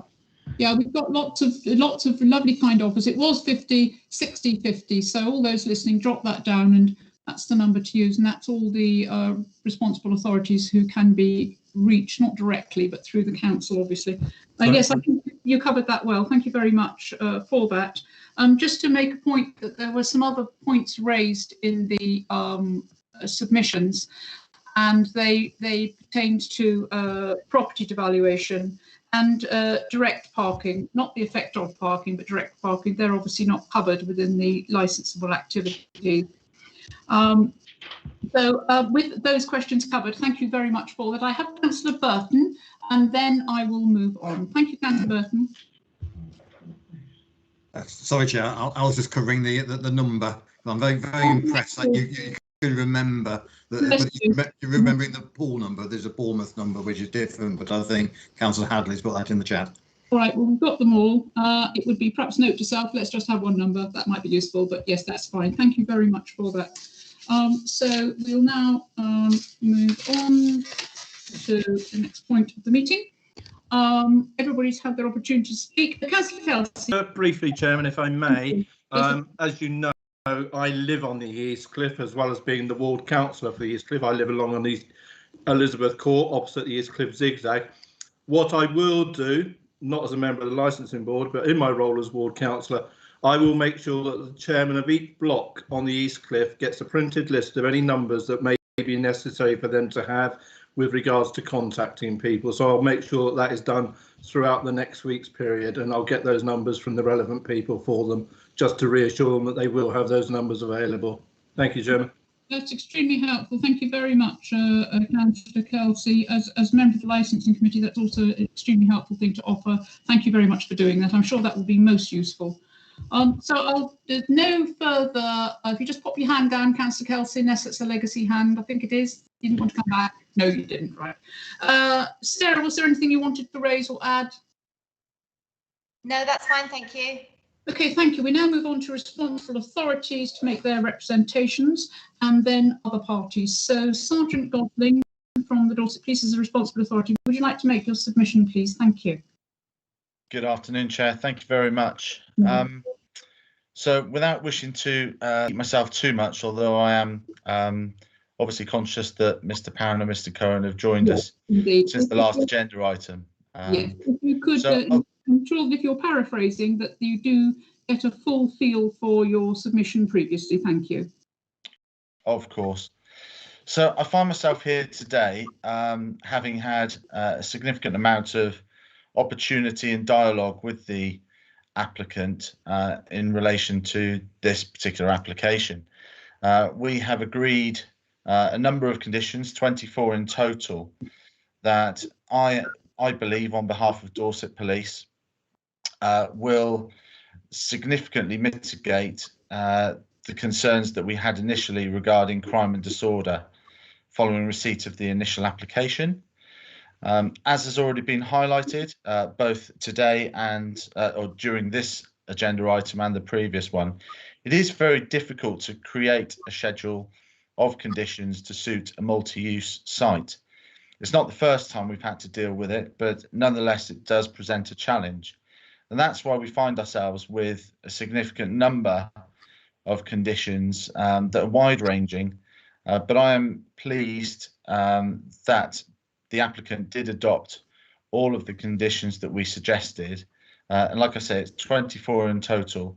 And I'm confident that if you do see it fit to implement those conditions as part of this license, then that, coupled with the multi-agency approach that we are taking this year, as has already been highlighted by Mr. Weaver, and that we will continue to do in future years, and ensure that we respond to if you like, the threat of crime and disorder along our beaches, in particular during the peak times, then I'm conscious that this particular licence will be well monitored and applied well to the beach. And of course, it's worth reminding everybody that in the event that my team do identify problems with the way in which the licence is operated, then we do have the option of a review. We have conducted a number of reviews across Bournemouth, and we've done so very successfully in order to ensure that those standards remain high. And I'd like to make the point clear to everybody here today that we would continue to do so in respect of this licence application in the event that it's granted. And I have nothing further to add, but I'm open to any questions or queries. Thank you very much, Sergeant Gosling. So, members, are there any questions for Sergeant Gosling with regard to the 24 conditions that he's required us to apply if we're so disposed to grant? I will look to, I've lost my chair's chat, so I'm just asking I'll be reinstated. So if you'd like to indicate, please, if you have any questions for Sergeant Gosling regarding this issue. I'm not seeing anything. Okay, anything from the objectors, from other persons? Members of the public? No questions.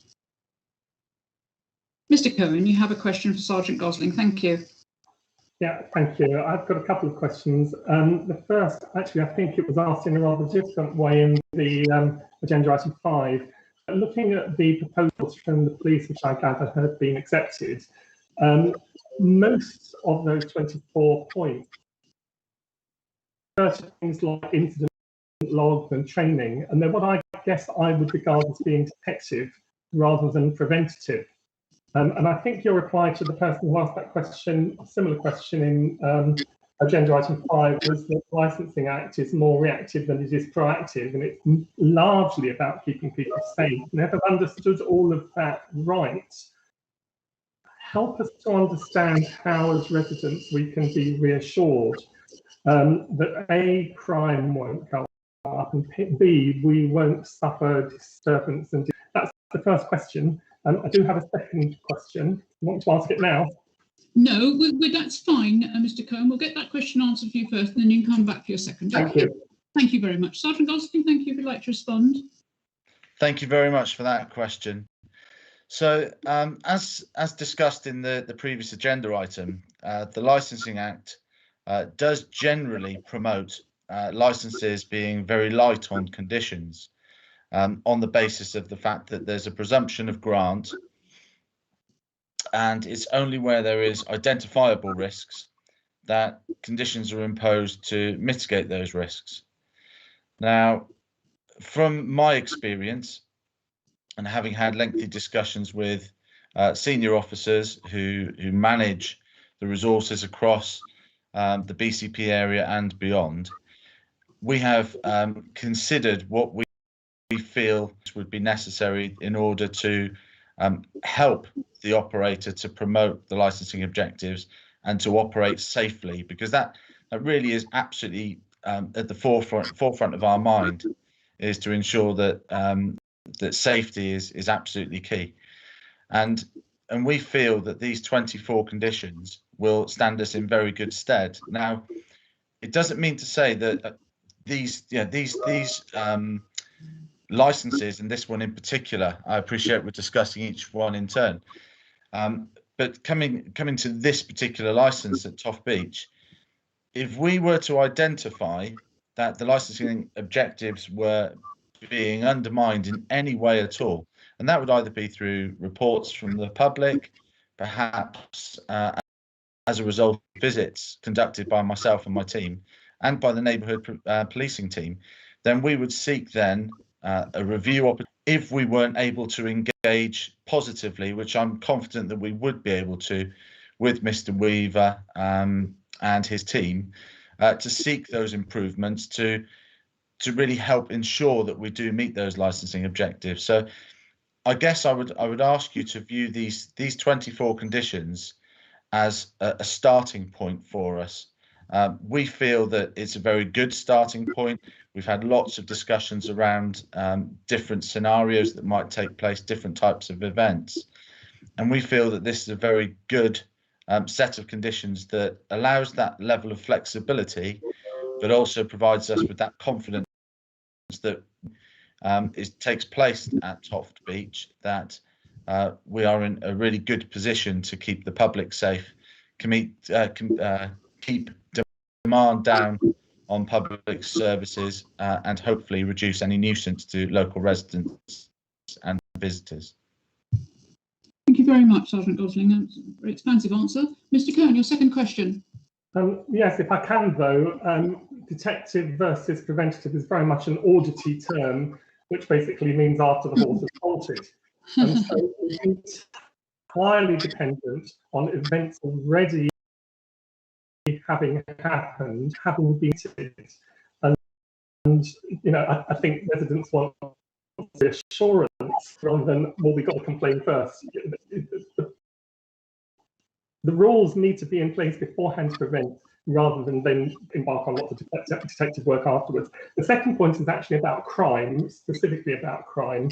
Now, I guess the whole purpose of this is to bring more people to the beach and to these parts of the beach, particularly given what happened last year, and to manage it more effectively. It's also to bring money into Bournemouth. I'm not going to surmise any further over the purposes of this, but to all intents and purposes, it means more people coming into this area. Now, I had a look at the police crime stats online. I think the most recent I was able to find was February 2021. And the area around Bournemouth Pier covers part of Bournemouth South and into town. The area around Boscombe Pier goes up towards Manor Road and that kind of area. But as I say, it includes Boscombe Pier. Bournemouth South had 67% more antisocial behaviour crimes and 34% more other theft than the Boscombe Pier end.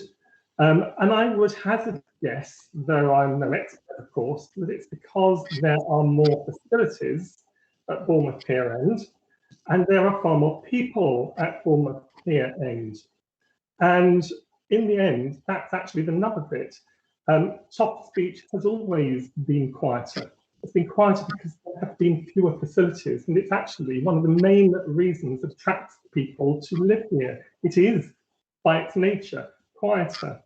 So the question, Sergeant Gosling, is really twofold. The first is, what estimates have the police made? What analysis have they done as to the extent to which they feel crime might increase given the increased numbers of people and the activities that are expected in this area? And what additional resources have they been promised to manage additional complaints about crime, please? Thank you very much. Are you okay if I answer that one, Chair? Yes, just I wanted to be clear on the second question, because obviously all crimes can't be attributed to facilities on the beach. It's extremely difficult to trace and prove.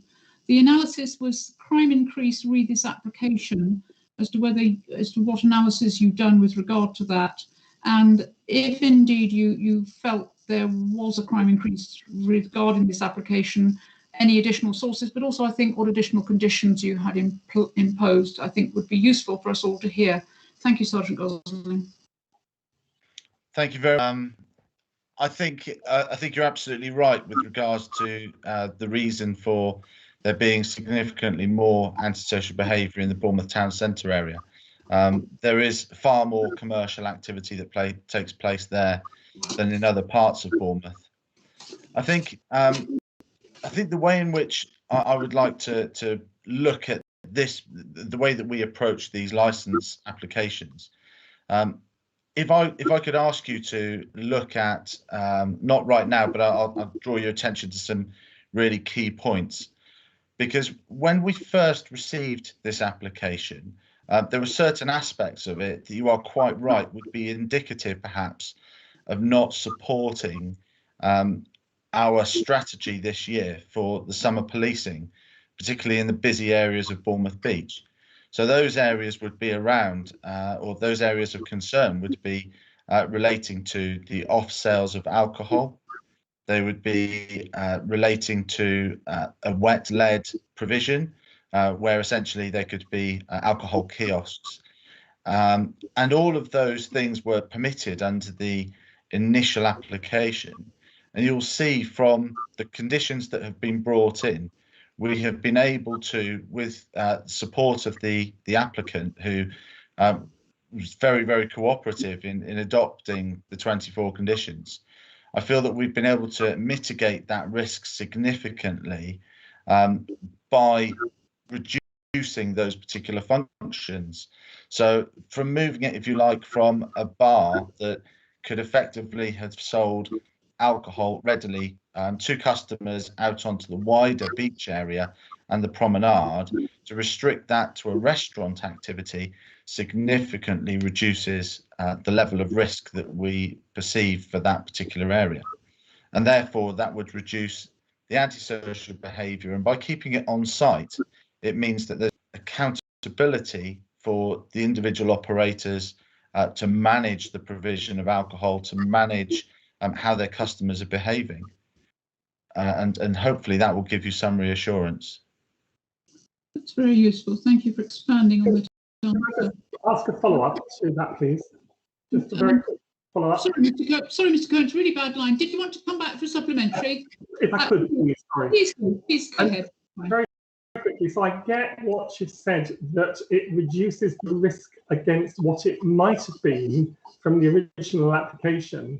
But the question is really about the extent to which it increases the risk of crime against what it currently is. Absolutely. Of course. I think with all open spaces, as we experienced last year with certain restrictions being in place, there being more of a drive during the COVID times towards use of outdoor space for gatherings and for licensable activity. We see that space is being used effectively, and I think that's potentially a driver for this application. I think with regards to the fact that we are looking now at an application that is essentially a restaurant, certainly in my experience, restaurants present far less risk than, say, a bar or a nightclub, and therefore I am confident that the level of increase will be minimal with the introduction of these 24 conditions. But notwithstanding that, as I've already said, it's my intention to closely monitor. Should these licenses be granted, it's my intention to monitor the activities that take place. And if we see that improvements can and should be made, then we will have those conversations in the first instance with Mr. Weaver. And should it be necessary, and for for any reason Mr. Weaver doesn't take heed of that advice, if you like, then we do have that facility to call for a review and bring it back before a subcommittee for consideration of either other conditions being added or some other measures being or some other action being taken. So we will always seek to do that for every application. Thank you very much. Mr. Cohen, are you content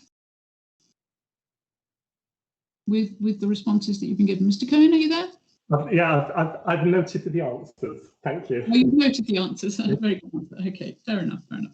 Okay, thank you very much. So if there are no further questions then for our responsible authorities, Sergeant Gosling, I'll just check that Sarah, you don't have anything to raise, or John, you've got nothing to raise. No, fine, thank you. And John? No, I have nothing to raise, Chair. Thank you very much. Now, opportunity for our objectors to put forward their thoughts. We've had quite a detailed dialogue, I think, and a lot of the issues have been raised, and I think some of them have been mitigated, others haven't, perhaps to the assurance of objectors. But I'm going to call you in turn, or if there's anybody who doesn't want to speak, that's fine. But if you'd like to indicate, please, with the hand raising for me, if you'd like to speak. And Mr. Pound, I hope you're still with us and that you can hear everything. Just to ask you, Mr. Pound, if you'd like to speak, could you please say so, because I don't have a hand for you. Are you still with us, Mr. Pound? Perhaps he is not. Well, that's a shame, but it looks like we've lost Mr. Pound. Okay, thank you, gentlemen. So I have in order then Mr. Reichwald, Mr. Chadwick, Mr. Cohen, and Mr. Pound, you're there. Is that you, Mr. Pound, or is that Mr. Perkoff? Because I've just got Richard and Guest. Is that Mr. Perkoff? Could you respond, please, if that's you? That's me. That's you, is it? Okay, no problems. That's not a problem. So I've got Mr. Reichwald, Mr. Chadwick, Mr. Cohen, and then Mr. Perkoff, and I'll take you in that order. So Mr. Reichwald, please. And again, please do keep to the 4 licensing objectives. If you feel something's been covered, don't repeat it. But if you want clarification or you want to bring in new points, please feel free to. Thank you very much. Mr. Reichwald, if you'd like to begin. Thank you. Chair, thank you. I think I do need to recognise, though, that, this is a separate item from item 5 that we had this morning, and therefore some of my comments will be repetitive, unless you were able to say that comments passed on one item can be carried to the other. I think I've got to make my points clear here. No, we are very happy to hear your points with regard to this application. Anything that may have been said this morning is where it is. We are looking at completely new with completely new approach. Okay. So I think my first point, and I think even if the committee believes that in accordance with the legal advice from the council solicitor, the requirements of making notices public have been met, I still think this committee needs to consider the fact that actually, was that reasonable in this instance when the notices were only on the beach level and no notices were put on the Overcliff Drive level, where in actual fact significant impact of these licenses will come. And I think I'm asking the committee to take that into consideration. We've just been told nothing planned now. We've also been told significantly that we're only talking about a pop-up restaurant, but that is not what the license is allowing. It's a quite blanket license that's been allowed for. And tomorrow the council could be faced with applications for a circus next week, a concert in 2 weeks' time, and something else. There is no limit to what can be offered. And the idea that's been mentioned now more strongly than this morning of limiting the number of events to whatever it is, 3, 4 a year, would give greater confidence to the residents, and something that I think we would ask the committee to seriously look at.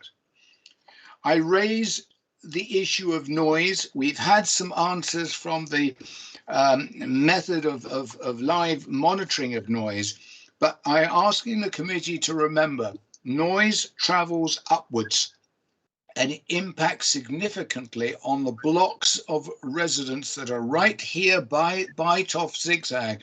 Actually, the Albany, which is where I am, is probably no more than 100 meters from the top of the zigzag. Some of the other blocks are slightly more set back. So we really get impacted by the noise rising from fun fair events and other such like activities, not just music. I ask you to consider that as well.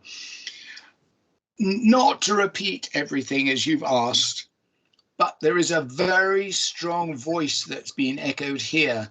You might talk of 46 representations, Madam Chair, but I speak for 137 flats in the Albany. As I mentioned before, as convener of a chairman's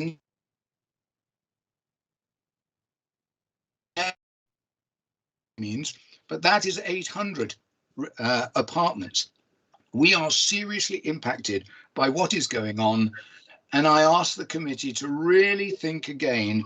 Has a real impact assessment been made before this license was applied for? To me, it sounds it's pure blanket to save officers time and to have delegated powers. I'm sure they'll obey them properly, but I think it leaves too much of a blanket exercise open if this license is granted. Thank you, Madam Chair. Thank you very much indeed, Mr. Rushford. I now have Mr. Chadwick. Thank you, Mr. Chadwick. Thank you. The potential impact on the promotion of licensing objectives of a number of licensed premises concentrated in one area needs to be considered. It's not necessarily that an individual licensed premise will be in breach of any rules, regulations or limits, but that there is a combined effect of a number of licensed premises in the same locality. What we have got here, or are likely to have if we take the other applications into account, is 5 or 6 areas of the beach, virtually the whole of the beach, from the west of Bournemouth Pier to the east of Boscombe Pier, where events can take place. It seems to me that if events were to take place on all of those at the same time, it is inevitable that would be a cumulative nuisance, noise nuisance, police or crime nuisance, and all of the others.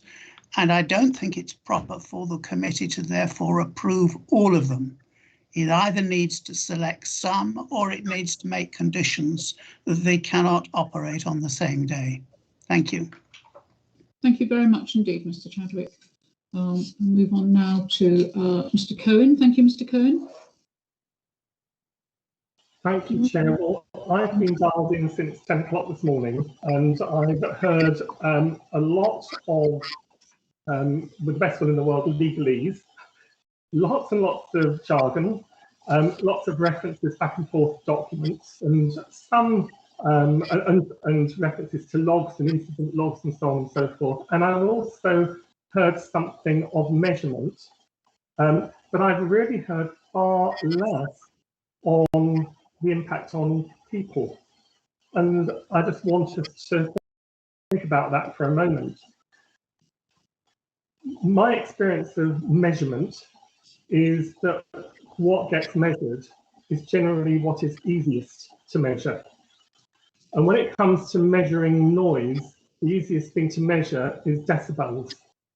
And so there's the document which says 65 decibels, not exceeding 65 decibels over a 15-minute period, unless it's low frequency, in which case it's 70 decibels. That's kind of fine. But when we come to think about what actually is intrusive, what actually causes nuisance, it wasn't me that introduced that word, it was Mr. Weaver, acknowledged. of his own volition that what's intrusive is much more difficult to identify and determine because it's so much more dependent on context. Now, I just want to consider a couple of things. They might be blindingly obvious, and I don't for a second suggest that the council act on these two examples, but just imagine it's night time, you've gone to bed, you've shut your eyes, your head has hit the pillow, you're about to doze off, and you hear a tap dripping. I've got to tell you, that's 20 decibels. But boy, can that be frustrating, as can the clock ticking, or the battery alarm beeping every so often, or the television in the neighbour's room, muffled as it is to below 65 decibels, but it keeps you awake. It's intrusive. Now, I don't suggest for a second that we're going to hear taps being turned off down on the beach restaurant, but you have to consider what we as residents are doing when these noises are occurring. We're in our living rooms, we're trying to read, we're trying to write, we're trying to make telephone calls, we're trying to entertain friends, we're trying to watch television perhaps. Maybe we want to sit in our gardens or on our balconies. But this noise, even if it's under 65 decibels, can be seriously intrusive. Now, the difference between those household noises that I talked about a moment ago and these noises coming from the beach is that with one, we have control. We can escape, we can switch off the tap or get it fixed. We can change the battery, we can move the clock out of the way. As somebody referred to beach users. Beach users, of course, are going to be affected by noise, but even they have control because they can go to a different beach. We can't. And as others have said, this is a blanket application, and it means that whatever happens, we have to wait until after the event before we have any likelihood of recourse. We have to wait to see how it is. Basically, this is a trust us. We know what we're doing. Don't worry. Everything is in hand, and we'll carry out investigations after the event if there are complaints. Now, there's one other point that I want to make, and that's perception is all. I talked about crime statistics around Bournemouth Pier and around Boscombe Pier. I honestly don't know. I haven't done comparisons around the country and don't intend to. But I don't know whether they're high or low. But the perception around here, around people who are in their 70s, that antisocial behaviour particularly, is high. People, frankly, in their 70s and 80s, who've already been shielding for the last year, locked in their own homes, would like to be able to walk up the street to their friends who live in other blocks. They don't feel safe even now doing that. They get in their cars. They don't want to do that. And we shouldn't want them to because of the environmental impacts that are caused when they, with the carbon footprint and all the rest of it. That's I think you're straying a bit, Mr. Cohen. If you could just come back to the point, please. You've gone off at a tangent, I think, there a little. Could you come back to the point? You're talking about perception. Mr. Cohen, please, the chair speaking. You were talking about perception. You're making very good points, and I think you went off a little bit of a tangent. Would you like to come back to that? Well, I think we have to join the dots. But the point that I'm making is that people are already frightened to go up the street on foot themselves. And the point is that the more people who come into the area, leaving the town or leaving the beachfront and the front, the Oakcliffe Drive at 10 o'clock, which can take hours, they're going to be more scared even than they are now, no matter what the council or the police reassure them of. Right, thank you very much indeed. I'm sure this is into the environmental.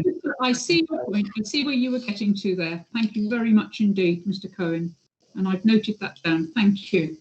Mr. Perkoff, your opportunity now. Thank you. Thank you, Madam Chairman. I have one question. It's really a matter, I think, for Ms. Coulter. And that is this: how do you reconcile the position that this license application, if granted, in common with the others, will leave us in with the decision-making process with Section 7 of the Licensing Act 2003, which requires your committee to make licensing decisions? It's not a rhetorical question. Okay, I think I could. Did you get all of that, John? I don't know that I got all of that. Could you just? This wasn't an opportunity for a question at the minute now, Mr. Perkov. It was for you to put your submission forward to us. If there's a question in there, I'll see if I can get that responded to for you. But it wasn't a time for questions now. It's time for your submission. So could you reiterate, please, so I understand it better? Thank you. Let me put it in the form of a submission. Okay. I would submit that what is proposed in relation to the open-ended and broad license that's going to be granted is inconsistent with Section 7 of the Licensing Act 2003. Thank you. That's Section 7. Yeah. Okay. 203 Act. Yeah. Okay. Thank you very much. I have that now. Thank you, Mr. Perkov. So we now have Mr. Welwick. Mr. Perkov, yes, you're leaving us. Mr. Welwick, your opportunity. Thank you. Thank you very much, Madam. I'm going to confine myself, if I may, just to 3 points. First of all, I adopt what Mr. Reichwald had to say as regards the licensing committee considering the reasonableness of service of notices of application in this case. And I would ask you to consider that in the context of the part-time residents who are unable to visit their flats and who don't necessarily get the Bournemouth echo if, for example, like me, their primary home is in London. Secondly, it's clear from Mr. Weaver's answers to my questions this afternoon that the council is seeking to be allowed to be the determiner of the nature, type and frequency of other events rather than the licensing committee. And thirdly, as Mr. Perkov has just pointed out, that in itself is a breach of Section 7 of the Licensing Act 2003. So those are my points. Thank you very much indeed. And I'm going to ask our legal advisor, Ms. Coulter, if she would like to comment on the legal aspects of the submissions which have been just made, which I think mainly was the potential breach of Section 7 of the 2003 Act with regard to inconsistency and the serving of notices that wasn't done within the Act either. I don't think there was anything else which was legal. I wonder, Ms. Coulter, if you could comment on those, please, and advise us. Thank you. Thank you, Chair. Section 7 of the Licensing Act provides that the Licensing Committee and then subcommittees and officers make decisions on licensing applications covered by the Act and sets out the process for doing so. The matter for you to consider is whether you feel and consider that you've got sufficient information as part of this application and to consider the representations, the application itself, the Act and the guidance and the policy. And from that then form a view as to whether you are satisfied that you can grant the application subject to conditions or whether you consider it should be refused. So you are undertaking that process now and you will be making a decision on the application before you. I think the other arguments that have been put, which is that there is insufficient information in the application and in the process for you to form a view and make a valid decision. And that's a matter for you to consider. And we will we'll see, you will deal with that in your deliberations. The other point in regard to the notices, the notices have been sort of distributed and displayed in accordance with the regulations that set out how these notices should be displayed. If that potentially disadvantages second homeowners who don't take the local paper and aren't in the area to see those notices during that that time period, that may well be the case. However, the law provides the procedure to follow and the procedure, and it isn't for the applicant or for the licensing authority to ascertain who may or may not be second homeowners, or who may be away, or who may be ill, or who may, in other circumstances, not be able to see the notices outside. That would be a very difficult position to put the authority in, and so the prescribed forms and process has been followed in this case, and I don't think there's anything else to say on that point, Chair. Thank you very much indeed. It's extremely useful to have that explanation with regard to law. Mr. Kirkhoff, you still have your hand up. You've made your submission. You will have an opportunity in your summary to mention any further points. Mr. Kirkhoff, you have your mute on. Apologies for that. I wasn't aware that my hand was still up. You weren't aware, you're waving at me. Okay, well, I'm going to ask for everybody to sum up now. So if you'd like to lower your hand, thank you, thank you very much. That's fine. Okay, so I just ask Sarah if there are any questions from the other parties now, from the objectors by any other parties. No. So, no, okay. So no further questions from Sarah.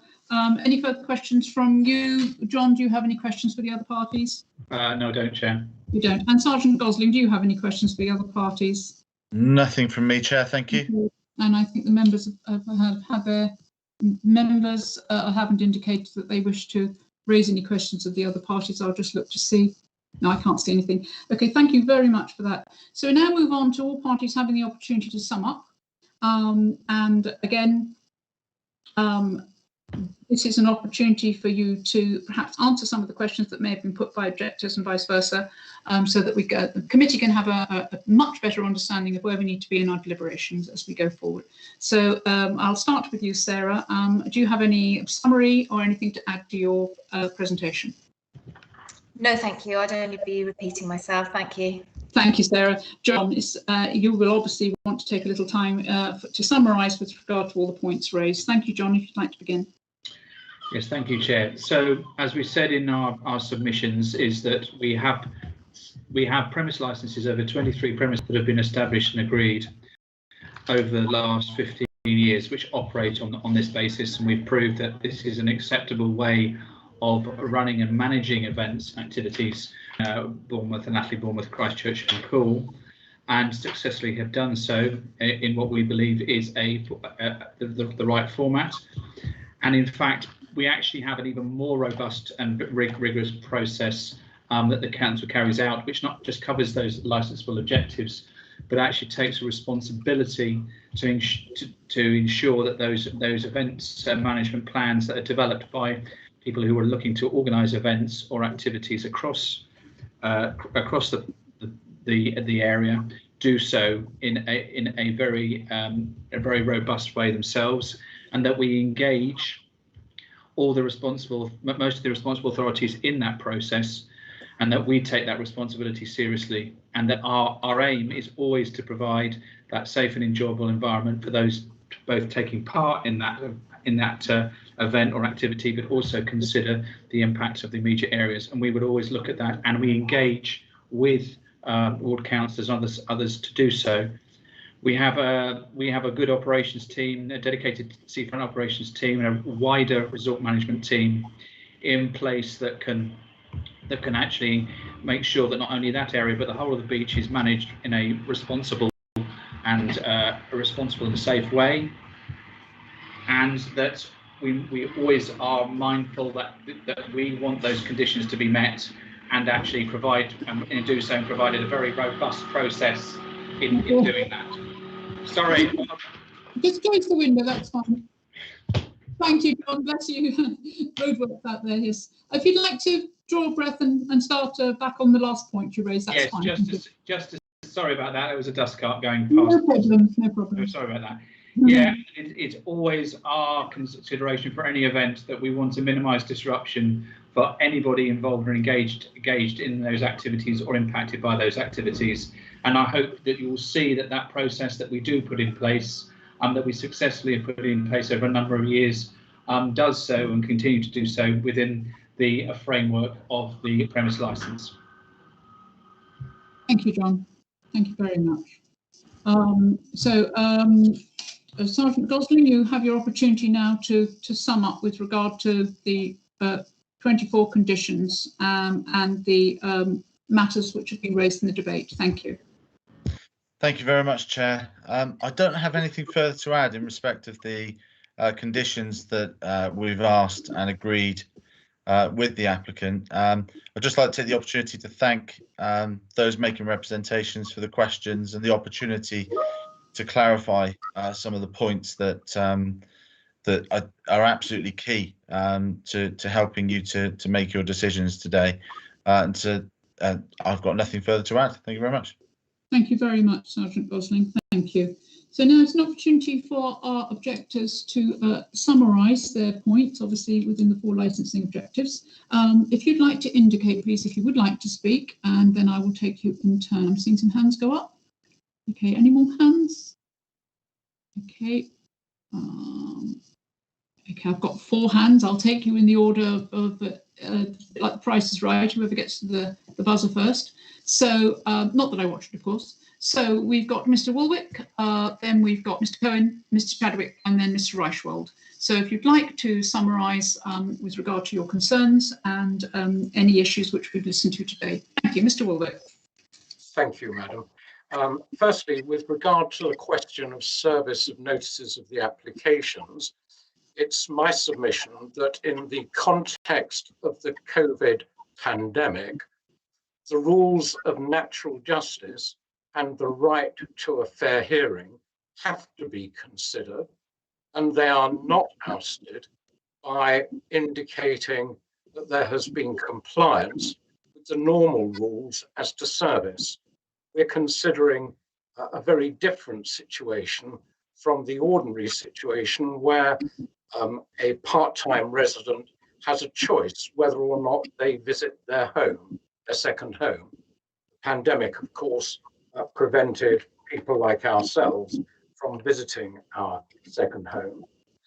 Secondly, the council cannot oust paragraph 12.12 of the council's statement of licensing policy simply because the applicant is the council.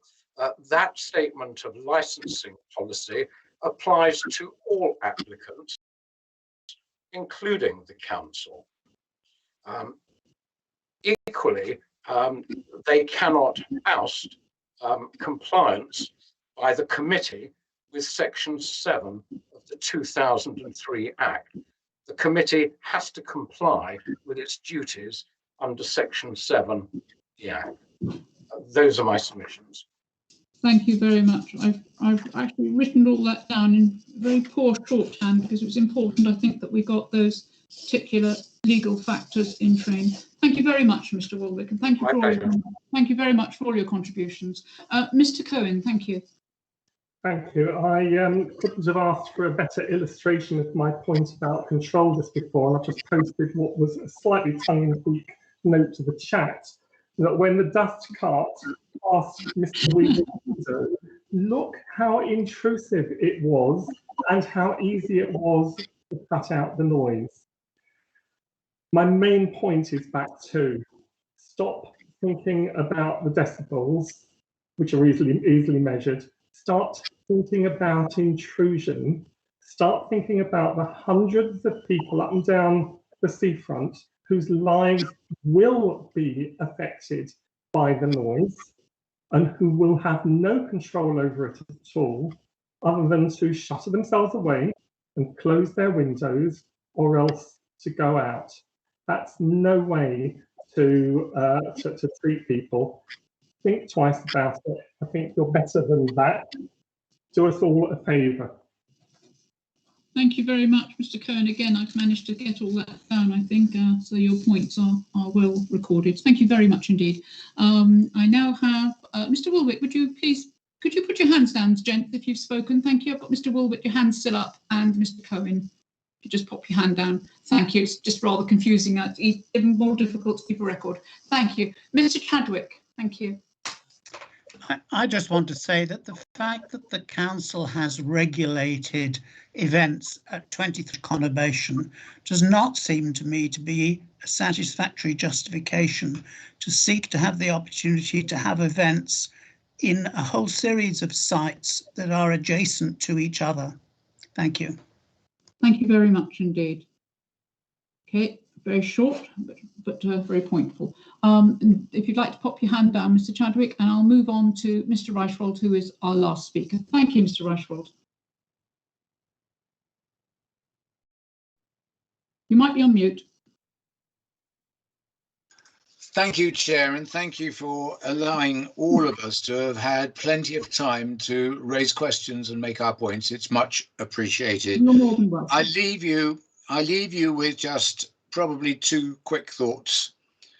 One is, it's not the issue of a restaurant, and the officers have basically been emphasizing that this, giving the impression that this application is about, a pop-up restaurant. That's not it. It's about the blanket other activities that are covered by this license that is giving us all great concern. And I'm asking you to take that on board, and the voice that was heard quite a bit, perhaps to limit the number of times this license can be activated in a year, may give some calmness to some of the issues of the residents. I really support Mr. Cohen's intrusion point.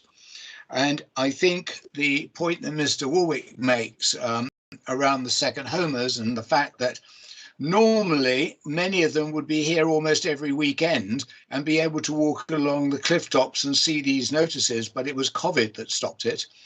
But my point that I made is really about all the residents of the East Cliff who don't go down to the beach level and walk along the overdrive cliff, and they had no public notice of this license application in an area which would be significantly impacted by the license being granted. And therefore, was it reasonable in even if it met the legal requirements? Was the notice of actually placed in a reasonable place? Those are my submissions, Madam Chairman. Thank you for the time. Thank you very, very much, Mr. Reichwald. So I don't have any other. It's Roderick Pound here. Hello, Mr. Pound. Please, yes, you're very, very welcome. Please come in. Mr. Pound, I'll just speak, and then when I stop speaking, I'll invite you to speak. I I want you so little about everything that was going on before this meeting. Yes. I have got so much information to digest now. My views are, I think, my fellow objectors have made points very, very clearly, and I think you have to really carefully consider all of these things. And please remember, we are not Blackpool. Bournemouth, 20 years ago, Bournemouth was a wonderful place. It is gradually being overrun by events. And people live here, and I think I speak on behalf of a lot of people and say, this is not what we want. This is not what we came to Bournemouth for. And the council need to remember this and carefully consider every point before they make any decisions. The points made by our various members have been very, very effective, I think. Thank you. Okay, but I hope that everybody else heard that. You were a little bit misty on the phone, but thank you so much for coming in. We thought we'd lost you, so it's lovely. No, I find that you listen carefully before you speak. Absolutely. Thank you so much, Mr. Pound. Thank you for your contribution. Thank you. Members, officers, gentlemen, I don't see anybody else wishing to come in. I hope that everybody feels that we have allowed enough time for everybody to say what they would wish to say, and that the debate has certainly been lively and certainly been expansive. So with that in mind now, I heard a groan, but I don't think that was an intimation. Thank you. I'll now conclude the hearing. The committee will adjourn in private with our legal advisor and our clerk to deliberate. Notification of the committee's decision will be provided within the period of 5 working days with regard to COVID restrictions, beginning with the day or the last day in which the hearing was held, which is today, in accordance with the regulations. Notification of decision will include information about the right of appeal as appropriate, and I'll ask our legal advisor, Ms. Coulter, if she would like to explain that right of appeal. Thank you. You may be muted, Ms. Coulter. Thank you, Chairman. Just to advise that there is a right of appeal following the decision communicated then to all parties within 5 days. That right of appeal has to be lodged within 21 days of receipt of that decision, and that's to the Magistrates' Court. And that right extends to anybody who made a relevant representation, so those who spoke today and those who made reps but didn't speak, and to the applicant and to any other responsible authority that also made representation, so to the police in this case, depending on what the outcome of the deliberation and consideration is today. And that detail will be included in the letter that comes out as well. Thank you very much, Ms. Coulter. I think you covered everything this time. You're content that you covered everything. Thank you. So members, officers and members of the public, thank you very much for your time today, especially to our members of the public. I'm looking to see that I've got some chat. I'm just going to go over to my chat because all of a sudden everybody's decided to talk to me just as I'm about to end the meeting. 2 moments.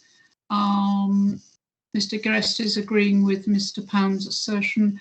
I've got just a question here from Mr. Cohen. Can he ask whether he'll have to look for the decision on the council website or whether attendees of the meeting will be sent an email with the decision? Ms. Coulter, could you just confirm, please? Ms. Coulter, all those who made relevant representations and involved in this hearing will get notification of the decision. And it will also be published on the website, but those who made relevant representations will be notified. Thank you very much, Ms. Coulter. I hope that assures you, Mr. Cohen, that we'll get that information out to you as quickly as possible.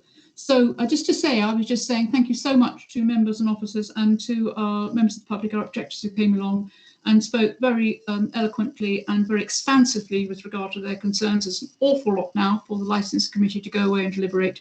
So the meeting is now closed. I would ask, please, that members convene with a clerk and legal advisor at 10 to the hour, at 10 to 4, so that we can deliberate and make a decision on these applications. Thank you very much. We'll now close the meeting. We'll be going into a deliberation room. Thank you very much, everybody.